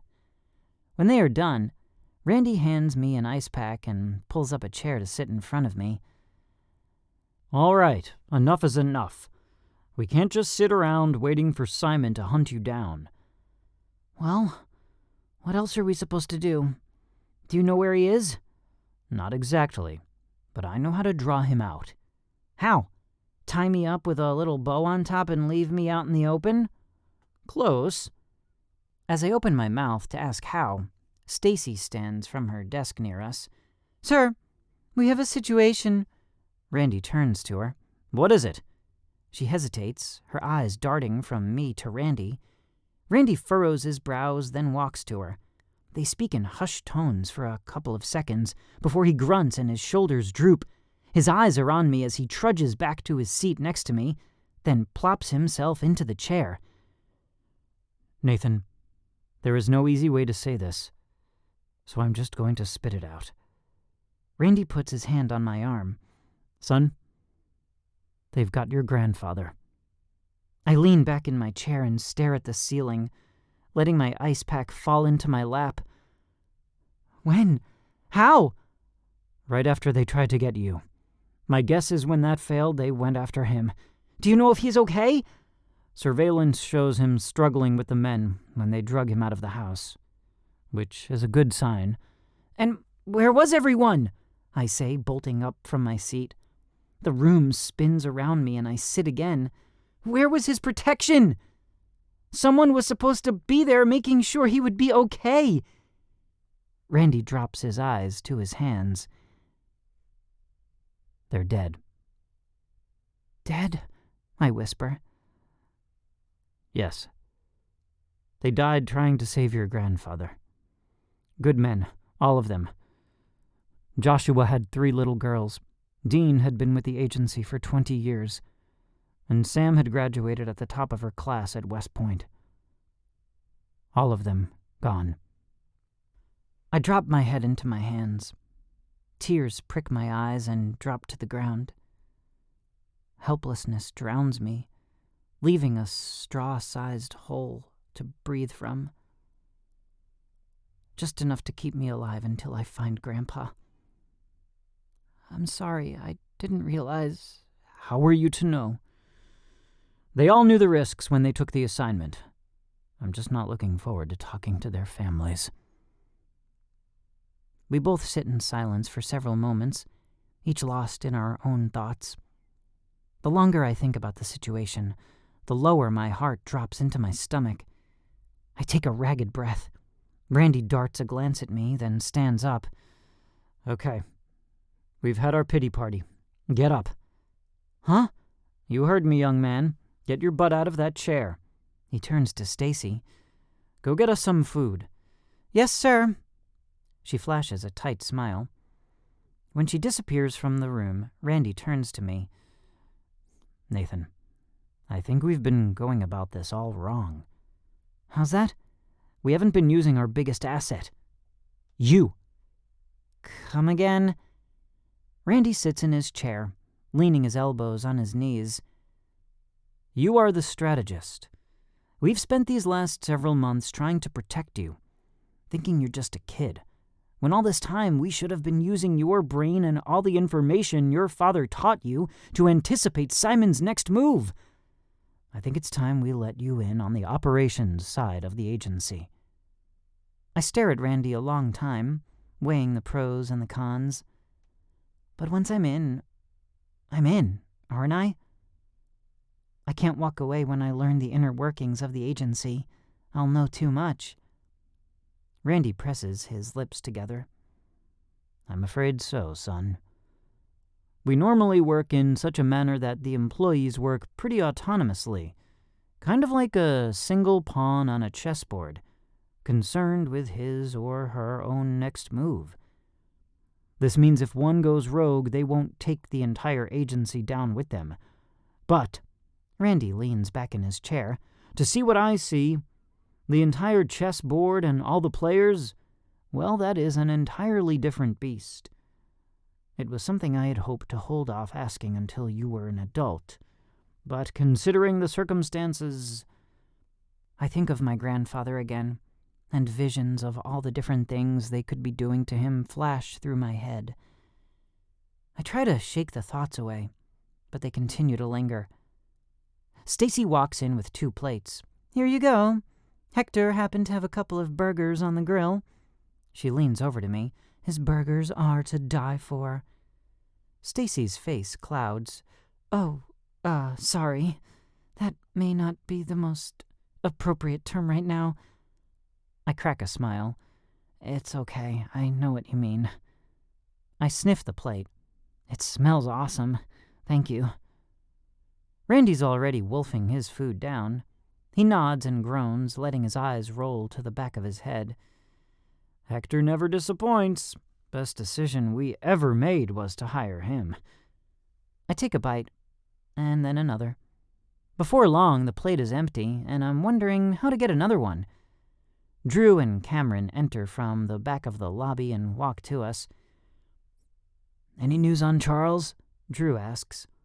Randy puts his plate on an end table and shakes his head. I was going to ask you that. What have you learned? Drew darts a look at me. Randy waves him off. Change of strategy, boys. I've asked Nathan to be more involved in the hunt for Simon. Is that such a good idea? Cameron asks. This is awfully personal. That may cloud his judgment. I understand your concerns. Nathan, what do you think? You haven't given me a definitive answer yet. I dart glances at Randy, Drew, Cameron, and Stacy, who has resumed her work at her desk. Don't worry about the emotional side of things. I can handle it. Believe it or not, I'm a big boy. Drew furrows his brow. Nathan, I don't think you understand. You're going to see some stuff. Have to make some hard decisions. Decisions that a grown man would have difficulty making objectively. I bolt to my feet, using the extra 4 inches I now have over Drew to my advantage. Enough! If there is something I can do to help my grandpa, and to make sure that nobody else gets hurt or killed, I'm going to do it. If this is what my dad raised me to do, well then why put it off any longer? Let's just hope he got enough training in before he died. Randy heaves himself out of the chair and puts his hand on my arm, gently pulling me out of Drew's personal space. If that's what you want, Nathan. But, Drew says.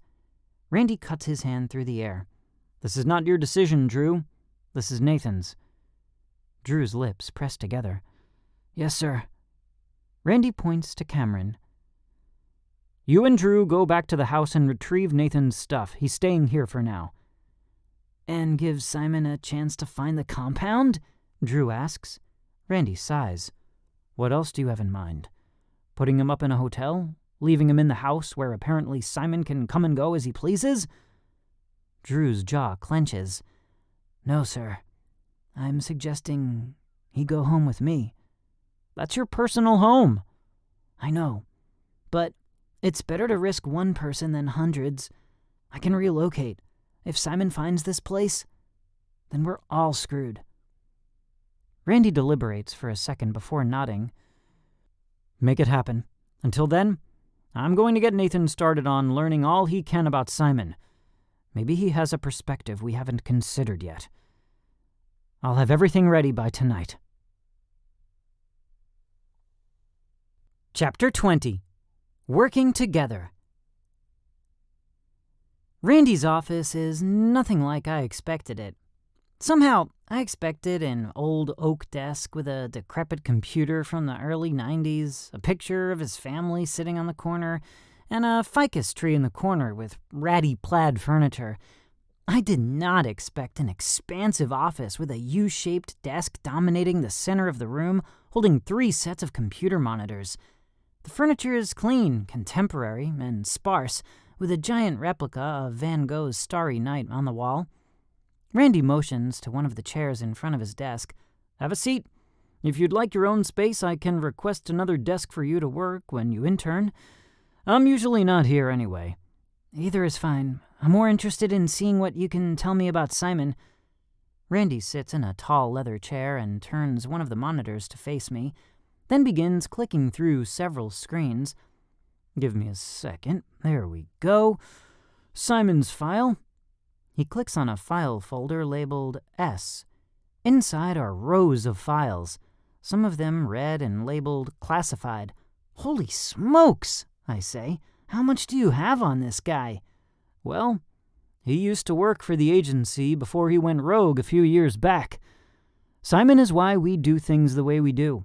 When he left, everyone was compromised, and we had to completely rebuild everything. Literally. How long ago did he defect? Oh, I'd say about 5 years ago. Why did he leave? He didn't like how we were using children in our work.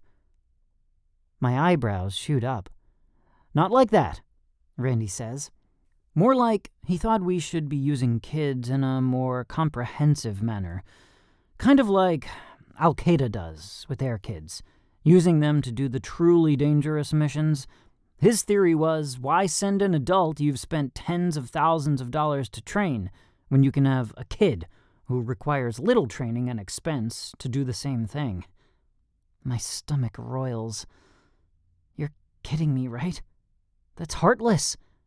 Randy shakes his head. I had a hard time with what your dad was doing for a long time.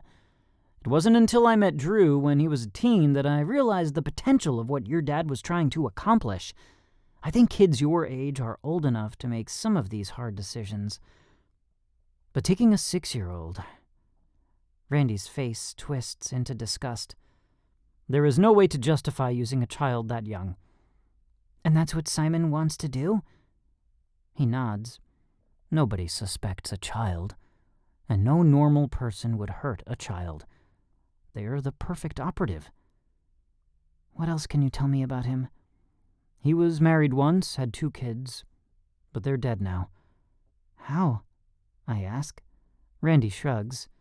That's above my pay grade. What was he like when he grew up? Did he have both parents? Was he rich or poor? Friends? Mental health issues? What factors have led up to who he is now and what he values? How he thinks? You're a smart one, aren't you? He says, grinning. He pushes the keyboard and the mouse to me. Everything you need to know that isn't above your pay grade can be found in these files. This one here. He points to a file on the monitor. This is his mental health evaluation, and goes over several dimensions of his life, factors that contribute to his emotional well-being. That is a good place to start. Take all the time you need to study this man. Call me if you have any questions. I nod, already reaching for the mouse. The sooner I can get a beat on Simon, the sooner we can get Grandpa back. Randy stands. I'll have someone bring you some snacks and drinks if you want. Just don't make a mess. There's a garbage can in the corner. Got it. I wave my hands in a sweeping motion. Get out of here, will you? I've got some homework to do and a grandpa to find. Good luck, Nathan. I wave my hand again. Get out of here! Learn anything yet? Drew says when he pokes his head into the office several hours later. I have pages filled with notes strewn all over the desk, and I'm only halfway through Randy's file. Probably nothing you haven't already figured out. Right now, I'm still trying to figure Simon out, then I can focus on his likely movements. Drew walks in and closes the door behind him. Do you have any questions I can answer? I'm happy to help if I can. Do you know why he's fixated on me in particular? Because you're the key to our program, and he wants to take our program down. You don't think he's planning on using me in any other way? I don't know. And how exactly am I the key? Drew sits in the chair next to mine. He crosses his arms and leans back, watching me as he moves. He tilts his head, as if considering something, then says, You're a lot like your father, you know. I blink a couple of times, surprised by the direction of his conversation. Mom used to say I was his clone. I'll bet, given the right education and the right sort of mentoring, you'll be as smart as your dad too, if not smarter. Maybe. We used to go fishing some weekends and talk about everything from Patton's role in his last war, to Genghis Khan, to what could be learned from Hitler and the flaws in his leadership, to quantum physics. You name it, it was fair game. I wish I had that sort of relationship with my dad. Don't get me wrong, he was a good dad, but our kind of bonding involved video game binges that lasted all night, or watching the Denver Broncos play the Seahawks. So, you were normal. He grins. Yeah, I guess you could say that. Though, I would consider myself lucky too. Most kids don't grow up with a dad in their homes anymore. At least as long as my parents were around. I knew they loved me. As long as they were around? Yeah. They died in a motorcycle accident several years ago. That sucks. Yeah, but if that hadn't have happened, I would never have met Randy or been a part of the agency. That's a nice way of looking at things, I say. I think life is all about perspective. We all get crap flung at us. Those who are truly happy learn how to turn it into fertilizer and enrich their lives into something better and more beautiful. I agree completely. You either deal with it and move on, or let it cripple you for the rest of your life. I narrow my eyes at Drew. But that doesn't tell me why I'm so important to the agency. Drew grins.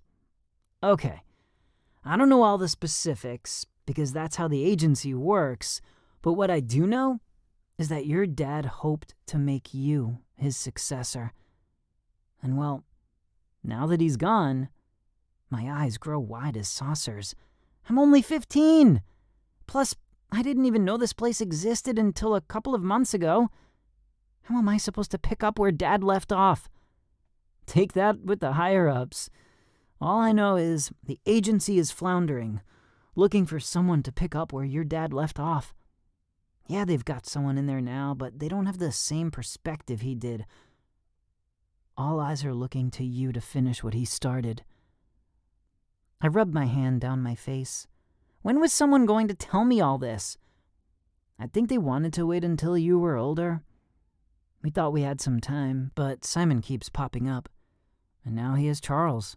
He's forcing our hand. Which is why Randy has offered to show me his files and is hoping I come up with a plan? Yeah. He leans forward and puts his hand on my shoulder. We may have the experience to get the job done, but your dad was the one with the brain to create the jobs in the first place. I rub my temples with my fingers. No pressure, then. No pressure at all. Drew stands. Why don't we have a breather? It's dinner time in the mess hall anyway. Let's get some brain food for you. I stand and stretch the kinks out of my neck, then follow him out the door, glancing back at my desk. Maybe I'll need my own desk after all. Drew chuckles. Screw the desk. Ask for an office. The cafeteria is teeming with people. Down one wall is a row of counters with dozens of hair-netted workers, handing out whatever food the employees ask for. Employees are dressed in a variety of different clothing, from BDUs to suits and ties to business casual, right down to Jusari's sweatsuit and Giselle's outfit that looks like it's straight from the 50s. Drew and I get our food and look around for a place to eat. There must be 50 round tables, each filled with 8 or more people. Several employees stare at us, and the noise level lowers a level. I glance at Drew. What's going on? Drew leans into me. Just ignore it if you can. Remember, you're your dad's protege, and everyone here was working for him. He shrugs. And you sort of look like him, so I'm sure it's like looking at a ghost. That's not awkward or anything. Get used to it, kid. To my left, Giselle stands and waves her arms. Nathan! Come sit over here. I look to Drew for affirmation, and he shrugs as if to say, why not? Then follows me to the table. Hey, Nate! She pushes up her glasses and scoots to make room for us. Hi, I say. Jusari holds out his fist. Dude! I bump it with mine. Hey. I heard about your grandpa. How's the search going? Giselle asks, then takes a bite of her sushi. Slowly. I'm gathering information on Simon right now, but I'm hoping to begin forming a plan soon. I went over the footage from your house. Adorable house, by the way. Your kitchen is so quaint, she says, then takes another bite of her sushi and chews. Your grandpa is a fighter, that's for sure. He injured a couple of them with a frying pan before they took him. But it looks like Simon took care not to hurt him, which is good. That means he's probably not planning on hurting or killing Grandpa while he's got him, I say. Yeah, which is good. It makes things a bit less urgent, don't you think? At least I won't stay up all night wondering what torture they're putting him through. Why do you think they have him? Jusari asks. Bait, I would guess, I say. For you? Yeah. He's tried to grab me 3 times. Why go through the hassle of attacking and have me get away when I'll willingly come to them in exchange for my grandpa? I take a bite of my chicken sandwich. The table is quiet. I glance around at everyone and they're staring at me. "What?" I say. "You're going to surrender?" Giselle says. "I'm considering my options. I need to do some more research, but I'm leaning toward that option." "Nathan, you can't let them catch you," Drew says. "You're too important to too many people." I slam my hand on the table, and several people around us stop talking to stare. "And my grandpa isn't important? Who am I to decide who gets to live? Think about it, guys. If I don't come to get him, he no longer has a purpose, and they'll kill him. They've already done that to several of your teammates." I glare at Drew. "I will not let them kill my grandpa." "There you are!" Randy's voice booms over the sound of the cafeteria. He places his hand on my shoulder. "Are you all right?" "Yeah, just worried about Grandpa." "Me too. Have you come up with any ideas?" "A few. Crummy ideas," Giselle mumbles under her breath. "I've got to keep my options open," I say, darting her a look. "Yeah, well, come up with better options," she says. I push away from the table. I think I'm going back to do some more research. Drew stands. "I'll come with you." "Nah, I'm just reading stuff. You'll be bored out of your mind." "Well, maybe I can—" I wave my hand in the air. "I got this. I'll probably be reading well into the night." Drew presses his lips together. "Are you sure?" "Yeah." I turn and walk out of the cafeteria, dumping the remainder of my food on the way out.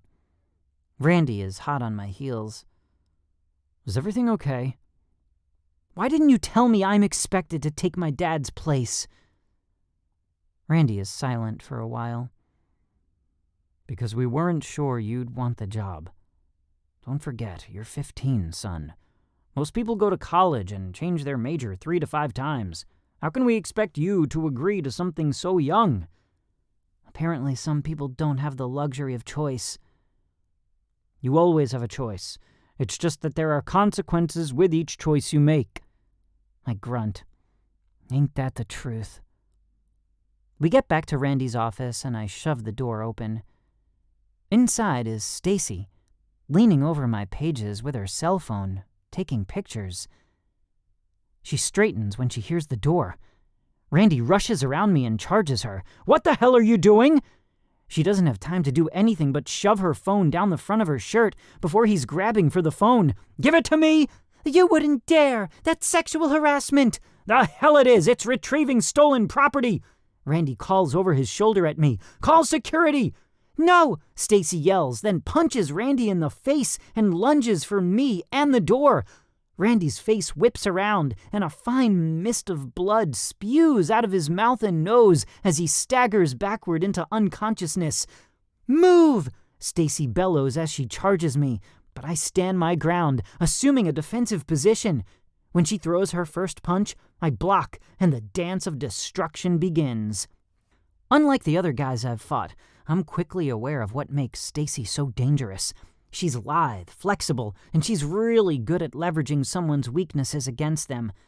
Where I'm tall and broad, she is petite and quick.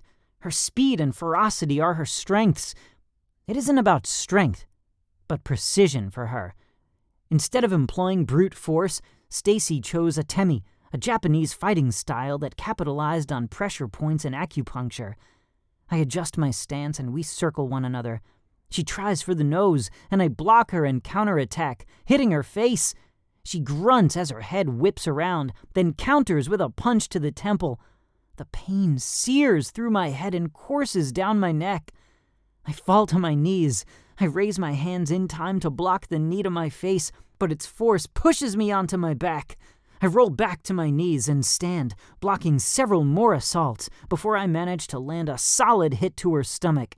She groans and hunches over, then takes a step and tries to hit another pressure point between my hips. I turn just in time, and she hits the bone rather than the nerve. Her foot tries to swipe my feet out from under me. I jump out of the way, block another punch to the head, this time grabbing her arm and punching at the armpit, hitting one of her pressure points. She cries out in pain and falls to her knees, holding her arm to her chest. Do you give up? I ask through gasps. She nods and stands up. I hold out my hand. Phone, please. She puts her hand down the front of her shirt as if to retrieve her phone, but punches me with the other hand. Blood trickles down my face and into my mouth. I block the second blow and the third, then throw an elbow, hitting her at the brachial plexus, right where her collarbone and her neck meet. Finally, the witch is down. I wipe the blood off my face with the back of my arm, then dial Drew. Hey, I need security and a medic. Stacy was caught trying to steal some stuff from Randy's office. She and Randy are both out cold. Drew curses. I'll be right there. Seconds later, hurried footsteps approach the door, and Drew barges in with several people behind him. The people split off, half running to Randy and the other half stooping to deal with Stacy, who is already coming back to consciousness. Get off me, she yells, kicking her hands and legs out in all different directions. They quickly subdue her, and she is zip-tied, hog-tied, and carried out of the room. You okay? Drew asks, handing me a tissue. Yeah, I just wasn't expecting that. Neither were we. Crap. She's been working here for 3 years and I never suspected a thing. I wonder what she wanted. She was taking pictures of my notes. On the desk? Yeah. Drew is silent for a moment. Randy calls to us from the floor where they're cleaning the blood off his face. Come here, boys. We walk to him and Randy says, Looks like we've found our mole. Drew, I want you to take Nathan out of here tonight until we can find out how badly we've been compromised. I'll have a team interrogate Stacy, but I want Nathan safe. Drew nods, then grabs my arm and begins to lead me out of the office. Hold on! What about my notes and the files? Randy waves his hand in the air. Drew can access the files from his place. Go ahead and grab your pages if you want. I gather my stuff, then walk out the door with Drew behind me. As we leave, Randy calls my name. I turn. Be careful. Trust Drew and no one else. Got it? I nod. Got it. Chapter 21. Negotiations. Drew uses his entire body weight to lean into the metal door to close it with a deep clank, then pulls the thick metal bar down to secure the door closed. Take your shoes off, Drew instructs, as he uses his toe to slip each foot out of his tennis shoes. Follow me, he says, waving me on with his hand and walking toward the living room. This is so much nicer than that contemporary stuff at the compound, I say, taking off my shoes. Me too. I like the earthy tones and the feeling that I can't break anything. My mom used to like old Victorian stuff, and I was always breaking something. It drove her nuts, and I felt like a klutz. My mom didn't have anything new, I say. She said normal childhood living was not conducive to new furniture and pretty homes. She swore she was going to burn down the house and build a new one once I moved out and couldn't destroy anything anymore. I broke the kitchen window playing basketball the week before the accident, so we obviously weren't at that point yet. Drew laughs. Seriously? Were you that hard on things? Maybe. Dad said after replacing the carpets for the 3rd time when I was 8, he refused to do it again. He just pulled them all up and installed wood flooring. Not my favorite in the middle of winter. Did I give you a tour the last time you were here? He asks. Not really. I was just here to work out, and it's all pretty self-explanatory. True. Then I'll give you the condensed version, just in case. He points to the left and says, kitchen, to the right where a door is located, bathroom, and to another wall next to the bathroom door, my room. I grin. I think I can avoid getting lost. Good, because if I find you peeing in my closet, I'm gonna be pissed. Pun totally intended. I shake with laughter, and it feels good. I haven't laughed in a while. Drew hands me a remote. Sorry, I've just got the basics. I work a lot and I like to read. So, I basically have cable because it was part of a package deal with my internet. I perk up like a kid at Christmas. You read? What do you read? A little of everything. I think fantasy and political thrillers are my favorite, though. How about you? I read everything, too. I used to have an entire wall of books before I moved in with Grandpa. He said there wasn't enough room for all of them, so I've got them in storage. I had so many books. My parents would ask me what I wanted for Christmas, and I'd tell them a Barnes & Noble gift card. Drew grins. Sounds like my kind of kid. I've got a few books you may not have read yet. Come see if you can find one. I follow him to his bedroom. On one wall is a queen-sized bed with a leather headboard and a dark comforter. A 12-string guitar leans against the wall. On the wall next to the bed is a simple dresser and a closet. Another wall is filled with several computer screens and 3 keyboards on a frosted glass desk, and something that looks like a miniature apothecary dresser placed on top of the desk. This, plus the bank of computers he has in the public space. What does this guy do when people aren't around? The fourth wall is dominated by several bookshelves, meticulously organized like a library. All the books are flush with the shelf edge, and none of them appear to be dusty or even tilted. Drew walks along the bookshelves, pointing as he goes. These are my fantasy and sci-fi books. This shelf includes biographies and nonfiction. This is where the classics start, and this one is action-adventure. This shelf includes textbooks, history books, young adult books, and the 2 romance books my mom gave me one year when she thought I was gay. I stifle a laugh with my hand. She thought you were gay? I was like 11 and she caught me playing with her makeup. I thought she was out shopping, and I'd gone into her room and tried out the lipstick. I just wanted to see what all the hype was about and why girls were spending so much time wearing it. He makes a face. That stuff tastes disgusting, by the way. She walked in on me and dropped her bag on the floor, then started crying. I totally denied it, of course, but it's hard to argue when you're wearing pink, sparkly nail polish and have purple lipstick on your lips. He rolls his eyes. She cried for 2 days until I overheard Dad telling her that it wasn't so bad and that he loved me no matter what. She tried really hard to be supportive after that, offering to take me shopping for my own makeup and stuff. Did you buy makeup? Of course not, but she kept offering, so I finally had to get caught. Drew curls his fingers into quotation marks. I made sure they came home from work while I was in the living room with Becky Dalton. After that, they seemed to realize I wasn't gay. He shakes his head. I'd never seen my mother so happy to catch me making out with a girl in my life. By this time, I'm gut-rolling. Drew throws a book at me and hits me in the arm. Stop it! You try getting a dress at Christmas and see how you like it! I erupt into more peals of laughter. Drew bites his lip, trying to squelch his grin. Okay, maybe it was a little funny, but only in retrospect. I was too dumb to realize they were trying to be supportive of me. He gestures to the bookshelf again. So, do you want to check out the books, or do you want to call it a night? Actually, I was hoping to do some more research on Simon. I want to formulate a plan by tomorrow. That's a lot to do in one night. Need some help? Nah, I've got this.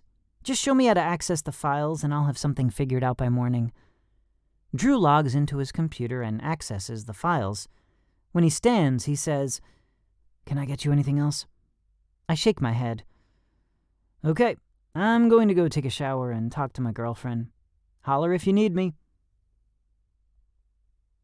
When Drew wakes in the morning, I'm finishing up the last of my notes and closing down the computer.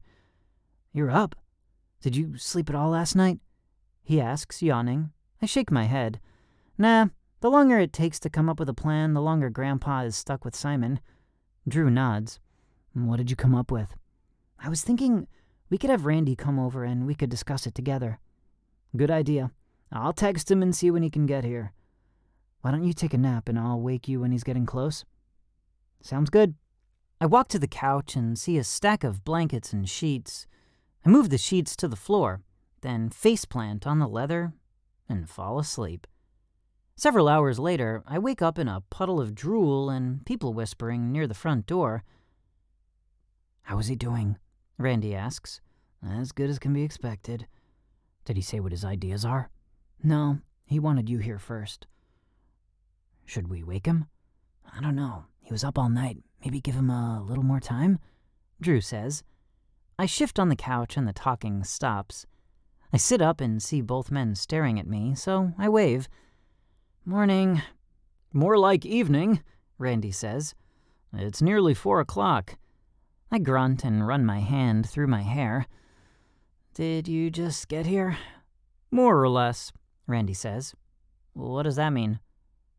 I've been here a while, but not long. I grunt again, then yawn, stretching my arms into the air. You're here. Let's talk business then. Randy plops down into a leather chair, and Drew sits on the far side of the couch I'm on. Shoot, Randy says. Okay. I really don't think there is much I can add to the solution that you haven't already thought of.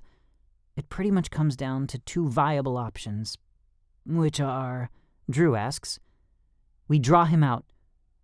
What's the other option? Asks Randy. There is no other option. We have to draw him out because we don't know where he is. The only question is how we draw him out.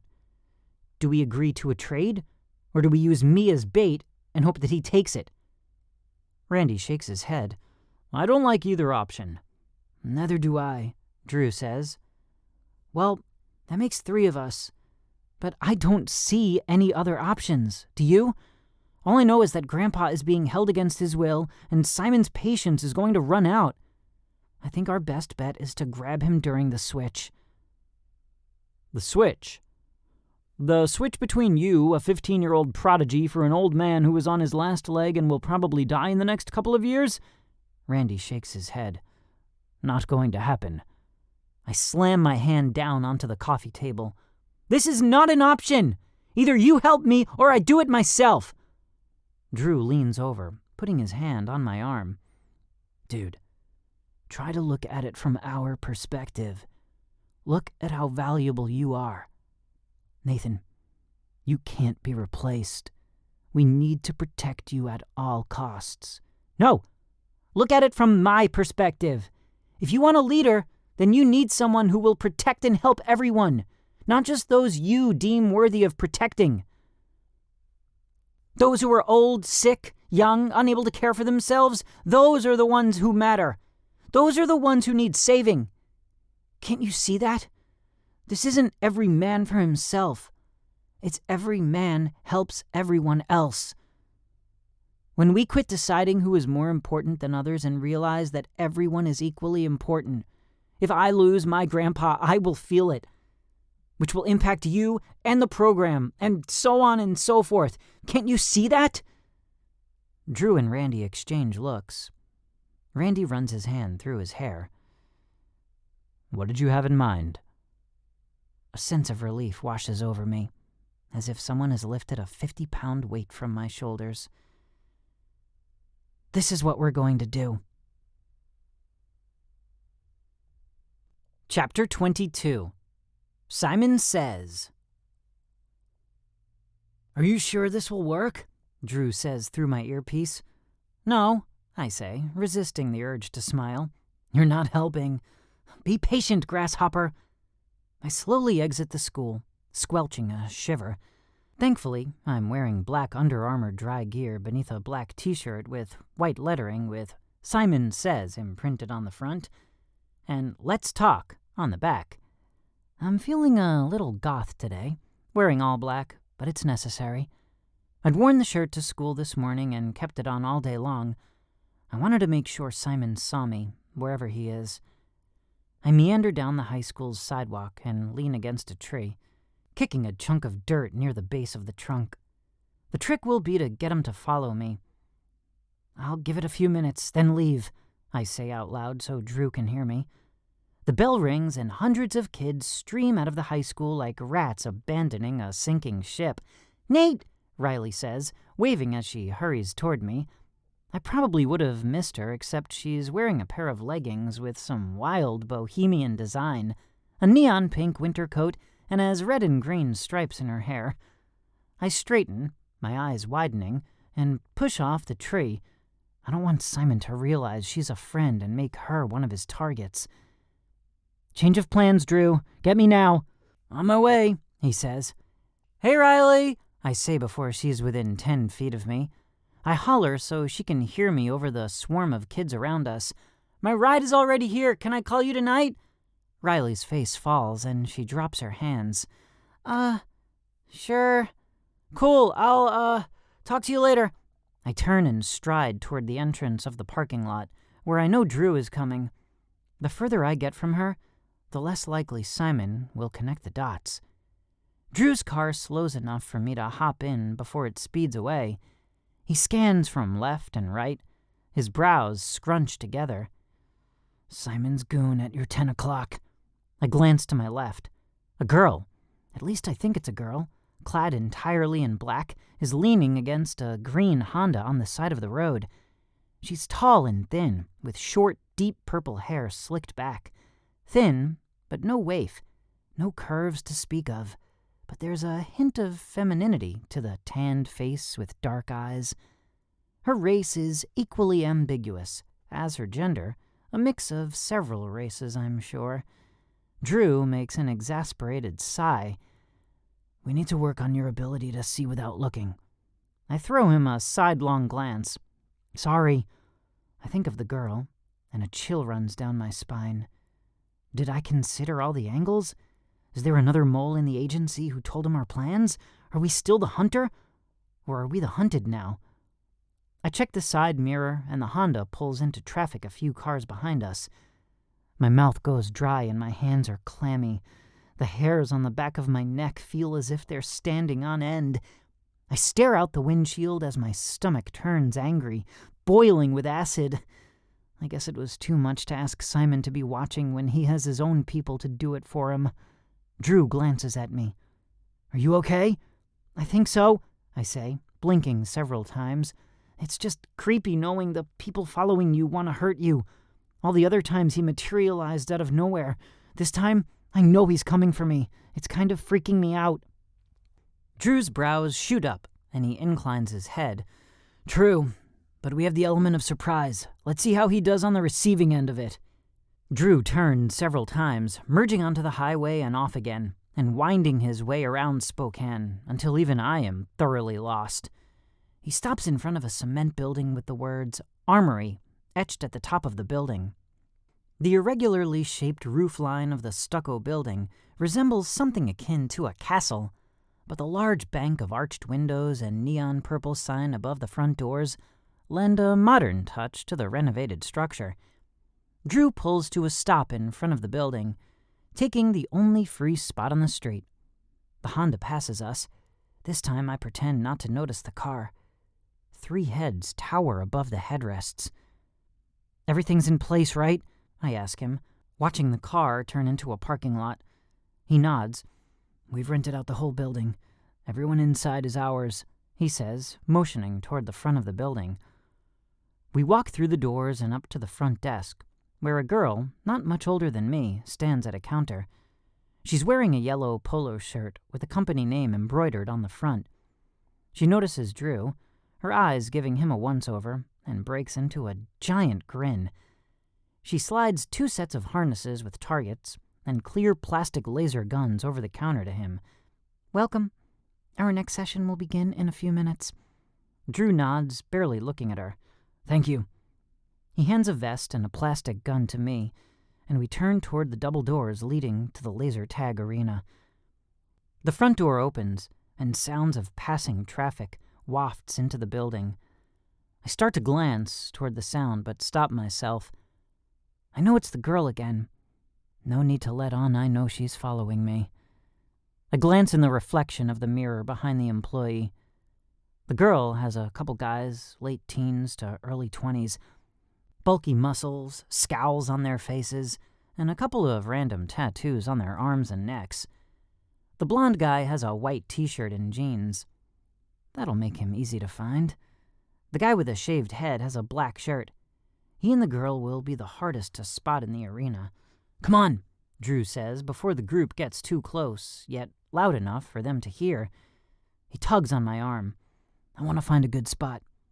I nod, following him as I thread my arms through the harness. It takes a couple of tries, though, because my hands are shaking. On the other side of the double doors, we pause, waiting for our eyes to adjust to the dark.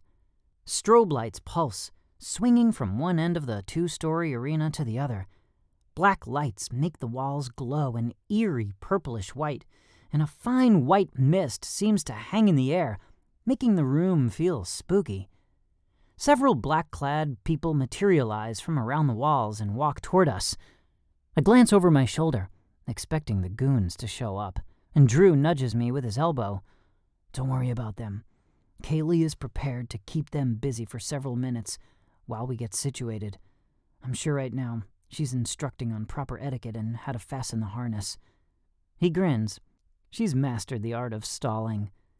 Several guys and girls surround us, each clad in black, wearing a laser tag harness.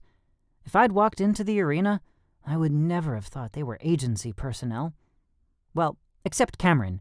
He's the only one I could identify. He looks especially ominous with his dark hair, dark eyes, and black clothes. "Hey, Nate," he says, flashing an easy grin and breaking the tough guy persona. "You ready?" "I guess we'll find out." My pulse quickens and I glance at Drew. "Remember," Drew says, "we'll spread out on the bottom floor of the arena, aside from Cameron and Destiny." Drew points to Cameron and a brunette chick that looks like an Amazonian version of Lara Croft. Her hair is pulled into a tight, straight ponytail that nearly reaches the waist of her black tactical pants, and a black tank top that exposes biceps that are probably bigger than mine. "You two will take the second level and cover us from up there." Drew looks at me. "You and I will pretend to be weaving in and out of the center of the arena," he says, pointing to the center consisting of a maze-like formation of half walls and pillars. "Your job will be to draw them in. The rest of us will surround them once they're far enough from the door they can't escape." He glances at the others. "Everyone have a sidearm?" They nod in unison. In the dim, fractured light, I hadn't noticed the pistols harnessed at their sides. "Do I get one?" I asked Drew. "Sorry, bud. You're too young." "Yeah, I'm too young to defend myself with a pistol, but I'm old enough to be strung around like a worm on a fishing pole in front of piranhas. Maybe when we're done here, you can throw me into a vat of acid and see if I can float." Drew presses his lips into a thin line. "I don't make the rules, Nathan." "Then who does? Now is not the time. We can talk after." My jaw pulses, and I stare at him for a long moment before looking away. He's right, but I don't have to like it. "I don't want to fire any bullets unless absolutely necessary," Drew says, readdressing the group. "We have too much risk of crossfire in here." He looks at me. "You ready?" "As ready as I'll ever be," I say, brandishing my clear plastic gun, feeling abysmally underdressed for this party. "I'm armed and dangerous." "Good luck with that," Cameron says, patting my back. "You've got this, kid. We'll be done before you know it." The group scatters. Drew looks at me. "She's held them off as long as she can. She says they're pissed, so be careful." "Pissed, careful, got it," I say. Drew rolls his eyes. "Goofball, get a move on. We need to look like we've been playing a while." Music begins blaring through the speakers, making me flinch. It's a fast techno beat. I wrinkle my nose. I prefer Metallica and AC/DC over this stuff. I jog between several half walls, making my way about a third of the way through the maze-like structure at the center of the space. I crouch with my gun high enough to see through the sights. My vest vibrates and makes a noise, flashing like crazy. I've been hit. I look around and find Drew grinning before he shrugs and hides behind a pillar. My vest vibrates again. I look up and it's Cameron from the railing at the second story. I point and shoot, but he dodges behind a giant cement pillar, and I miss him. I'm gonna get slaughtered down here, I mutter to myself. A flash of daylight to my left draws my gaze. The girl and her goons walking through the entrance, their faces shadowed by the sunlight at their backs. I pretend as if I don't know it's them, and dodge around another wall, crouching. Hopefully they saw me. If not, I'm sure they'll find me soon enough. I slowly make my way further toward the back of the building. A occasionally running into someone and making them buzz. I've nearly forgotten why I'm here, when someone grabs me by the shoulder and whirls me around. It's one of the goons and the girl. She gives me a brief once-over and nods. "That's him. Let's go." The guy tries to grab me, but I step backward, slamming my back into the other goon, who wraps his arms around me. My instincts kick in. I slam my head backward into his face while kicking out with my foot, shoving off the chest of the other guy and pushing me backward.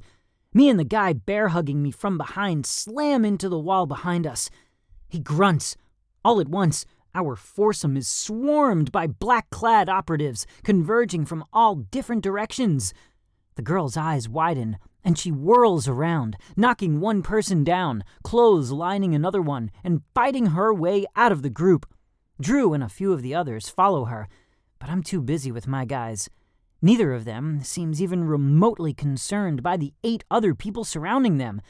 Most of them go for the black-clad baddie, while I contend with the bear behind me. The bear has dropped his hands, but ignores the blood dripping from his mouth and nose. He spits at me, the droplets covering my face. I close my eyes in time to avoid getting it in my eyes and quickly wipe my face. When I look again, he's down 2 of my guys who are writhing at my feet. He swings for me and I dodge, throwing a punch just under his arm at a pressure point. He winces, gripping his arm to his chest, giving me time to dart around him into a clearing where others won't be trampled. But it's also under the overhang from the upper level, which means I'm harder to find. I glance up. Cameron leaps over the railing from the upper level, rolling into a run when he hits the ground. Another shadow falls from the balcony above us, rolling once when it hits the ground, then turns to face us. Destiny. The bear attacks again, and I manage to fend off his blows. He's slower than most, but he makes up for it with his strength. One hit from him rattles me like I've been hit by a wooden beam, but Destiny steps in, cold-cocking him from behind. The bear's eyes roll into their sockets, and he crumples to the ground unconscious. There's commotion behind Destiny, and I step over the bear to find Cameron, the last man standing, battling the other bad. Both men are battered and beaten, but Cameron's movements are sluggish, and he seems to be staggering. Destiny holds up her hand to me. "Stay with this guy and make sure he doesn't move." She bolts for the 2 men, but she isn't fast enough. The bad slams his fist into Cameron's jaw, and he falls to his knees, wobbling. My heart sinks, and I scream. The bad steps forward and snaps Cameron's neck with his bare hands, shoving him away and letting Cameron's wide-eyed, lifeless body fall backward and out of sight. Destiny hurdles the first wall before she sees Cameron fall. Then she stops, pulls her sidearm, and unloads it into the bad. He shudders and staggers, his eyes wide and unseeing. It's like watching a really bad horror movie, as bits and pieces of him fly against the walls and into the air behind him. Somewhere it registers that Destiny is screaming too. She runs out of bullets, and her finger keeps pulling the trigger. It clicks over and over again until she looks down at her gun, drops it to the ground, and with a sob runs to Cameron, kneeling out of sight. I glance down at the bear, who is still out like a light, and back over to Destiny. Should I leave him? Should I go to her? What should I do? A flash of light fills the room and the music stops. The front door slams open and Drew runs through, his gun raised. I wave my hand and yell, "I've got one and Cameron is down with Destiny!" I point toward her. "The other guy is dead." My lips tremble. "And so is Cameron!" Drew drops his hands, his mouth gaping, then runs to Destiny, who is still sobbing behind a wall. Drew's voice sounds in my earpiece. "Cameron and one of Simon's guys are dead. We need a cleanup crew." "Roger," Kaylee says. The bear begins to stir, and I start to freak a bit, bouncing on the balls of my feet. I holler to Drew, "My guy's moving! What do you want me to do?" Drew's head pops out from behind a wall, and he jumps over the barriers until he gets to me, then pulls out some zip ties and ties the guy's hands and feet. What happened to the girl? I ask. Drew's jaw pulses. She got away, but I think I know who she is now. Really? Yeah. We'll talk about it later. Right now, we have some interrogating to do. Drew speaks into his earpiece again. I have one extraction. Roger. Seconds later, a back door I hadn't noticed before opens, and 4 black-clad agents rush into the room. Drew hands my guy to them. Take him to Randy. We'll be there as soon as I get Nathan cleaned up. I look down. There's blood splatter all over my shirt and torso. Where did that come from? Chapter 23. Reality Bites. We don't go directly to Drew's like I expected. Drew waits for the bear to be hauled away. Cut the noise. With the strobe lights off and the fluorescent lights on, and the laser arena turns into a bland, albeit smoke-filled room with half walls and a black background. Drew's plastic gun is long gone, and he yanks his vest off as he strides to Destiny. I follow, dread pitting in my stomach and gripping at my chest. We slow to navigate the maze and stop next to Destiny. She has Cameron's head cradled in her lap. I stare at them. They are so young, barely out of their teenaged years, if that. Destiny no longer looks like Lara Croft. She's more like ugly-crying Kim Kardashian.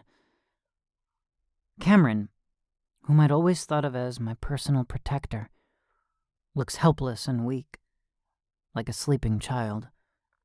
Drew crouches next to Destiny, putting a hand on her shoulder. She flinches away from him. Don't touch me! Her breathing stutters and her shoulders shake, racked with sobs. The front doors open and dozens of bodies stream into the room, working their way toward us. Some of them look medical, others look forensic in nature, cameras in hand, lanyards with official-looking identification, and toolboxes filled with brushes, bags, and other gadgets I couldn't begin to explain. Drew looks up and motions to the medics. When they get to us, he touches Destiny's arm again. She lowers her torso over Cameron as if to protect him. No! One of the medics, mid-20s, curly reddish hair, the same one who helped Grandpa when he was shot, gently says, May I check for a pulse? Destiny turns to him. Her staggered breathing slows. She nods. He reaches out to Cameron, and Destiny straightens, gazing down at Cameron's face. The medic touches his fingers to Cameron's neck and waits several seconds before slowly shaking his head, checking his clock, and murmuring to his partner at his side. Time of death, 4:17 p.m.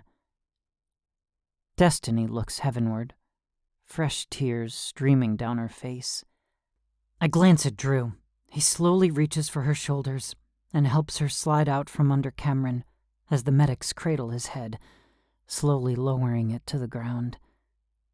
They treat his body with the utmost reverence, covering it with a blanket, and one of them standing nearby, watching over him, while the redhead attends to the wounds of others. As soon as she's free from Cameron, Destiny reaches for Drew, wrapping her arms around his neck and sobbing into his shoulder. I watch awkwardly nearby. I'd known Cameron a short time, and Destiny only minutes, but it's obvious she and Drew and Cameron knew each other, worked with each other. They had a bond, a friendship. They had willingly risked and gave up their lives for me and my grandfather. Was I worth all this? It's hours before we're finished giving reports at the scene and are driving back to Drew's place. Shouldn't we be questioning the guy we captured? I say, glancing at Drew. Shadows cross his face as we pass each streetlight, making it hard to see his expression. Patience, grasshopper, he says, his usually kind face grim. There is a method to this madness. There is? He nods, his lips pressing together. The first phase of interrogations is to wear the detainee down and to build rapport. While we were taking care of business, Randy has been in and out of the interrogation room, feeding him and engaging in small talk. He's in and out frequently enough that the guy, no matter how tired he is, the cold, windowless room, and the constant interruptions will keep him awake. Exhaustion is our ally right now. If you get a person tired enough, it's almost as good as giving them alcohol. Couple that with Randy's kindness. Drew inclines his head, and this guy will most likely be talking by the time we're rested and head on over there. I lean back in my seat. Never thought of it that way. I would have charged right in and demanded answers. Drew smiles. You have much to learn, Grasshopper. Much to learn. And Grandpa? If Simon knows what's good for him, your grandpa is sleeping on silk sheets, fanned by palm leaves, and being hand-fed grapes by beautiful girls. My eyes close and I smile, drifting off into a dreamless sleep. They must have been closed only seconds before Drew shakes my shoulder. We're home. I crack my eye and try to rub the grit out of it before looking around. We're at his place. I yawn and climb out of the car, trudging behind him.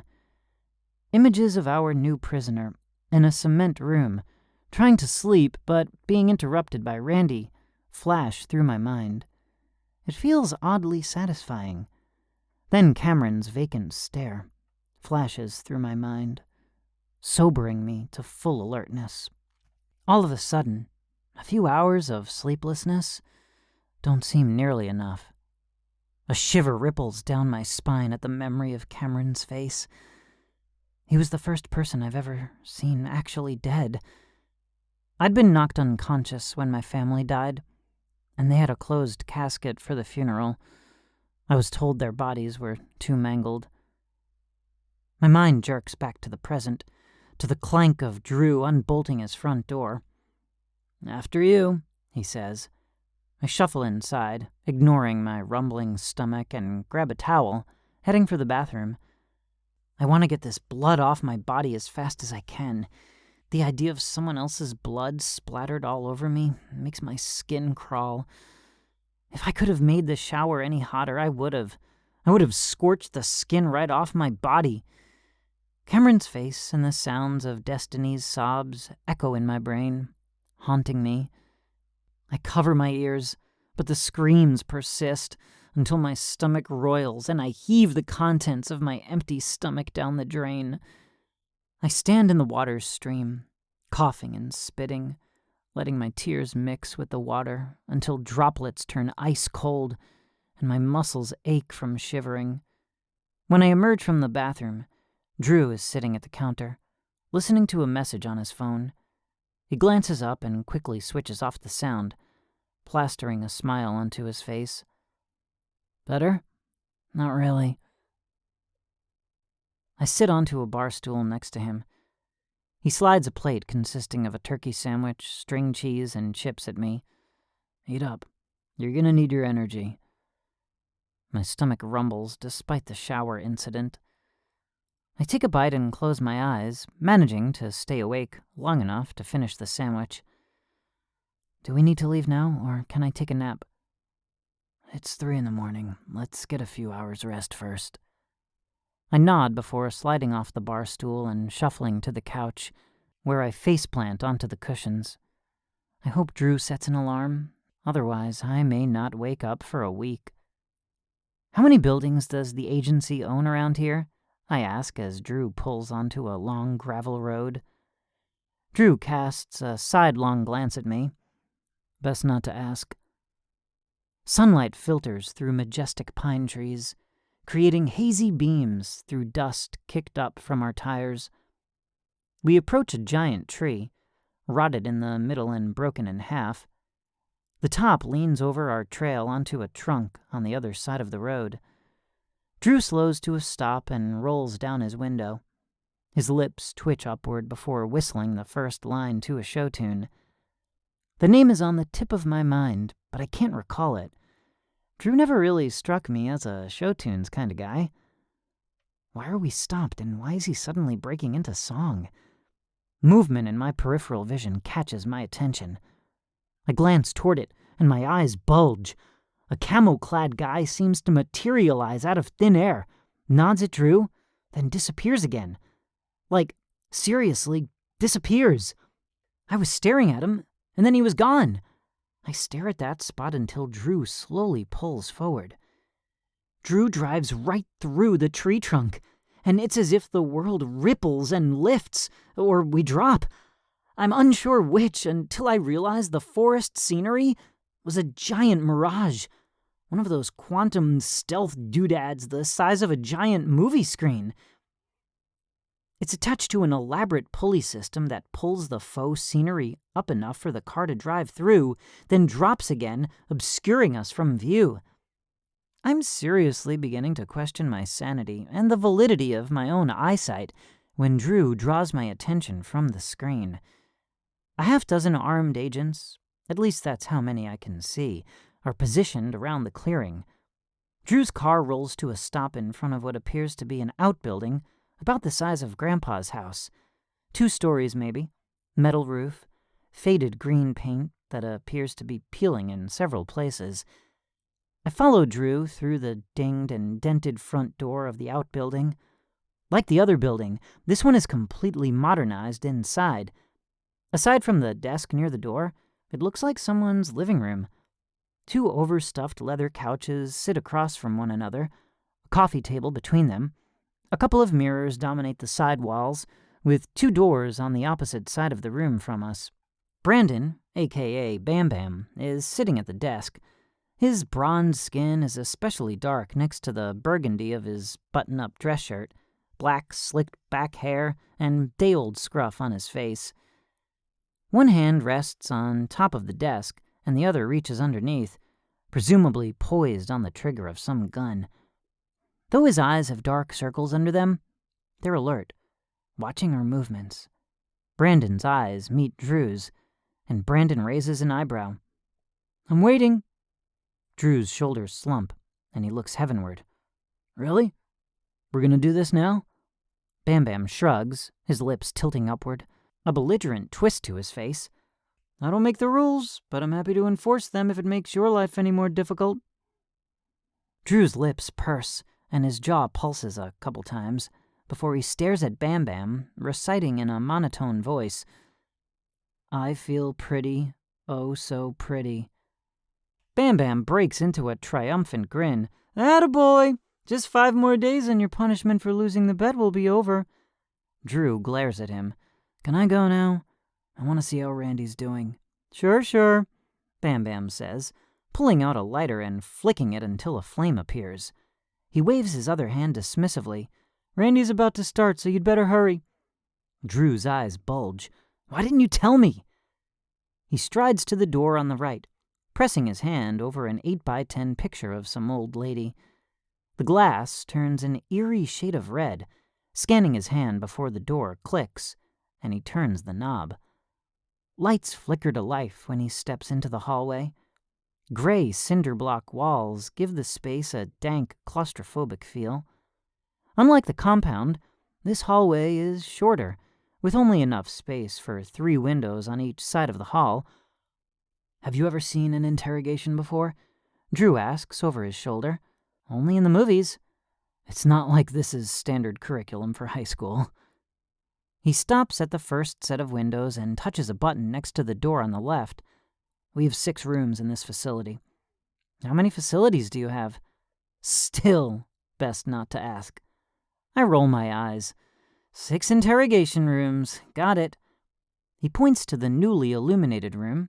"This is for some of the more hardened criminals, or those we wish to intimidate." I peek through the first window on the left. There's a small metal table with a stool bolted to the gray cement floor. No windows. Paint peels and chips off the walls, and the fluorescent light is dim to half strength, signifying the room is empty. He reaches over and touches a button on the window across the hall from us. "This one is usually reserved for those who need a bit more finessing, but don't need intimidation. Usually for non-violent offenders." That room looks a little better. A wooden table and chair. The walls seem to be pale blue.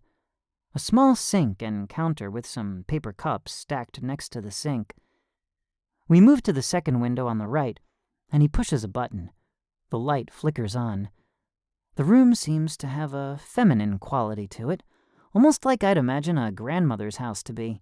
Pale pink walls, floral couch, doilies, and greenery, bright lights with a soft, romantic glow. A toy box overflowing with a variety of children's books and toys dominates a section of a room. This is an interrogation room? I say. Yep, mostly for children, families, or someone we feel is fragile emotionally. This will calm and soothe them, put them at ease, but still have them on their best behavior. I stare at the room, realizing these three are similar to the ones they showed me at the compound.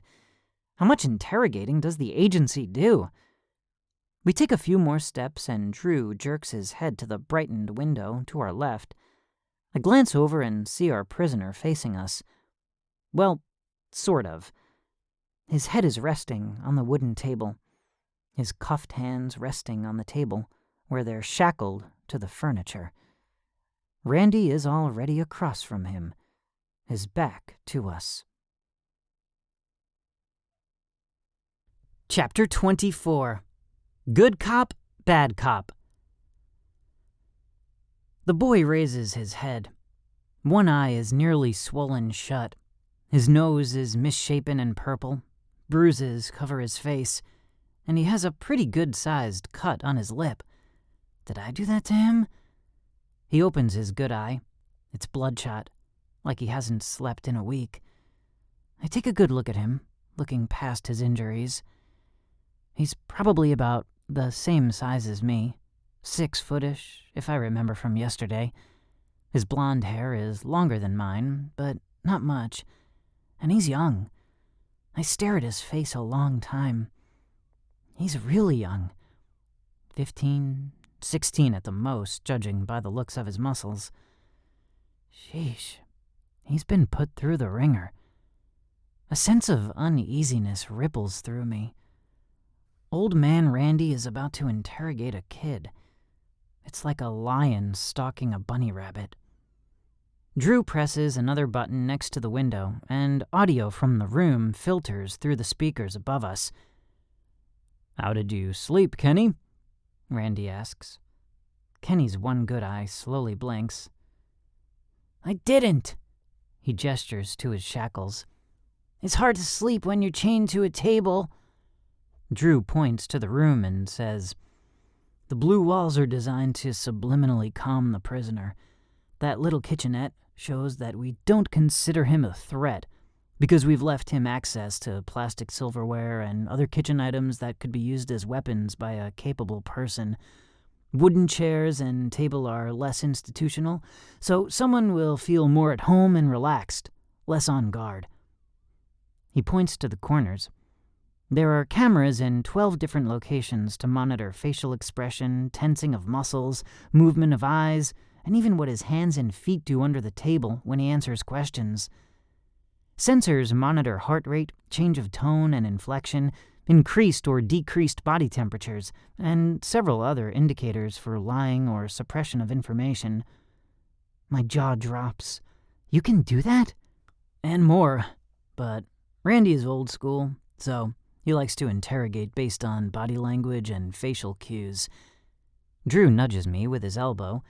By the way, I strongly discourage playing poker with Randy. He wins every time. "Do I get to talk to my lawyer?" Kenny asks. "I've been here for hours." "Yeah, sorry about that, Kenny. We're waiting on my boss to show up and he'll talk to you." Randy stands. "Do you want a drink or something?" Kenny sighs, closing his eyes. "Sure, why not?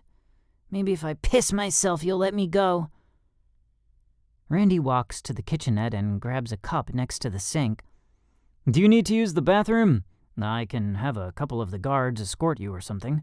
I called my boss and he said he's almost done at the laser place and should be here any minute."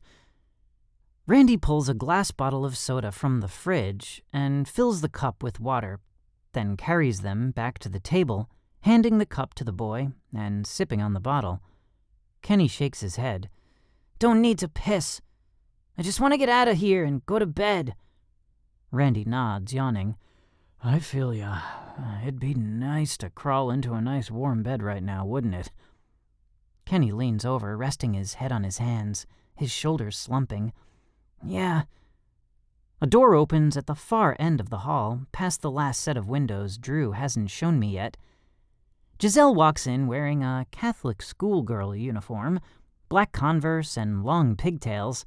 Her face brightens and she half waves at me. "You here for the party?" "If that's what you call it," I say, staring at Kenny. I wish I could crawl into his head and see what he's thinking. "I'm glad you made it," Drew says to her. "I'm about to go in and play bad cop. Can you take Nathan to your office and let him watch from the big screen?" "Sure," Giselle says, smiling at me, then jerks her head toward the door she came through. "Come on." "Thanks," Drew says before entering a 6-digit code in the panel next to the interrogation room and waiting for the door to open with a swoosh. "Have you ever seen one of these before?" Giselle asks. I shake my head. That pit in my stomach grows knowing Kenny is outnumbered 2-1. I don't know why I'm upset. Kenny's the bad guy. He's holding my grandpa. I should be rubbing my hands together, hanging on every word, rooting for Drew and Randy to rip him to shreds. I glance at my reflection in the window. I glance again. I look an awful lot like Kenny. Or he like me. No matter how you look at it, I could easily be in his place, cornered like an animal, about to be pounced on. I grit my teeth and wipe the image from my mind. This has to be done if I'm going to get Grandpa back. I drag my eyes from the reflection and follow Giselle down the hall. As I pass the 2 darkened windows near the end of the hall, I peer into them. One of them is nothing but cement walls and floors with a drain in the center. No tables, no chairs, no kitchenette. A single white bucket rests in the corner. Who would they use that room on? I stop mid-stride when I see the other room. Stark white walls, fluorescent lights, cement walls, another drain in the center of the room. A metal reclining chair with boards for arms and legs and straps hanging from each board. It dominates the room. I stare at the chair, noting a head strap, an overhead light on a swinging arm to help direct light, and an IV stand nearby.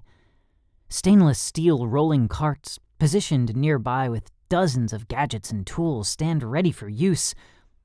I shudder. It looks like a torture room. I glance at Giselle. She's stopped with the door at the end of the hall, half ajar, biting her lip. "What is this room for?" I ask, leaning closer to the glass.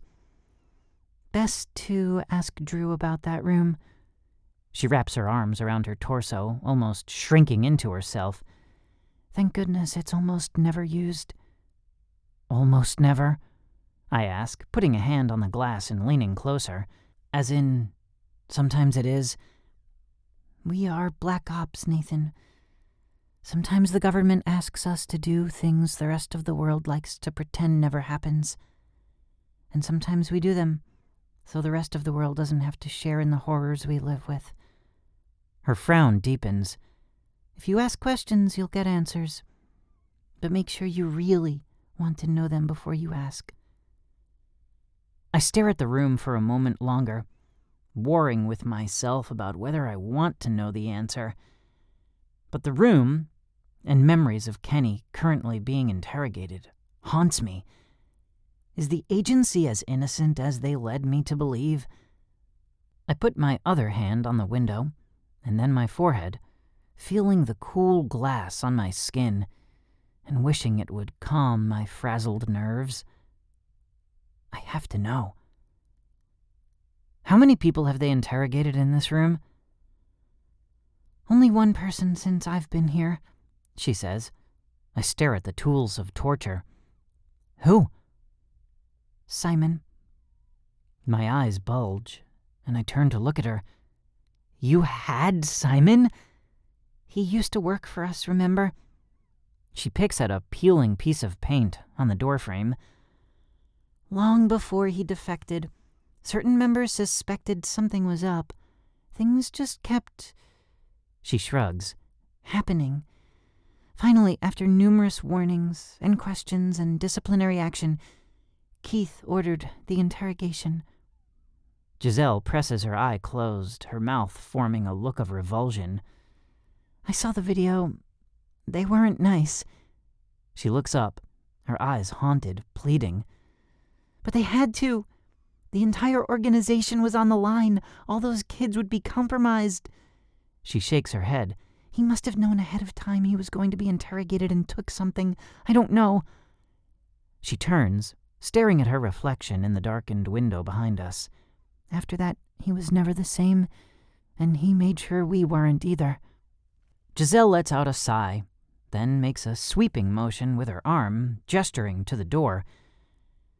If you want to know anything else, you need to talk to Drew. Now hurry.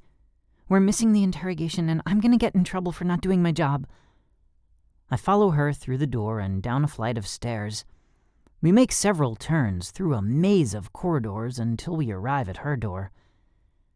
This place is much smaller than the compound across town where we first met, but it works in a pinch, she says, turning on the lights. The room is almost identical to her office at the compound, minus Jusari's gear. There's a giant flat-screen TV hanging on the far wall, taking up its entirety. Midway between us and the TV, 2 workspaces face away from each other on opposing walls. Giselle walks to the workspace to the left. 3 screens rest on an L-shaped desk with an exercise ball for a chair. She picks up a remote control and points it to the TV, and a picture of the interrogation room flashes to live on the screen. Drew's voice blares through the speakers as if he's in the room with us. I turn to the sound and see him on the screen. Drew is all business in his button-down shirt, slacks, and dress shoes. It makes him look older and more professional. He's a stark contrast to Randy's t-shirt, jeans, and running shoes. Drew circles Kenny, who watches him like a hawk with his good eye, his head whirling around when Drew passes behind him. Drew drops a manila envelope on the table next to Kenny, then walks to the sink, pouring himself some water, taking a long drink, pouring more, and bringing the full cup to the table, placing it next to the envelope. I furrow my brow and ask Giselle, "Why did he do that?" The side of her mouth tips upward. It's a psychological tactic. He wants Kenny to know who's in charge. Drew is establishing himself as the alpha instead of Randy. Interesting. Every movement has a purpose. Every question has a motive. Everything for the next several hours will be deliberately orchestrated to extract the most information out of this kid. I turn and stare at her, gaping. Hours? Yeah. Wear them down until they'll say anything to be done. Giselle scoots a rolling office chair to me. Have a seat. We'll be here a while. She returns to her computer, presses several buttons on her keyboard, and fidgets with a few knobs on a panel. A small box with dancing lines pops up in the corner of the screen, then another one, showing the heat registers of each body in the room, and a third presenting heart rates. I glance at her. "How are you doing that?" Giselle smiles. "That would be telling." She turns another knob and Drew's voice blares through speakers throughout Giselle's room, as if on surround sound. "Why were you following us?" Drew asks Kenny. Kenny sneers. "We weren't following you. We wanted to play some laser tag. Why were you following us?" "We were there first," Drew says, his voice flat. "Where's Simon?" "Who's Simon?" Kenny's eye is wide, not even hiding his contempt as he mocks Drew. Giselle presses a few more buttons on her computer and the remote. Boxes line the screen, showing various metrics and information. One box has their body silhouettes with varying colors as heat registers. Another shows their voices in wavelengths. Several boxes show the interrogation room from different angles, including one that shows Drew and Randy's faces. Has Kenny drunk the soda yet? She asks, glancing up at me as she continues to push buttons and turn knobs. I glance at the table, and lo and behold, he does have a soda. They must have given it to him while we were getting to Giselle's room. Kenny takes a long swig of his soda, making a show of taking his time to drink, then places the half-empty bottle on the table. Kenny's half done with it. Why? I say to Giselle. Because they spiked it with something to lower his inhibitions and loosen his tongue. I gawk at Giselle before swiveling my head back to the screen to watch Kenny. Is that even legal? He doesn't look like he's drugged, I say, squinting to get a better look at him. Not yet, she says. He needs to drink most of the bottle, and then it takes a bit for it to fully kick in. Right now, the guys are treading water, waiting for him to change. She points to one of the boxes on the TV. When that changes, we'll know he's ready to be questioned. With my mouth ajar, I put my elbows on my knees, watching the scene unfold, glancing at the telltale box for any changes. Drew's face is blank, though Randy is more expressive, almost entertained. Is Drew goading Kenny into being belligerent? "Where is Charles?" Drew asks. Kenny leans back in his chair as far as his handcuffs will let him.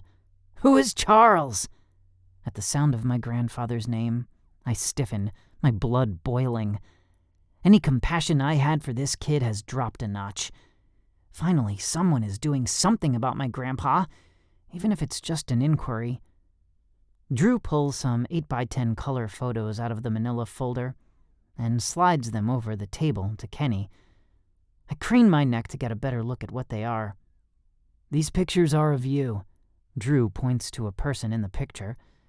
"And of Charles," he says, moving his finger to point at another person. He positions the second picture on top of the first. "This shows you throwing an unconscious Charles into the backseat of your car. The same car, according to the license plates, that you drove to the Laser Quest yesterday." "Where is he?" Drew asks. Kenny leans away from Drew and slowly shakes his head. "I'm not telling you squat." Drew slams his hand onto the table. Kenny and Randy flinch, but Kenny's shock turns to a defiant grin. "You can't tell me or you won't tell me?" Drew asks. "Look, I delivered the old man and walked away. That was days ago. Who knows where he's at or who he's with now?" "Where did you deliver him?" Randy asks, his voice gentle. Kenny shakes his head again. "That? I won't tell you." "Why?" Drew asks. Kenny chuckles. "Because I don't want you to find him." Chapter 25. Changing Tactics. Drew's jaw pulses, and the computer shows his heat index from his body glowing bright red. My blood warms, and I grip the table until my knuckles are white, despite the bruises. Maybe they put this kid in the wrong interrogation room. After several more minutes of back and forth getting nothing from Kenny, Drew sighs. "I think you need some more time to think. We'll try again in a few more hours." "Can we have someone tend to his injuries?" Randy asks. Drew glances at Kenny as if he's noticing the broken nose, cuts, and blood for the first time. "Sure," he says, his voice clipped. "We don't want him bleeding all over everything." The door opens and Drew leaves. When the door shuts, Randy claps his hands together. "Ah, sorry, kid. Looks like they're going to hold you for a while." Kenny gazes down at the table, almost in a daze. "I expected as much." He rotates his head, stretching the muscles in his neck. "I haven't eaten in hours. Do you got anything I could munch on?" Randy glances at the door and scratches his cheek. "Yeah, I think I can scrounge you something." Then he leans forward, his elbows on the table. "Why not tell them what they need to know? You're not Al-Qaeda, for Pete's sake. They said once they know Charles's location, you can go home." Kenny scoffs. "Yeah, right. I'm not ratting out my family and friends." Randy flashes Kenny a worried look. Suit yourself. He slides his chair away from the table and stands. I'll see if I can find you a bite to eat and get someone to fix your cut. Kenny's stomach rumbles in response and his cheeks redden. Thanks. Randy exits and Kenny grabs his soda, emptying the contents in one breath. Then he begins rattling his shackles and scanning the room with his eyes. He stretches for the counters, but falls seriously short of reaching anything. He sticks out his leg, but to the same result. Kenny looks under the table and tries to budge the chair, but both are bolted down. Giselle snickers from her desk. See, never judge a book by its cover. I glance at her, feeling my cheeks warm. Well, duh, of course not. I'm a 15-year-old spy. I glance at Giselle. She's at her computer, typing and not even watching Kenny. I jerk my head to the screen where Kenny is trying to escape his restraints. He finished the pop. Giselle nods absent-mindedly, as if she's on autopilot, so I walk over to her desk. What are you doing? I ask. She glances at the screen again, then at me. I'm taking notes. Of what? I'm interpreting the conversations and the data from the interview. For instance, when Drew turned red, he was angry. There were times when Kenny's temperature changed, or when the pitch of his voice fluctuated, or his eyes darted to the left, or other body movements that signified deception. All of it is documented and put into his file to help create a profile on him and information he provides. Wow, I had no idea about the complexities. People spend years honing the art of interrogation. Did you notice anything during it? I frown. I thought Randy was acting weird. He's nice and all, but why so nice to Kenny? It's almost as if he was rooting for him. Yep, another tactic. Normally the roles are reversed between Randy and Drew, but Randy is letting Drew get his feet wet on this kid. I glance at the video of the interrogation room. Kenny looks like he's debating whether to break his hand to get out of his restraints when the door opens. He jumps back into his seat, looking exhausted again. My mouth drops. What a faker! Giselle grins. Book cover, remember? She points to the screen and wags her brows. This is when it starts to get interesting. The pop should have kicked in and our secret weapon will be here in 3, 2, 1. A girl walks in wearing a set of blue scrubs with black ringlets pulled back out of her tanned face. A stethoscope hangs around her neck, and she's holding a medical bag.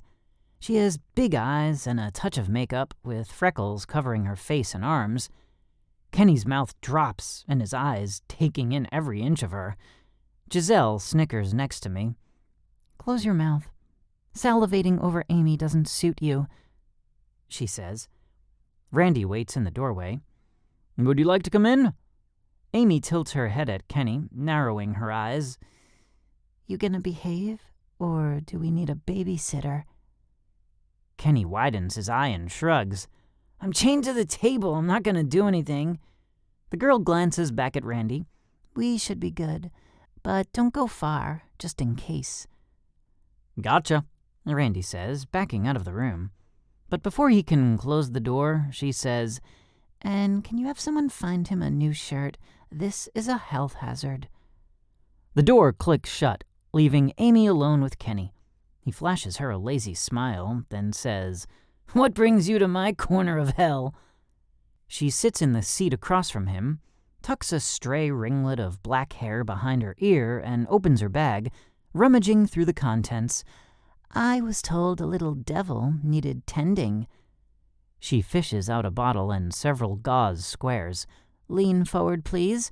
I need to clean the blood off your face and get a better look at your injuries. He places his hands on the table and leans forward as far as he can. She wets the squares with something from a bottle, then dabs the squares on his face, scrubbing in places where the blood had dried. Kenny occasionally winces, and she mumbles an apology. I glance at Giselle. You got any snacks or something to eat? She points at a mini fridge in the corner. Take anything but the coffee. Ew, no problem. I grab a Dr. Pepper and plop back onto the chair. Not much has changed. Amy is still cleaning up Kenny, and he's failing at flirting. I jab a finger at him. What an idiot. Does he really think she's gonna fall for a prisoner? And one who has his face as messed up as it is? Giselle shrugs. Stranger things have happened. She cracks a smile. Amy was brought in on purpose. They want Kenny to flirt with her. All the guys flirt. The straight ones, anyway. We have someone else for the others. They what? I say, rearing back. Why? Because it's scientifically proven pretty girls are treated better and go further than average or ugly ones. In this case, Kenny is thinking with the wrong head, and she may be able to eke out the info we need to find Charles. I turn back to the screen, leaning closer. Kenny's face is clean, and she's applying something to the cut on his nose to seal the wound. She's aloof but polite, and Kenny's using all his charms to get her to smile. 20 minutes later, she seems to have warmed up to him. She's leaning back in her chair. Kenny leans over the desk, a dreamy expression on his face. I'm not sure if it's from the drugs in his drink or his crush on Amy. You have pretty blue eyes, Kenny says. They're almost like ice. He tilts his head. Come on, you can at least tell me your name. She bites her lip and glances at the door as if expecting someone to barge in on their conversation. I'm Amy. What's yours? He breaks into a goofy grin. Kenny? She glances down at him. How long has it been since you've eaten? Kenny shrugs but doesn't move, his eyes gazing into hers as she slowly wipes away some crusted blood she seems to have just discovered from around his nose and lips. She glances down at his shackled hands, then into Kenny's eyes. You'll behave, won't you? I'd hate to call the guards in. Kenny's eyes widen and he shakes his head. I won't move a muscle, I promise. Amy perches herself on the corner of the table, her leg almost touching his hand. This is going to hurt a little. With a swift motion, she repositions his broken nose. He hisses and she says, Good boy, I don't want to break your nose a second time. Kenny snorts and winces. She digs through her bag and pulls out a small vial of liquid and a dropper, untwisting it. This is for your nose. It'll glue the wound closed so I don't have to sew you shut. Much less painful. Kenny grins. I don't mind. Chicks dig scars, right? Amy raises a brow. I'm less inclined to like them if I have to fix them. She leans in and brings the dropper to his nose. Don't move, or I'll glue your nose to your ear. She puts a few drops on the wound, then gently squeezes the wound together, holding it in place while the glue dries. Their faces are inches apart. She's focused on his nose, but he's entirely focused on her. She glances down at him, letting their eyes meet before she looks away as if flustered and blushing. Man, she's good, I mumble under my breath. Giselle chuckles. She's the best. You're pretty good at fixing people up, Kenny says. Would you consider working for us? Who's us? Giselle elbows me in the ribs. And this is why Amy is a pro. Giselle points to the box on the TV. And it looks like the drugs are in full swing. See, his heart rate has changed, and if you listen carefully, his speech is slurred. I work for Simon, Kenny says.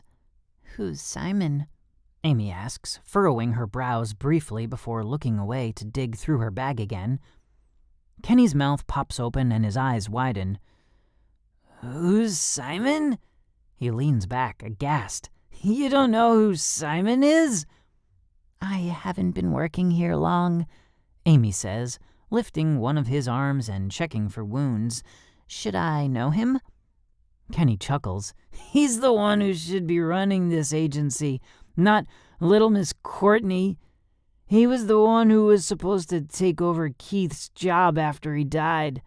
He shakes his head. And we came to save Nathan, not kidnap him. My ears perk up and I glance at Giselle. Is he talking about my dad? Giselle slowly nods. Yeah, Keith and Simon met in college, and Keith recruited him to work here after Simon finished his stint in the military. They were inseparable for years, until they weren't. What does that mean? I ask. It means Simon was supposed to be Keith's second in command, and he was for a few years until the current director was recruited, and they demoted Simon to her assistant. Giselle shrugs. The rest is history. What do you mean, you've come to save Nathan? Amy asks, drawing my eyes back to the interrogation room. That's why Simon left. He didn't like how Keith was lying to the kids and manipulating them. I'll bet Nathan doesn't even know his sister is alive. Chapter 26.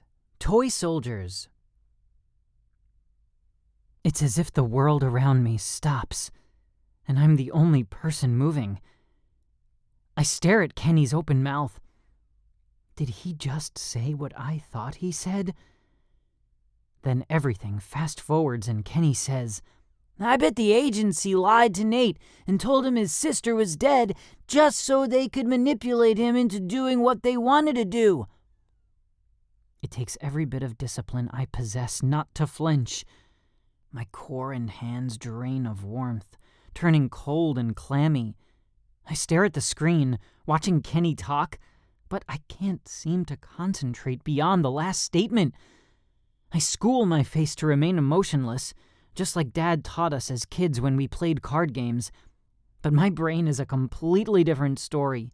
Over and over, the same questions scream through my brain. Alicia is alive? How? Where is she? Seriously, you should work for us. I could get you in if you want, Kenny says, leaning unnecessarily close to Amy. Amy shakes her head. I don't think you have that much clout, kiddo. Kenny gasps. I am not a kid. I'll be 18 in 2 months. He scowls. It's because I can't grow a beard, huh? If I had facial hair, I'd look older. Drew strides into Giselle's office, stopping at her desk. Any good stuff yet? Giselle pauses, but I don't turn to look at her. I can't tear my eyes from the screen in case I get something else from Kenny. Giselle's voice is artificially bright when she says, Do we have someone who can take Nathan to get some food? He looks pretty hungry. What? Why? I thought he'd want to watch this, Drew says. In the interrogation room, Amy tilts her head and taps her lips with her finger, drawing Kenny's eyes to her mouth. You know, now that you mention it, you do look a little older. Kenny straightens and grins. Yeah, I've been working out pretty hard on the island. I try to do 4 or 5 laps a day, too. Drew and Giselle's mumbled conversation halts, and Drew leans closer to the screen. Did you get that? He mentioned an island. How many islands are around here? Giselle types on her computer, the sound of clicking filling the room. I don't know. How far do you want the search radius? She asks. Start with 100 miles and see what that gets us. You're on an island? Amy asks, leaning closer to Kenny, suddenly interested. A smile plays at his lips and he leans toward her too. Yeah, no roads. You've got to get there by boat and you've got to be invited. That's pretty cool, she says, her voice softening a notch as if she's truly impressed. I clench and unclench my hands, resisting the urge to run into the room and demand more information about my sister. Yeah, it's like our own piece of paradise, Kenny says. You'd love it there. Tennis courts, pool and hot tub, water skiing and boating, game room, beach. Not like this dank underground dungeon. You get to live a little. Paper rustles as Drew grabs an envelope from off Giselle's desk and turns it over, scribbling on the back of it. That'll narrow things down, he mumbles. I take mental note of everything Kenny says, too. It might be useful in the near future. In the interrogation room, Amy shakes her head. You talk a big talk, little man. But I don't think you can get me a job there.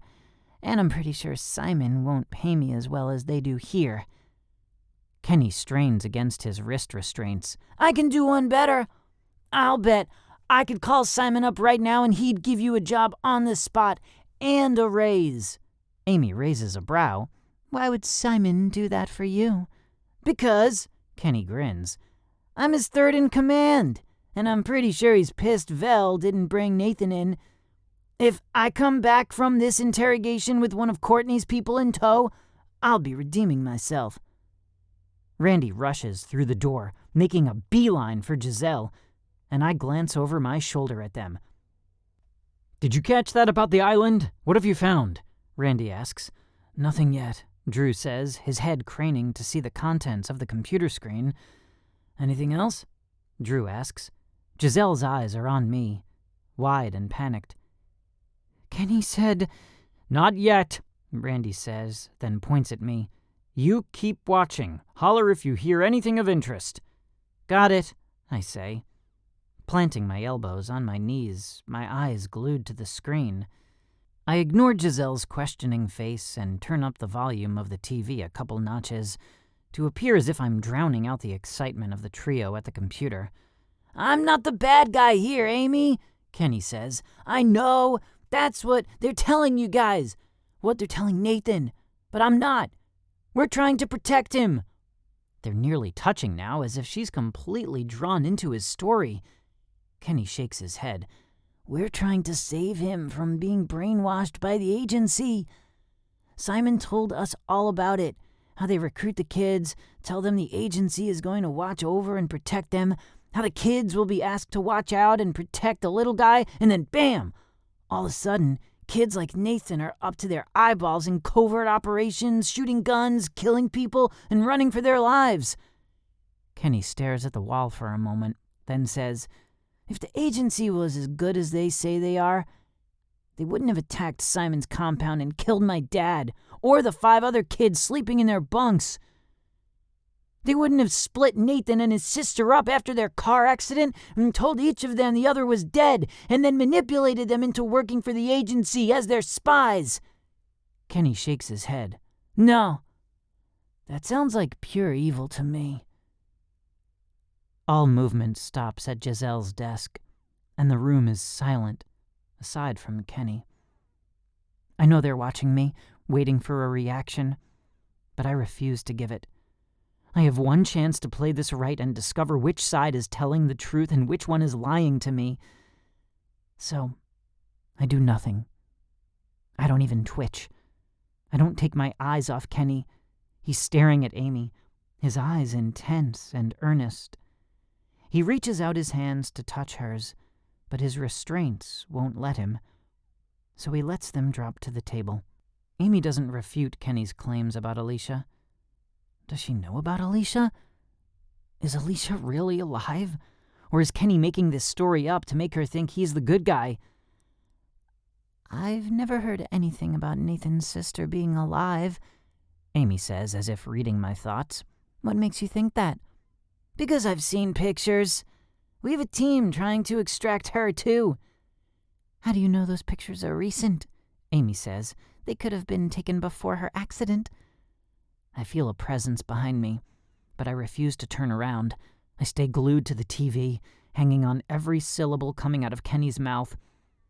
Kenny takes a deep breath, closes his eyes, and releases it slowly. "Because we nearly grabbed Alicia in October. The Mafia got in the way and screwed things up." Kenny jerks his head, facing it so that he's looking directly into the TV. It's almost as if he's looking through the camera at me. "Ask Drew. He was there with her when it happened." Goosebumps form on my arms, and a shiver snakes down my spine. I will myself to keep looking at the screen as I strain to recall the date I'd first met Drew. His limp, the new scarring. Oh my gosh. Kenny's story is plausible. "No," Amy says again, shaking her head. "That's not possible." "Like hell it isn't," Kenny booms. It's as if, for whatever convoluted reason, He's desperate to convince her now. But at the last second, Kenny's eyes jerk from Amy's back to the camera as if he's looking straight at me again. "They did the same thing to Alicia as they did to you, Nate. She's living with your dad's secretary, but Alicia was told she's his sister. Just like you were told Charles was your grandpa. But he isn't. He's ex-Special Forces, too old to run missions, so he was put in charge of babysitting you until the agency was ready to make you a spy. Charles was just another plant, another way to control you and get you to do what the agency wanted." Kenny stands, straining against his restraints, his face turning red. "Get out now, Nathan, while you can! Simon won't stop searching for you! He wants you to be free, to be with your sister, to be a family again! Run!" Amy stands, backing away from the table, edging closer to the exit. Randy appears in the doorway. I hadn't heard him leave the office. He grabs Amy's arm, guiding her out of the room as Kenny continues to yell at the camera. At me. "Charles wasn't your grandpa! Your sister is alive! They're lying to you! Get out!" Randy works to calm Kenny, but Kenny continues to yell, becoming more and more agitated. Then, out of nowhere, the TV flickers and goes blank. "Connection disconnected" flashes on the screen. There's a hand on my shoulder, and I look up. It's Drew. His face is perfectly schooled, so as not to give away any emotion, just like mine. For the first time since I met him, I do not trust him. Not one bit. "Nathan," he says, searching my face for a reaction. I refuse to give it. I stand so we're nearly eye to eye before shoving my hands into my pockets and shrugging. I already knew. It didn't take me long to figure it out. Drew's brows furrow. "How did you know?" At that moment, my stomach sinks, and a sad smile slowly spreads across my lips. "Because you just told me." Drew's eyes widen and his face pales. He opens his mouth to say something, but Giselle shoves a piece of paper into Drew's hands. As he reads it, his jaw clenches several times, then he crumples the paper and shoves it into his pocket. "Notify Alpha and Bravo teams that I'm on my way." She nods and returns to her computer, typing furiously, her eyes darting back to me and Drew every few seconds. Drew turns back to me. "Leave the address of the compound where they're holding your grandfather. Drones are on their way now to verify that it's our place. We need to extract him before Simon retaliates because of Kenny. Can we talk about this after I get back?" "You lied to me," I say through gritted teeth. "All this time I trusted you, and you abused that trust." He stares at me for a second, then nods, looking away. "You're right. I have no excuse except I was following orders, and I thought they were the best way to keeping you both safe." I say nothing, letting my face harden.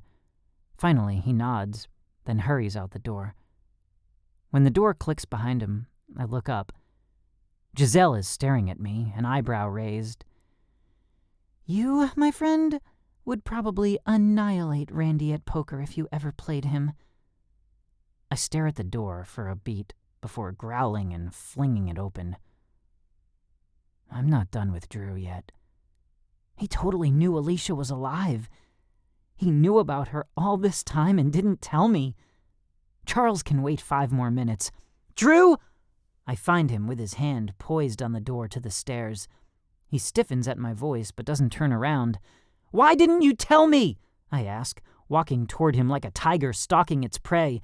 "You knew Alicia's alive!" Drew's head drops and he runs a hand through his hair. "I can't get into this right now." "The hell you can't? You've had months to tell me and you said nothing. Nothing!" Drew's hand drops from the doorknob and he slowly turns until he's facing me. His face is red, jaw pulsing. "There were reasons for not telling you." "Really?" I bark, anger boiling through my veins, making me feel as if I'm about to catch fire. "Like what? She was my family. The only family I had left. And you I fling my arms wide and look to the ceiling as if talking to the heavens. All of you lied to me. You kept her from me. You kept our family apart. You acted like the good guys, offering to teach and protect me. But all this time it was to manipulate me and Alicia. You had your grandfather, Drew says, his voice low and controlled. But he doesn't look at me. He stares at my feet. Yeah, some guy I'd met twice my entire life. I might as well have been sent to live with a stranger as him. Drew's head snaps up. Wasn't he good to you? I step closer to him, my teeth clenching. What I needed was my sister. Someone who knew me, who understood the pain I was going through. I shove him back into the wall. You took her from me. You took my family. Drew's eyes flash to mine and he shakes his head. It had to be done. If we hadn't, Simon would have found you both and what? I bark through clenched teeth. Saved us? How do I know you're the good guys? That you're not the ones lying? You're the ones keeping me and Alicia apart. You're the ones taking away my freedom. What else have you been lying about, huh? Nathan, I swear it's not like that. I've done nothing but take care of you, both of you. I protected you from harm and made sure nobody would hurt you. I promised Keith I would, and I'm keeping that promise. I'd die for you if I had to. I almost died for Alicia. He gestures to his leg. How do you think I got this limp? I shake my head. Tears prick at my eyes and my lips tremble. I stare at Drew as if, for the very first time.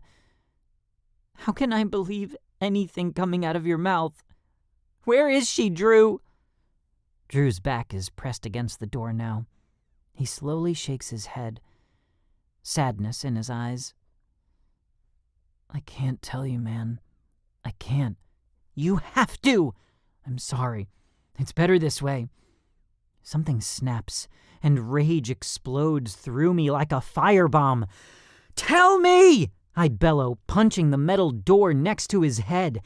Drew flinches, his hands flying instinctively upward into a defensive stance. But he doesn't touch me.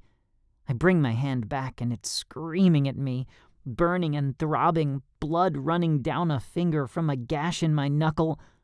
But I refuse to cradle it in my arms. I refuse to show Drew any sign of weakness. I let the blood trickle from my shaking hand to the ground in slow droplets. I can't, he whispers. It's imperative you stay apart until we apprehend Simon. Says who? You? I say, clenching my good hand into a fist again. The director made the call, Drew says softly, dropping his hands as if they're lead weights. Tell you what, you'll let me go save your grandfather and I'll make sure you get to talk to someone about your sister, all right? Why should I trust you now? Drew sighs, his eyes sad and resigned. Because I'm in love with Alicia, and I want the two of you to be a family just as badly as you do. My jaw drops and I stare at him. Did he just say what I thought he said? Giselle puts her hand on my arm. Nathan? I look down at her hand and stare at it, still uncomprehending, unsure of when she'd come into the hall. If Drew had shot me with a bazooka, I wouldn't have been more surprised. Nathan, why don't you come sit with me while Drew works on extracting Charles? Drew will talk to you just as soon as he's done, won't you? She says, with a pointed voice, her brows raised. Yes. Drew blinks a couple of times and tears his eyes from me. He turns to Giselle, snapping back into business mode. Yes, that would be incredibly helpful. I'll let Randy know we need to talk about this, and we'll set something up as soon as I get back. I'll have a vest cam on during the extraction so you can see everything that's going on. Giselle tightens her grip on my arm. Come on, Nathan. Nothing will happen to your sister if we wait a few more hours. But something may happen to your grandfather if we don't move now. I turn without saying another word and follow Giselle back to her office. My mind is racing. unsure whether to beat the living crap out of Drew for liking my sister, or to make a run for it and hope I can escape the compound before one of the camoed guards tackles me to the ground or shoots me on the spot. Anything's possible at this point. Drew's door slams shut, and I hear him run up the cement stairs. I walk into Giselle's office and slump into a chair, staring at the video feed of where we'd been watching Kenny. It's still severed. What did they do to Kenny? Chapter 27. No Man Left Behind.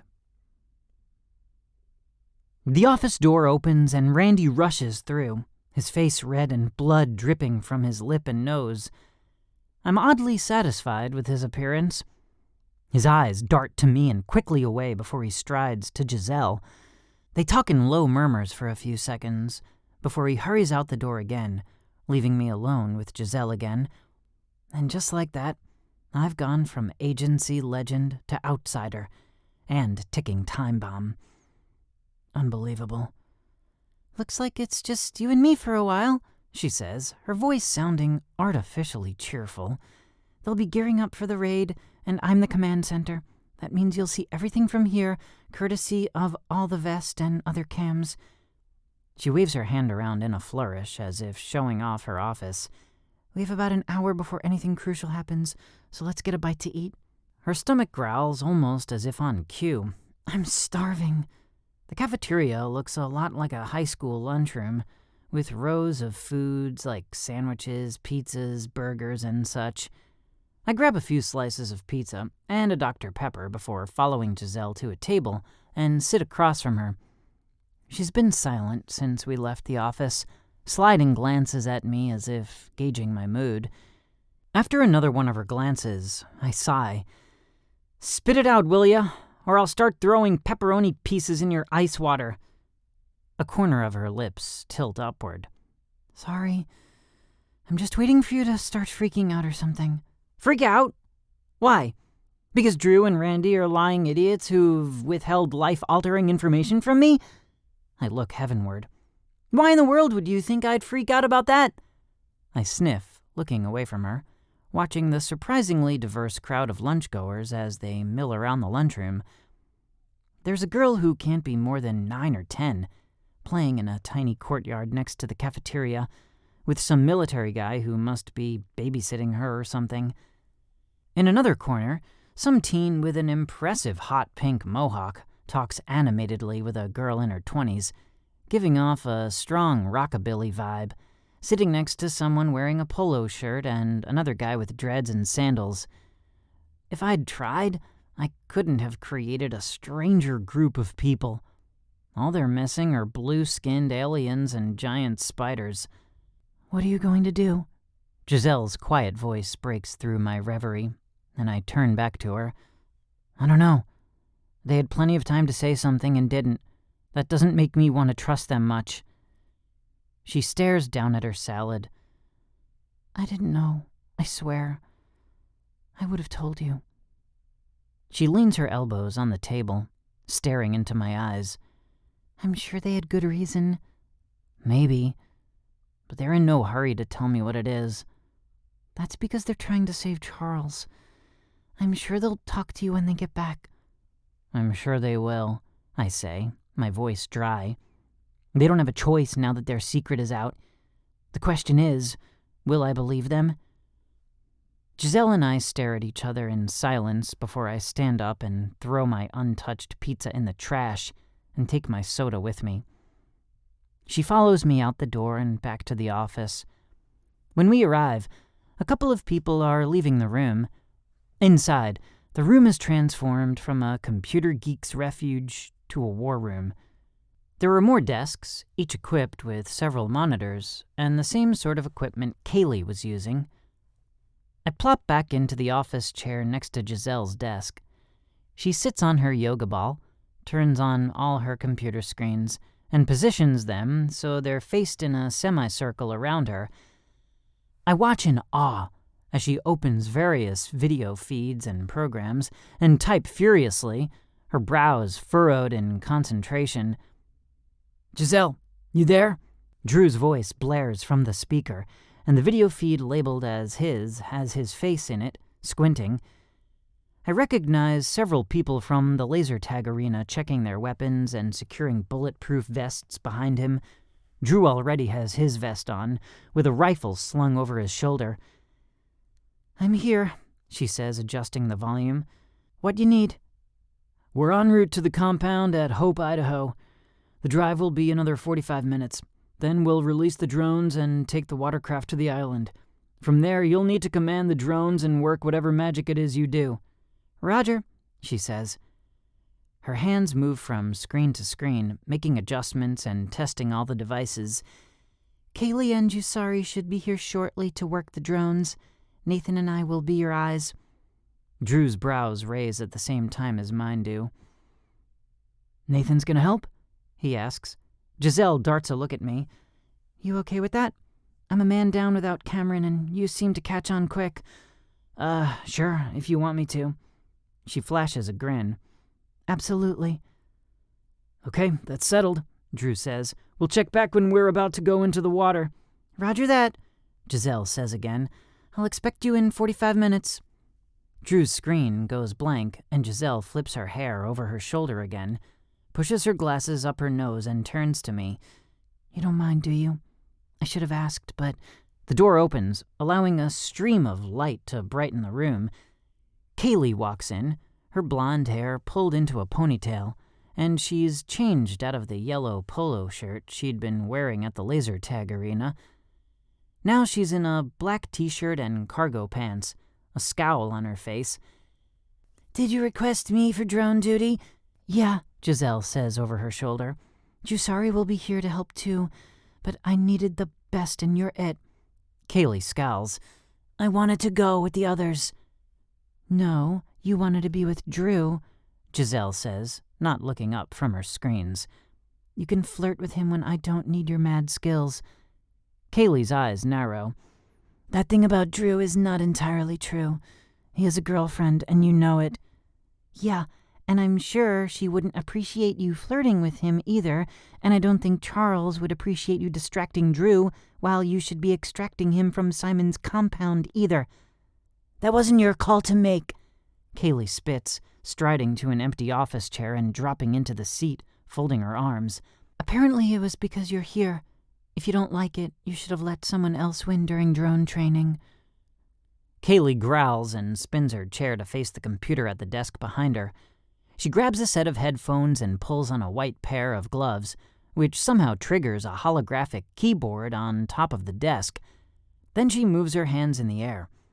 It's as if she's manipulating the programs on the screen in front of her, with only her hands. I elbow Giselle, my mouth gaping.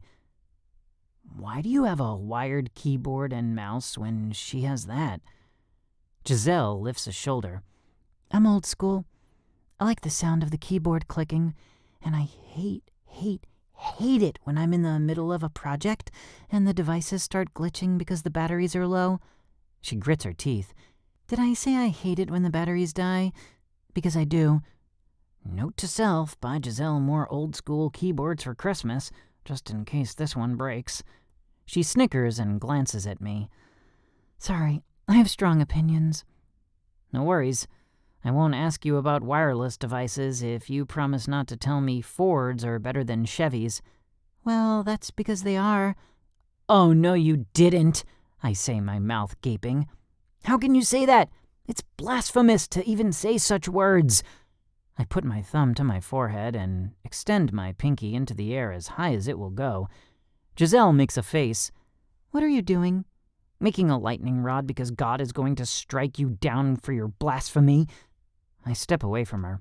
And I don't want to be near you when it happens. Giselle's eyes bulge before she breaks into laughter loud enough to make Kaylee look over her shoulder at us with a questioning gaze. I wag my brows at Giselle, and she shakes her head. I agree. Fords and Chevys should not be discussed, she says, rolling her eyes. Good. Now, tell me what I need to do when they get to the compound. Giselle opens a drawer in her desk and hands me a set of virtual reality goggles. You will be Bravo Team's eyes, she says, handing me a set of earphones similar to Sierra's. Jusari will man the drone, but he'll be too busy doing his part to notice any potential threats. That's what your job will be. She points to the microphone attached to my earphones. If you see anything, just talk. The entire team will hear you. Everyone has a number on the front and backs of their flak jackets as identifiers. They know their numbers, so address everyone by those. I nod, committing the instructions to memory. You'll be looking around corners, covering their backs, going down stairwells, or into the air if necessary. We'd rather the drone gets shot than one of our team members. Cameron's lifeless face flashes through my mind again, and a chill runs down my spine. Me too. She gives me an abbreviated course on how the drones work, and my stomach clenches tighter with each passing minute. This is so completely different than anything I've ever done. And if I don't see stuff, people will get hurt. Am I up for the task?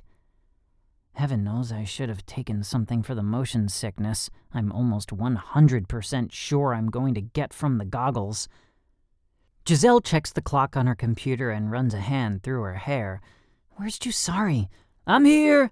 Jusari breezes into the room with a cup in one hand and a computer bag slung over his shoulder. He sits in the remaining empty office chair and pushes off with one foot, rolling to a desk with 4 blank screens. Placing the cup on his desk, he pulls his black afro back and secures it with a hot pink sweatband. Then he presses several buttons, making the screens flash to life. "What's the ETA?" he asks over his shoulder. Giselle looks at the clock. Drew should contact us in about 10 minutes. Jusari nods. "Just enough time." He pulls on a pair of white gloves, identical to Kaylee's, but they seem even brighter in contrast to his dark skin. Next, he dons a heavy-duty pair of earphones, covering his ears with large round discs, before adding a set of virtual reality goggles to the ensemble.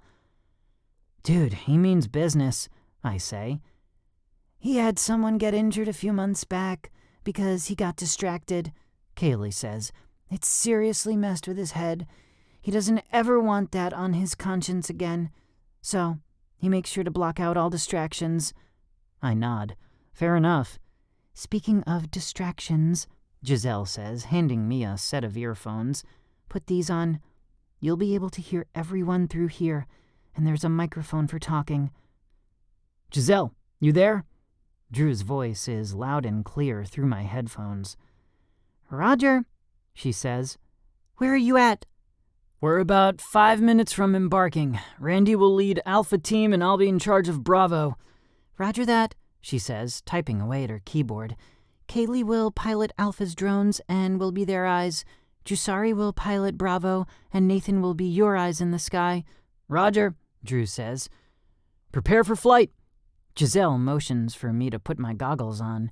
When I secure them to my face, it's like the office completely disappears, and I'm standing, well, from the perspective of the drone's video, more like laying on a cliff overlooking the water. In the corner, there's another small video feed. Whose video is in the corner? I ask Jusari. Mine, Drew says. Jusari says, Flight sequence initiated. Ready when you are, Drew says into my ears. Prepared for launch, replies Jusari. Ready for launch, Kaylee says. My adrenaline spikes, and I quickly run my hands down my pants. Holy crap, shit's about to get real. And 3, 2, 1, replies Drew. The video shakes slightly and lifts, and the drone takes flight. Ready or not, here we come. Chapter 28. Ready and Waiting. Buckle your seatbelts and put your trays in the upright position, says Jusari. My stomach lurches, and I watch the view on the screen. It's like sitting in the front seat of a roller coaster, seeing nothing but sky for several hundred feet, and then leveling off at the top and seeing how far above the ground you are. Clouds roll in massive puffs of dark gray above me, while the water below churns with whitecaps. Giant pine trees covered in bright white snow line the lake. swaying in the wind. Minus the wind, I almost feel as if I'm Superman. Holy mother of... Jusari says when his drone lurches. That wind isn't messing around. Tell me about it, Drew says. We're actually in this weather. It's below freezing with the wind factor. I shudder, thinking about the storm, thankful I'm in the warm office rather than out there with the rest of them. But the weather is the only thing I'm happy to avoid. They should have let me come along. He's my grandpa. Well, he was up until a couple hours ago. If they're willing to use me as bait, they should have been willing to let me come along. The drone banks in a wide circle, crossing paths with Kaylee's drone, getting a wide aerial view of the lake and the 3 boats filled with both teams of agency members. Time for some recon, Jusari says, before leaving the boats behind and flanking Kaylee's drone. The trees speed by until they become dark green and white blurs, zooming past us. How fast are you going? I ask, scanning the horizon in front of us. I'd say we're approaching 100 miles per hour, Jusari says. I glance over to him and he's grinning. It's like racing a car, but without the risk of death, he says. Don't you love the goggles?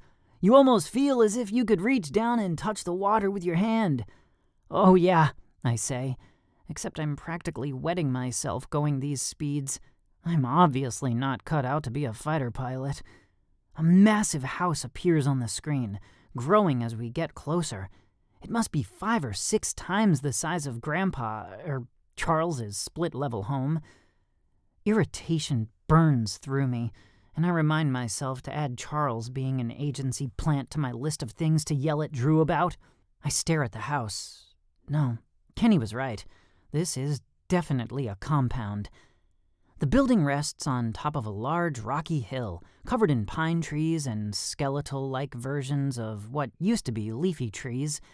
At the bottom of the hill, there's a covered boat dock with stairs reaching upward toward the house. As the house gets larger, winter camoed guards appear at strategic places along the property. Drew, I see 2 guards at the boat moor, 2 at the top of the stairs along the hillside, and another one on the deck, I say. Roger, Drew says. Kaylee, can you circle around and see if there are any other guards posted around the property? We'll go west, and Kaylee will go east, Jusari says, slowing and veering to the right. Let's get out of range so they don't see or hear the drones. He half mutters to himself, directing the copter in a wide, sweeping arch. And zoom with the lens, Jusari says, before my picture feels like I'm thrust forward at Mach 3. The house doubles in size immediately.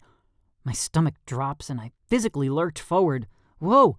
Sorry, Jusari says. Nathan, point out anything that may be of interest to the teams. Got it, I say. We're rounding the corner past your initial line of sight to the west, Jusari says to Drew. There's a pool, a full-sized basketball court, and a tennis court on the back side. I see 2 armed guys on the side of the building at ground level, I add, and 1 on top of the roof. The drone continues to circle the property, following a long, sweeping driveway plowed with 4-foot berms on each side of the 2-lane drive. I squint at the berms, staring longer than normal. Jusari, there's something funky with the snow bordering the driveway. Do you see it? Let me see if we can get a closer look, he says, circling back. There's movement at the corner of my field of vision. Holy crap! There are snipers along the roadway, I say. I'd say 6 to 8 of them, if I'm seeing all of them. Jusari curses under his breath. You're right, Drew groans. They're on a freaking island. There's no reason to have it so heavily fortified unless they're expecting us, he says to his team. Did everyone hear that? We have armed men along the property. Expect 10 or more. Along with 3 others on my side of the building, Kaylee chimes in. 2 at the base and 1 on the roof, just like the west side. Roger, Drew and Randy say in unison. That means we have at least 13 armed men to contend with before we breach the building. We're going to have to finesse things, Randy says. Bam Bam, what can you do for us? Drew asks. Plenty, boss. I have spray for the door, charges for the mooring. Everyone's been equipped with flashbangs and smoke bombs, plus a few extra surprises if they try to catch us off guard, he says. Perfect, says Drew. We'll cut our main motors in a couple of minutes and transition to stealth mode. When we reach land, I want Bam Bam and Destiny to set the surprises in their designated places. Notify us when all is clear. Amy, you come with me. We'll go through the back door. The rest of you will circle around to the west side. Randy and his team will go through the front and the entrance on the east side. Questions? When nobody says anything, Randy says, "Any word on Charles?" His GPS says, and a heat register confirms he's in the basement, Giselle says. Blueprints say there are 3 rooms and a cellar. Amy and I will work our way down toward the cellar, Drew says. The rest of you clear the basement. They're expecting us, so be prepared for anything. Everything becomes eerily quiet. Jusari's drone circles back to the boats, and I see everyone checking and rechecking their equipment, counting their ammo, and a few are even saying a prayer. Drew touches Destiny's shoulder, and she looks up, her face haunted. You going to be okay? He quietly asks. Destiny nods and presses her eyes closed. Yeah, I'm gonna get this son of a bitch for Cameron. I'm gonna make sure he never hurts anyone else again. I know you're hurting, but don't do anything rash. Cameron isn't going to want you to die trying to avenge him, Drew says. Destiny stares straight forward, her lips pressed thin and hands resting on her knees. She doesn't answer Drew. He sighs and pats her shoulder. Stay safe. The engines cut to silence, and the team lurches forward from the loss of momentum. Anything new to report? Drew murmurs into his microphone. Negative, Kaylee says. Negative, Jusari affirms.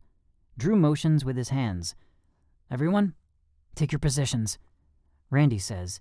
Kaylee and Alpha Team, switch to the alternate frequency to cut down on chatter. Our drone banks to the right, within the line of sight of Simon's gunmen. Bam Bam and Destiny jump onto the bank of the island, out of sight from the boat moor and the guards. Where are the gunmen now? Drew asks, his voice a half-whisper. 2 are still at the moor facing the water. The one on the roof is facing the roadway and seems to rotate every 15 seconds. There's one on the back balcony, and 2 huddled together at the basement entrance talking. They're not really paying attention, I say. Roger that, Bam Bam says. Device is set in the rocks and 10 feet from the mooring. Destiny is nearly done planting the distraction. There's heavy breathing in my earphones, and I look at the bottom of the screen to find Destiny running along the shoreline, dressed entirely in black, her long brown braided ponytail swinging from side to side. Done, she says breathlessly. There was another one trolling the beach. I had to take him out. The clock has started, Drew says, waving his hand at the rest of his team. Let's go. The rest of the black-clad members disembark from the boat with masks over their faces and rifles in the ready position. They fan out in a staggered formation, slowly climbing the embankment, using bushes and trees as cover. I watch the guards from through the drone's video feed, monitoring any movement. Hold on, I say. The guard at the top is looking your direction. The group stops, nobody moving a muscle. After 15 seconds, the guard rotates again. He's turned, I say, checking the others to make sure they haven't moved. Before they crest the ridge, Drew holds up his fist, indicating for the others to stop. The guards at the basement entrance, looking more like teenaged boys than men, stand less than 10 feet from him. He picks up a rock, throws it several feet from him, near Destiny. One of the guards walks to the edge of the hill to investigate. As he peers over the hill, the other watches with interest. The guy at the house flinches and goes for his sidearm when Destiny reaches up and grabs the guard peering over the hillside, pulling him to her. Drew subdues the guard by the door while Destiny finishes off the one at the hill, though she is much more brutal about it. When she finishes breaking the guard's neck, Bam Bam helps her conceal the body under a bush. Drew does the same with his guard, then motions for the others to crest the hill. Status of the other guards? Drew asks. Everyone is still doing their thing except there appears to be a girl walking toward the guy on the roof. Drew glances back at everyone huddled behind him. Ready? They nod, and he twists the doorknob, but it doesn't turn. He pulls an aerosol can from one of his pockets and sprays it all over the door before using the butt of his gun to tap the wood. Upon impact, it disintegrates like sand onto the ground. "I love that stuff," Jusari says through the speaker. I nod, a big stupid grin on my face. Bravo team files through the door and Jusari's drone stands watch outside the building. As soon as Drew's team breaches the building, chaos breaks out throughout the compound. "Drew, all the outside guards are running for the doors," I say, feeling my adrenaline spike. They seem to come out of the woodwork and don't seem worried about hiding anymore. I count the guards. 6 from the driveway, 4 from the roof, but 2 stayed behind, I say, my stomach dropping. 3 from the boathouse, 3 from the trees on our side, 2 from the balcony and back, I say, my voice rising. There are more than twice as many as we originally thought. Every team member seems to start yelling at once. Gunfire sounds in the background, and I strain to interpret what's going on through Drew's shaky vest cam.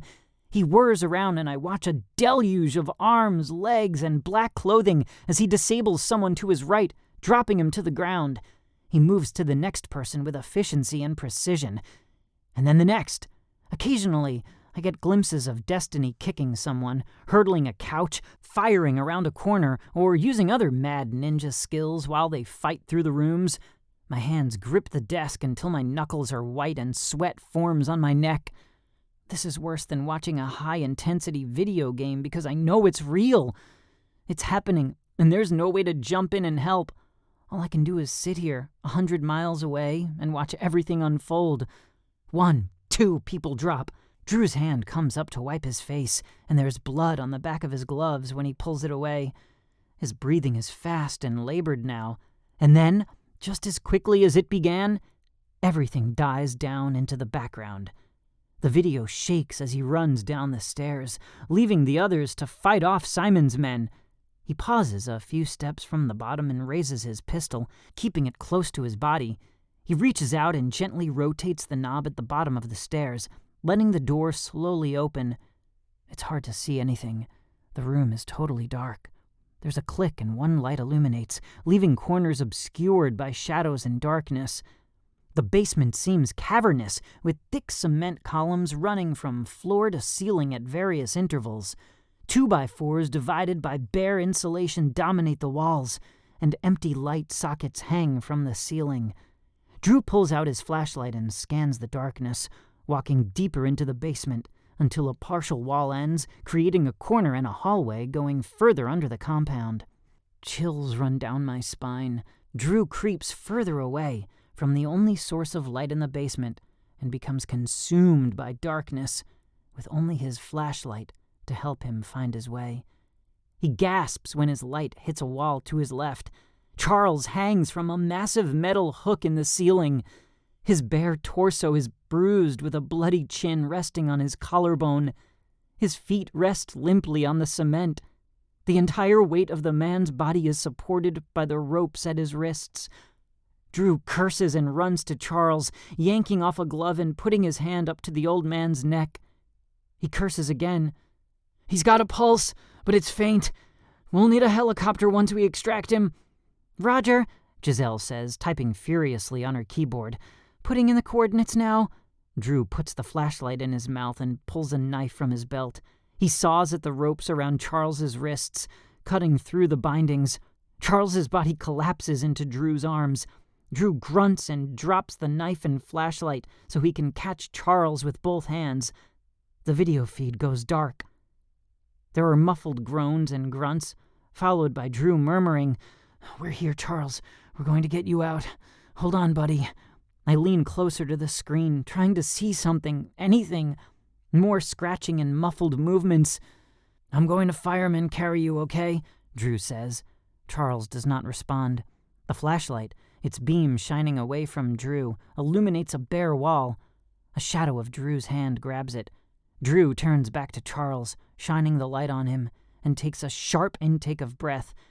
Charles is on his side, mouth gaping, eyes half open, and covered in bruises and blood. His old body looks like skin and bones and bruises. What did Simon do to him?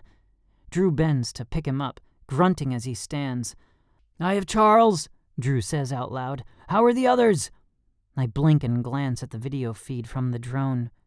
I'd forgotten to keep an eye on outside, but it's desolate out there. "I don't see anyone outside," I say. "We have 4 down," Giselle says. "Amy is working to stabilize them and get them to the boats." Drew's breathing is heavy. He's making progress, but he's hampered by the darkness and the narrow beam of the flashlight. He begins to turn left at the partial wall, but a shadow emerges from behind it. I see the butt of a rifle and a crack, followed by a muffled groan by Drew. The screen goes dark. The shadow turns its flashlight on and points it at Drew. A blinding yellowish-white flash fills my goggles, and I wince, trying to escape the brightness. A gun goes off. My heart stills. Jusari and Giselle gasp. I pull my goggles up off my eyes and glance at Giselle. She's cowering in her chair, knees pulled to her chest with her fists balled at her mouth. "Drew?" she whimpers. More muffled grunts and movements. It sounds like Drew was in a fight for his life, but all we can do is listen because we can't see a damned thing. "Destiny? Anybody? Drew needs help in the basement, now!" Giselle says, her voice shrill and desperate. Kaylee gasps, "No!" There's scraping and more grunting. "Come here, you son of a..." Drew says, his voice sharp. "Don't you run away now!" Another thud, sharp exhale of air, wheezing, crack, groan. I turn to look at Jusari. He's pressed his headphones to his ears, his eyes inches from his monitor. I scrub my hand down, grit my teeth, and yank the goggles back over my eyes. Not seeing is torture, but I also can't not look, even if it is dark. "What did you do to him?" Drew finally says, then grunts followed by a solid thud and a deep groan. I let out a breath I didn't know I was holding. Drew is alive. Drew turns, flashing the beam of light over Charles, and my stomach roils. "No!" Chapter 29. Numb. Blood and brain matter litters the concrete floor from Grandpa's head. I rip my goggles off my face and run for the garbage, retching the contents of my lunch into the can. Jusari lets out a string of curses. Kaylee sits in stunned silence. Giselle gasps, tears flowing rivers down her cheeks. Simon's laugh through the earphones haunts me. It's more of a wheeze, followed by a spasm of coughs and spitting. "Why'd you kill him?" Drew says, his voice cracked and strangled. There's another thud, followed by Simon coughing and spitting. Another wheezing laugh from Simon. "I have my reasons." "Not good enough, Simon," Drew says, followed by more strikes and Simon groaning. I press my forehead to the lip of the garbage can, tears streaming down my face and onto the gleaming linoleum floor. Grandpa, Charles, died because he was watching over me.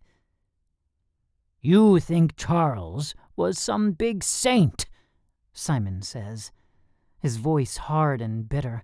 "Oh, to be so naive again. Charles was no saint. Quite the opposite.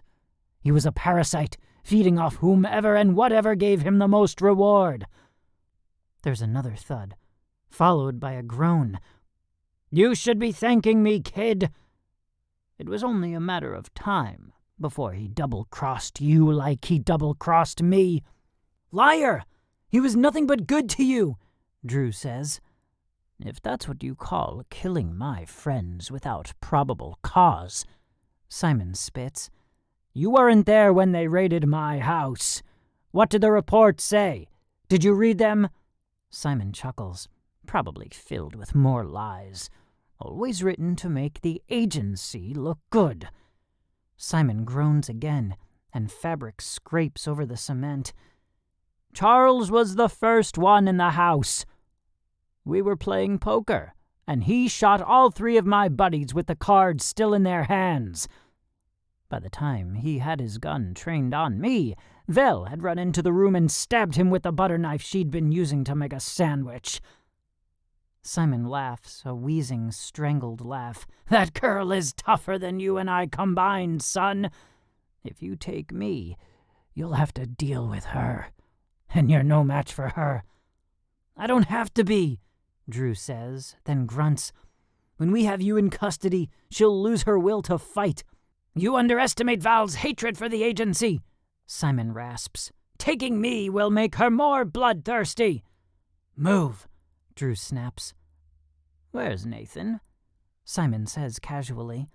I'd have thought you'd let him come along to save his grandfather. He chuckles. Does he even know you lied about that too? I straighten at my name, but my stomach drops with one more confirmation of Drew's deception. I wipe my mouth and look around. Everyone is staring at me. They all know.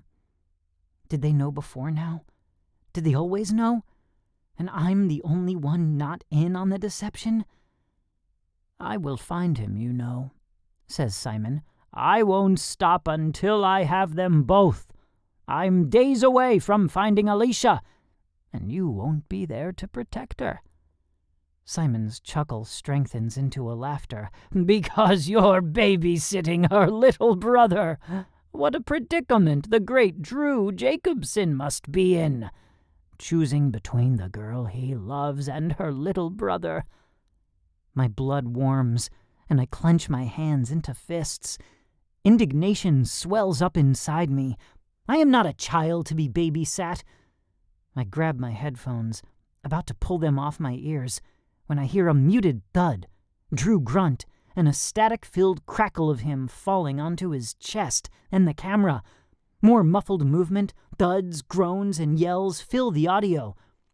I lunge for my goggles and pull them back onto my face, fear piking through me. The video is dark with vague movements, but they're mostly obscured by expansive shadows and a gouge in the lens that must have happened when Drew fell. Where is everyone else? I scream into the microphone. Drew's been downstairs alone forever. Where's his backup? Drew's fighting two people now. Simon kicks at Drew and tries to wrap his zip-tied hands around Drew's neck, but Drew deftly dodges his attempts while absorbing the brunt force of the other fighter. The girl bellows with each rage-filled blow, swinging and kicking with all her might. Thud, whack, smack, thud, thud, groan, cough. The picture is all over the place, and I can't make much sense of it. My adrenaline spikes again, unable to truly see what's going on. But the sounds cause a chill to snake down my spine. How much more of a beating can Drew take? Finally, the basement door slams open, filling the room with light. I glimpse Destiny running full bore toward Drew. A few paces before reaching them, she jumps, cocks her fist back, and uses her momentum to punch the girl in the back of the neck. The girl screams and collapses to the ground. Destiny backhands Simon and helps Drew subdue him again, then asks Drew, "Where's Charles? Did you find him?" Silence stretches between the two of them, and her face falls. "Oh." She looks at Simon and the girl, her face hardening. "What are we going to do with them?" "Take them in," Drew says. His voice sounds unusually tired. Destiny presses her lips into a thin line and nods. "You take Simon, I'll grab Vel. Better yet, you go ahead and I'll be up in a few minutes." "Destiny," Drew warns. "What? It's just a suggestion." Drew sighs. "Come on, let's get out of here." They each grab a person and start climbing the stairs, shoving their person upward. Destiny goes first. Vel, though battered and beaten, fights and shoves, resisting Destiny the entire way up the stairs. Destiny is all too happy to punish Vel for her insolence. It's the first time I get a good look at the girl everyone calls Vel. Dark clothes, short hair, ethnic, though probably more than one. She's the girl from the laser tag arena, and the girl who had followed me from school. When their group reached the top of the stairs, Vel steps into the living room with Destiny right behind her. Destiny takes one step before she's shot in the arm. She screams and grabs her bicep while Vel bolts, taking cover behind several gunmen. Simon begins to chuckle out of sight from the camera. "Looks like you two are pinned down." "Not yet," Jusari mumbles. "Help is on the way, man." He turns to me. "Take off your headphones or it'll blow your eardrums." I yank my headphones from my head and drop them on my desk in front of me without tearing my eyes from the video. Our drone plunges downward from its sentinel position, speeding toward the remnants of the door Drew disintegrated upon entrance.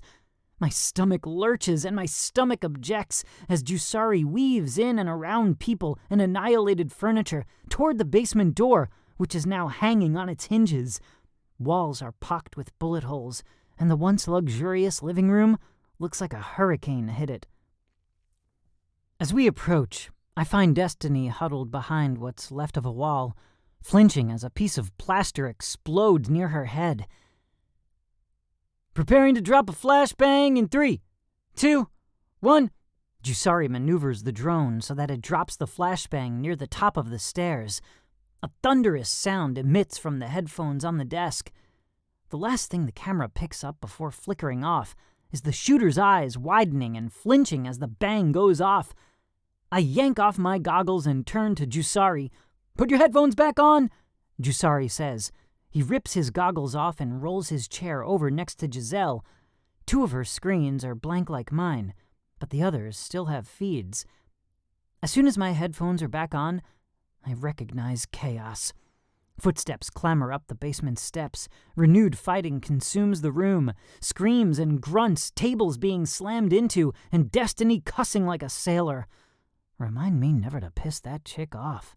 Ever. I'm wound tighter than a drum. I hate not seeing. Pushing off with my foot, I roll my chair over to Giselle, then watch the video from Kaylee's feed. It's from the east side, but is circling the compound at a dizzying speed toward where Drew and his team had entered. "Move, move!" Drew bellows. "Fall back! Fall back!" Kaylee echoes. "Fall back!" There's a thunder of footsteps, more gunfire, and a couple of male grunts and groans, followed by the distinct thud of a body dropping to the ground.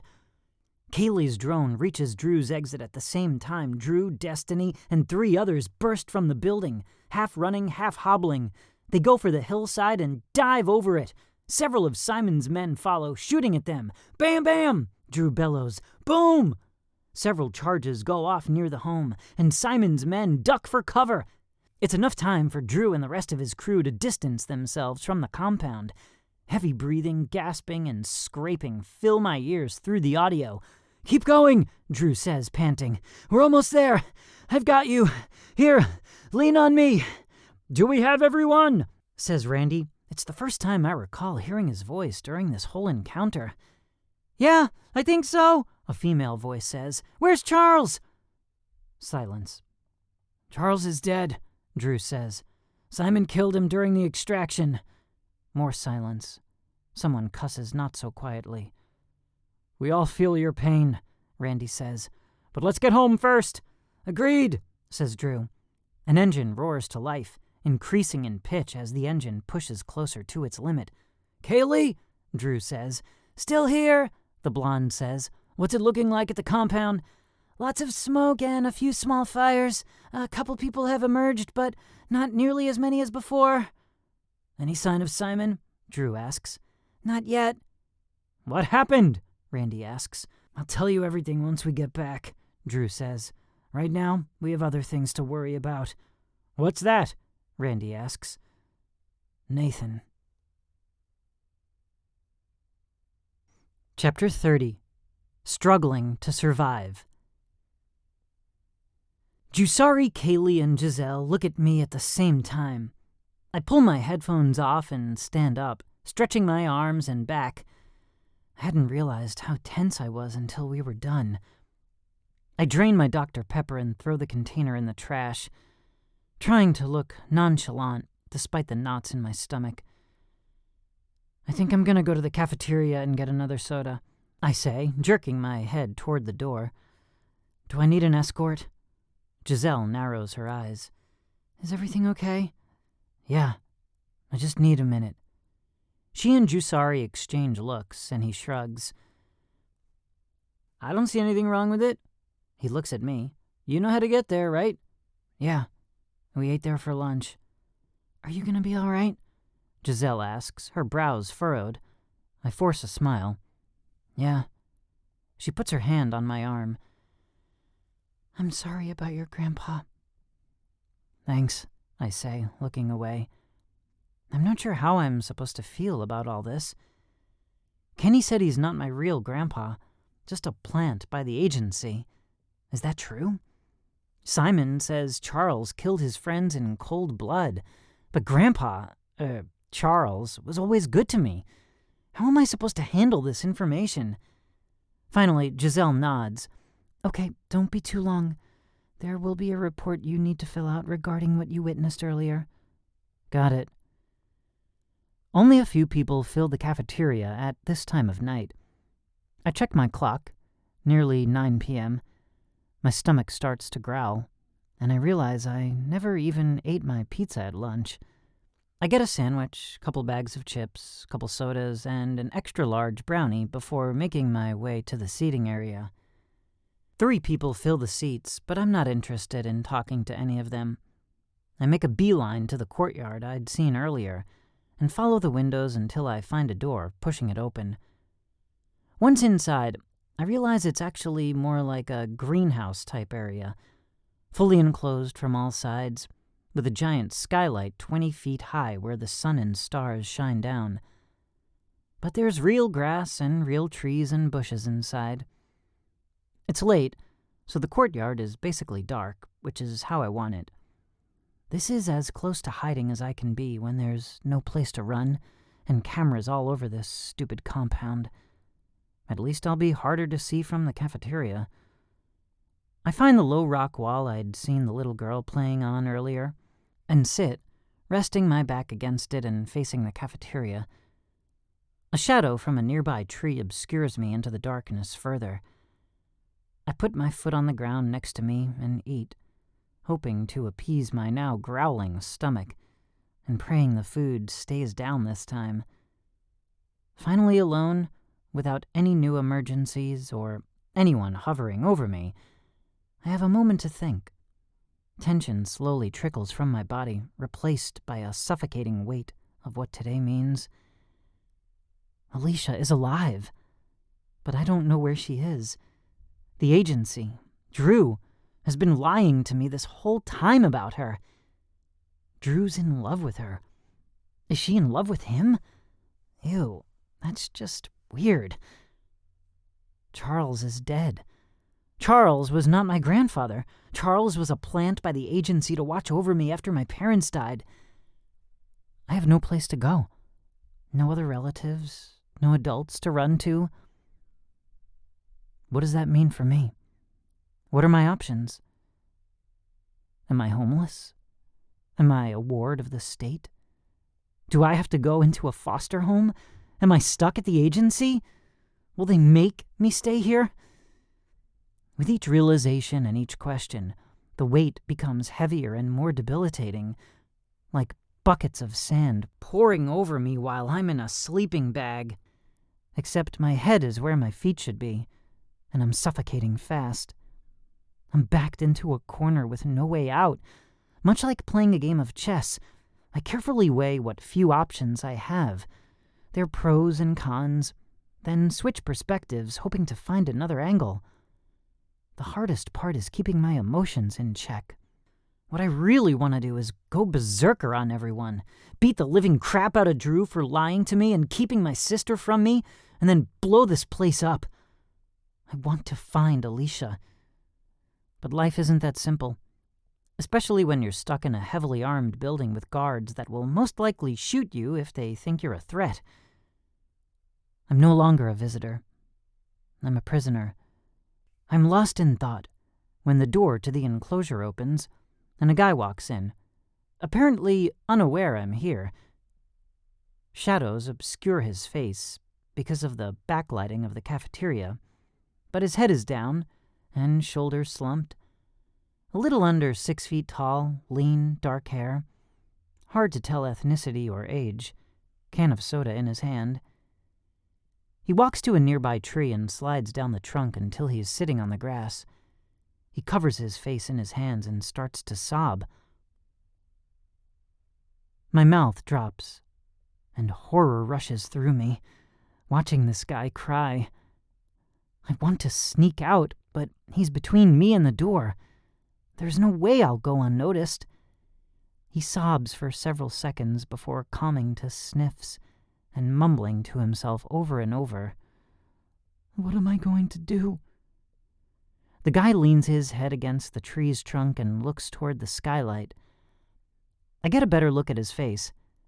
Definitely not white or black, but he doesn't fit the mold of any other race either. It's like he's a mix of them all. He's young, late teens, older than me, maybe early 20s. He wipes at his eyes and sniffs again before taking in a deep breath and letting it out. What to do? He mumbles again. Then, almost as if he's felt me watching him, his eyes search the dark courtyard until they rest on me. His face remains expressionless, broken, almost as if he's dead inside. Oh crap, this isn't good. I've seen a lot of expressions in my day, even in recent days. Fear, horror, anger, murderous rage, pain, isolation, even devastation. But this is different. Hey, I say, lifting my chin. The guy looks away as if he doesn't even care I'm here. I'd rather cut off my leg than talk to this guy right now. But somebody has to make sure he's not going to do something drastic. And I'm here, so yeah. I rub my hands down my jeans and take a deep breath. So? I clear my throat. Are you all right? The guy's head slowly swivels back to me and he stares, emotionless. Fine. I clear my throat again, bracing myself for major backlash. No, you're not. His eyes seem to sharpen and his brows furrow. I'm fine. Shoot me now. Look, man, I shrug. Consider yourself lucky. I'm leaving tonight and you'll never see me again. I don't know your name, you don't know mine. If you need to take a load off, you can use me. I try to crack a smile. At least I hope it's a smile. I'm too nervous to know if it turns out as a cringe. He stares at me for a solid, awkward, excruciating minute. Finally, I look away and start gathering up my garbage, preparing to leave. I can't do it anymore, he mumbles. What? He drops his head into his hands. I can't do it anymore. My job. It's killing me. He looks up, his eyes seeming to penetrate me. I can't watch those little kids suffer anymore. I go home every night and bawl myself to sleep. The psychiatrist has no idea what I'm going through, and I have to keep going back, watching them be abused and traumatized day after day. His voice thickens and he looks away, wiping at his face. It's too much. My stomach drops, and it's as if the world around us stops rotating. Holy freaking hell, what is this guy into? Have you told anyone? He snorts. Every time I see my boss, I tell her. She keeps saying she will get me help, but she's got her own crisis she's going through with Simon. It's an all-out war. Can you call the cops? A sharp, unbelieving laugh escapes his lips. Don't you know? We're who the police come to when there's nothing they can do. I am the police. I'm these kids' last line of defense and I'm failing them. They're dying. His lips tremble until tears stream down his face unchecked. She died. He curses at the top of his lungs and chucks his soda against the wall. Liquid spews in all directions in a brown, foamy mess. I knew she was in danger and I left her there, and now she's dead. He stands, pacing the small patch of grass in front of me. Molly was 5. She was 5 years old and they were abusing her. He runs his hands through his hair until it's sticking up in all directions. She probably never knew anything different all her life. It was my job to get proof and bring it back so they could raid the home and get her and her siblings out. He shakes his head. I spent a month in that damned foster home. I could put up with it. I'm 18. I can fight back, you know. But 5, she didn't have a chance. They'd take her in the middle of the night and bring her back in the morning, traumatized and crying. The guy sobs. I did what I could. I spied, I snooped, I asked questions, and they always had a story and an explanation for every bruise. But I knew. He shakes his head. I've been doing this long enough that I know what to look for. He strides over to his can of soda and kicks it like he's going for a 100-yard field goal. It smashes into a window, creating a spiderweb. He turns around and stares at me. His face is so angry I want to shrink back into the rocks behind me. She didn't come home for 3 days and I lost it, he says. There were only a couple of reasons why a 5-year-old in her situation would disappear, and none of them were good. He turns from me and paces back to his tree. I found the shallow grave in the vacant lot near the house. I almost missed it because they'd covered it with debris, but I found it. I dug with my bare hands, praying the whole time it was someone's dog or a cat or something, but in my heart I knew it was her. He stares at his dirty hands, fingers still red from the cold, skin missing from the tips and nails chipped. He looks at them as if they're covered in blood, then drops to his knees sobbing, rocking back and forth. I stare at him, trying to keep it together. What do people do in this situation? Hug him? Say nothing? Do nothing? Cry with them? I bite the inside of my cheek and do nothing. I wait. They tortured her, he says between gasps. I've never seen anything like it. Nothing, and I've seen a lot of stuff. He shakes his head. But nothing like this, he says, his voice turning hard and angry. He straightens from his hunched position, his posture rigid and back muscles tight. I knew it was their fault. No question her foster parents were responsible. Why run the risk of letting a judge and jury release them on a loophole? So I carried her body back to the house. I laid it on their bed and I waited for them to find me. I let out a slow puff of air until there's nothing left in my lungs and my vision spins. Oh no. I contemplated making them suffer like they had to her. But there were other kids in the house. So, when I heard them downstairs, I called the agency and told them the parents were dead and to retrieve the kids ASAP, he says. I was going to kill them quickly and quietly. No need to traumatize the others. Those kids had already been through enough. A chill runs through me, and I instinctively press my back against my rock wall. Is this guy confessing to murder? To me? Holy crap. Is he going to confess, then kill me too? My mouth goes dry. He glances away from me, and I search for something I can use to defend myself if I need to.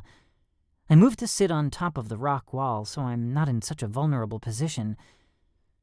She seemed really important to you, I say. She reminded me of my little sister, back when I lived at home, back before my parents divorced and my mom started dating other guys, back before my mom caught some weird infection and died, leaving my sister and I alone. My sister and I were split up when we went into foster care. She was adopted pretty quick because she was young, but nobody wanted a teenage boy.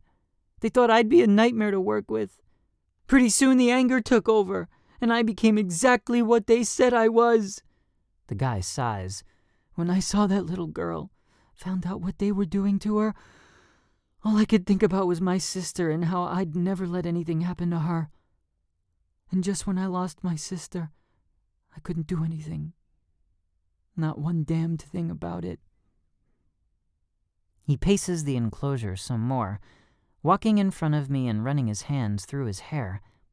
He stops and glances at me. I didn't kill them, by the way. When it came right down to it, I decided they needed to experience the fear of not knowing what was going to happen next, of knowing what inmates do to prisoners who abuse little children, of wondering if they'll get the death penalty for what they'd done. The guy walks to a window facing the cafeteria, staring out at the empty tables and gleaming tile floors. I lost her. But I saved 14 other kids today. He turns to me. his jaw pulsing and his lips trembling. "But I still lost her." We stare at each other for several seconds. My stomach relaxes, only a bit. He didn't kill those people in cold blood. He could have, and who'd have faulted him for it? My heart aches for him. What brutal hell is his life? This life? The life of an agent. "You couldn't save her," I say. "There was no way to predict it, not really." "How do you know? If I'd stayed until the parents went to bed that night, rather than trying to report back to the agency a little early, if I'd paid a little more attention to them, maybe I would have caught the right clue. I stand and step toward him, shaking my head. You can't beat yourself up over something you can't change. I did that for 6 months when my sister died." "You had a sister too?" I nod. "Lost my parents in a car accident and lost my sister all in the same night. Only I just found out tonight she isn't dead, and Simon is hunting her." The guy's face pales. "Simon? Wait, what's your name?" It doesn't matter. He steps closer. "What's your name, man? What's yours?" He hesitates, then holds out his hand. "I'm Jason." A smile twitches at his lips. "If I had to guess, I'd say your name was Nathan." I stare at his hand, unsure whether to take it. Jason's smile widens, and he drops his hand. "I get it." He nods. "I totally get it. Word's already spread about what Kenny said in the interrogation room. Well, it has among the team leaders. It's not common knowledge or anything, but it's big news. None of us knew about the separation, though. That part was all hush-hush." "It was?" "Yeah. I hear it had something to do with security and Simon's ability to find you. I don't know the specifics, but there's rumbling going on that the crap's gonna hit the fan when Drew and Randy get back." I clench my jaw, and my body tenses again. "Probably. Wouldn't you be pissed if someone hid your sister from you and told you she was dead?" "You know I would. Which is why I'm telling you that Drew is a stand-up guy. If he told you your sister was dead, it was for a good reason. We are the good guys here, or I wouldn't be doing what I'm doing." His face hardens and he looks away. "I would have left a long time ago. Or worse." I dig the tip of my shoe into the grass, considering his words. If I were to go looking for my sister, where would I start looking? Jason shoves his hands into his pockets, staring at my foot. "I couldn't really tell you. Like I said, I didn't know until today. But I'd suggest going to your roots. The agency tries to keep their kids tied to family or familiar environments to give the impression of safety and stability. Start somewhere with significance to your family and work from there." "Thanks. No problem." He rubs the back of his neck and glances up at me. "And thanks for listening." I nod and gnaw on my lip. "So, are you good?" His face drops and he focuses on his shoes. 20 minutes ago, it was iffy. But now, I think I am." A corner of his mouth tips upward. "Maybe you should consider becoming a counselor when you grow up." "What? And miss all these lies and deception?" "I wouldn't miss it." I look over Jason's shoulder into the cafeteria, and Giselle is at the cash registers. She walks to one of the workers who points toward our enclosure. Inclining my head in her direction, I say, "Looks like that's my cue." Jason follows the direction of my gaze, stiffens, and steps into the shadows. "See you around," I say, and stride toward the door to the cafeteria, in hopes of intercepting Giselle before she comes inside. He takes another step back until he's almost completely obscured. I open the door to meet her. She pushes her glasses up her nose. "What were you doing? I was getting worried." I step through the doorway, close the door behind me, and make a beeline toward the exit. "I was thinking. Today was a lot to take in, and I needed to sort through some stuff." "And what did you decide?" "That not everything needs to be decided tonight." I need more information and more time to think. Giselle nods thoughtfully. Hopefully my comments will be enough to appease her. At least long enough for me to implement my plan. Chapter 31. Plan of Attack. Giselle finds a rollaway bed and brings it into her office for me to sleep on.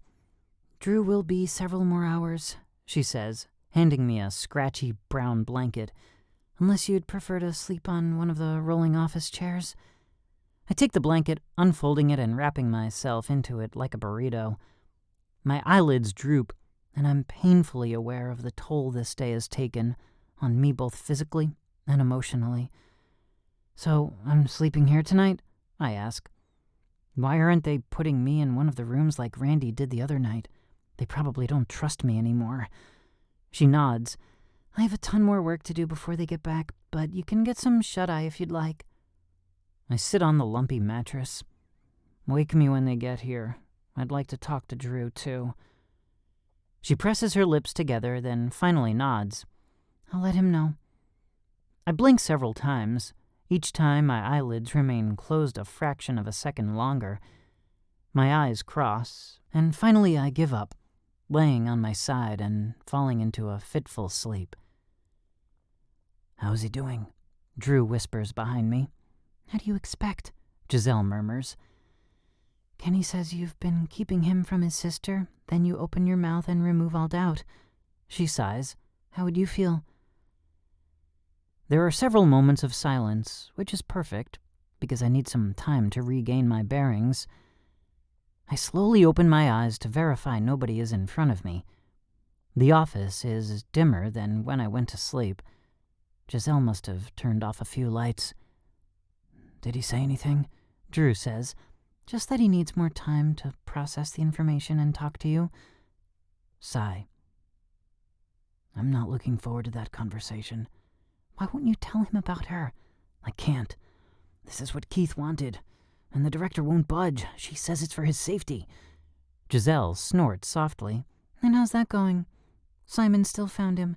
He's been attacked how many times? And now Charles is dead." I know. "She's his sister, Drew," Giselle whispers. "Orders are still orders." "But how many people are you willing to hurt to obey the orders of someone who is dead?" Drew groans. "There's more to the story." "Isn't there always?" she says. "Suit yourself. You'll be paying the piper here soon enough." They don't speak again for several minutes. I wait long enough for them not to suspect I'd been awake during the conversation, then roll over. I squint a little, scrubbing my face with a hand, and pretend it's the light that wakes me. Pretending to reorient myself, I look around the room, then look for Giselle at her desk. She's standing against her desk facing Drew, blowing the steam off her coffee. He's wearing a new shirt, but it does nothing to hide the outline of several new bandages on his arms and chest. One eye is nearly swollen shut. He has several cuts on his face, and his hands look like they've been put through a meat grinder. Drew sees me and attempts a tentative smile. "Good morning." I push into a sitting position and stretch. "What time is it?" "Nearly 5, he says, stifling a yawn. "You want to go back to my place and catch a few more hours of shut-eye? After that we can have a heart-to-heart." I silently nod, then stand. I start folding my blanket, but Giselle says, "Leave it. It's going to be laundered anyway." I nod. "Thanks for everything yesterday." She pushes her glasses up her nose and smiles, darting a glance at Drew. "Anytime. Don't be a stranger." Drew and I walk to his car in silence. His hair is sticking out in all directions, and his limp is more pronounced than I've seen it in a long time. The bags under his eyes look large enough to pack a week's worth of clothes. I close my eyes during the drive to his place, pretending to sleep. The last thing I want to do right now is talk to him. Even if I do want to talk to him, I just don't want to do it right now. One thing I've decided in the last several hours is that the trust is gone. and there is nothing he can do to earn it back. When we get to his place, he shuts off the engine and nudges my arm. "We're here." I open my eyes, rub them for effect, and climb out, dragging my feet. I'm sure we look like a pathetic sight. Him gimping along with his face battered, and me shuffling along like the Walking Dead. "Need anything?" he asks once we get inside. "Just sleep." "Okay. Well, I'm gonna shower off a bunch of this grime. If you're hungry, you can poke around in the fridge." I nod and walk to the couch, where I peel off my coat and plop onto the couch. Grabbing one of the blankets, I wrap it around me and fall face first into the couch. Drew putters around the apartment for several minutes, and I track him with my ears. He makes a phone call and talks to his girlfriend. Wait, he talks to Alicia for a few minutes, his voice quiet. I'm only able to pick out a few words, but not enough to figure out where she is. My stomach clenches from the struggle of trying to hear what he's saying. All I have to do is tackle Drew and I'd be able to hear my sister's voice again. Ask her where she is. Let her know I'm alive. But I know Drew. He's probably watching me, waiting to see if I move. There's no way I'd be able to get the drop on him. Knowing Alicia is alive keeps me still. Keeps me relaxed, when all I want to do is yell and scream and fight. It keeps me patient. It feels like eternity before Drew finally goes into the bathroom and starts the shower. I bolt from the couch and grab my bag. I tear a piece of paper out of my homework binder and scrawl a fast note onto paper, leaving it on the counter where he will find it. After stuffing the last of my stuff into the bag, I grab whatever pre-made food is in the fridge and then snag his car keys. As I pull my coat back on, I listen for the water to make sure he's still showering. Then I head for the front door. The second I turn the knob, an alarm blares, making me flinch. Oh, hell. I turn on his car, and memories of the last time I had to drive run through my brain. I shudder and push the thoughts away. Gritting my teeth, I back out, mindful of the snow and ice on the asphalt, but also fully aware Drew will probably run out of the apartment with a towel around his waist at any second. I check for him in my rearview mirror one last time when I drive away, then debate whether to run home and grab some stuff from there. Are there agency people already there? I can't risk it. I thought I had nothing when my family died, but what little I had left, the agency ripped from me and dangled it just out of my grasp. With grim determination, I push on the gas. There's just enough time to go to one place before I disappear. I'd better make it worth it. Chapter 32. Is this goodbye? I tap on the window with pink curtains, thankful the sun hasn't risen yet. When nothing happens, I tap again, this time harder. The curtains flutter, and there's a flash of blue hair. Riley slides the window up, squinting at me in the darkness. "Nathan? Hey, what are you doing here?"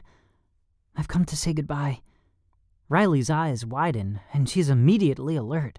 Her eyes dart around the front yard and the empty road. "How'd you get here? Where are you going?" "I can't tell you. I'm not really sure myself yet, but I've got to leave." "Go to the back door and wait for me," she says, then slides her window shut before I protest.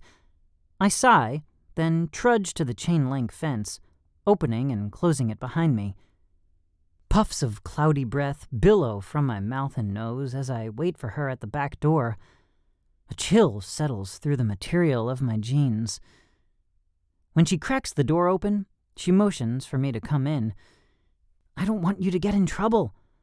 "If my dad sees you, I'll be in trouble regardless of whether you're inside or out. Might as well be warm if you're caught." I break into a grin. "If you put it that way." I step inside the house and find myself in a tiny kitchen with stark white walls and white appliances. "What's going on?" Riley asks, her brows furrowed. "Why are you leaving?" I heave a massive sigh and stare at the ceiling. Now that I've had sleep, the enormity of everything settles in. My grandpa is dead. Murdered. Riley's eyes bulge and she gasps. What? When? How did that happen? Yesterday. Where will you go? She asks quietly. Do you have any more family? I tear my eyes from the ceiling and look down at her petite frame and spiky blue hair. She is probably the only person in this world I trust, and she's the only person not caught up in all this agency crap. Apparently, Grandpa lied to me. My older sister is alive. Riley's jaw drops. No. Yes. She shakes her head. No. Yes. But that sort of stuff only happens in movies. I know, right? Next I'm gonna be fighting demons and hunting vampires or something. Seriously. I shove my hands into my pockets, balling them into fists. I've stayed too long. They'll look for me here. I've gotta go. How long will you be gone? Do you know where she is? I don't know, but I didn't want to leave you high and dry. Tears well up in Riley's eyes and she looks up at me, a frown tugging at her lips. Will I see you again? I hope so, but I don't know how long I'll be gone. Will you call me? I'll try. She nods, runs the back of her hand over her eyes, and looks away. Goodbyes suck, especially when you don't want to go. I give her a hug, wrapping my arms around her head until she's swatting at me with her hands, her voice muffled. Nathan, I can't breathe. I pull away, and her face is red, hair more wild than usual. She blows a puff of air upward, moving her bangs out of her eyes, and glares at me with mock severity. I will not miss the torture. Ah, but you'll miss my sexy body and my irresistible grin. Riley tilts her chin. Maybe. But you can't prove it. I reach out and ruffle her hair before opening the back door and stepping back into the frigid air. I look back at her house when I get to Drew's car, and she's staring at me through the window. She waves, and then I get into the car and drive away, wondering if I'll ever get to see Riley again. Chapter 33. Long Gone. Drew bolts out of the bathroom with the towel around his waist, his hair dripping and chest wet. The alarms are blaring at an ear-splitting decibel. He glances at the couch and curses. His eyes dart around the open space, but Nathan is nowhere. The door is wide open, so he runs to the front porch and his shoulders droop. Drew curses. The car is gone. Turning and slamming the door closed, Drew jogs to his computer and presses several keys on his keyboard, mumbling a string of curses with each keystroke. The alarm silences, and his muscles loosen. A piece of paper lies on the counter. Drew snatches it up and reads it out loud. Drew, if you didn't tell me the truth about Alicia before, I can't trust you to tell me the truth now. Don't come looking for me. My dad has taught me well. Please watch over Riley. As long as you keep her safe, I'll keep sending you clues to where I am. Nathan. Drew drops the paper and curses before pulling out his cell phone and dialing. We have an emergency. Nathan has flown the coop.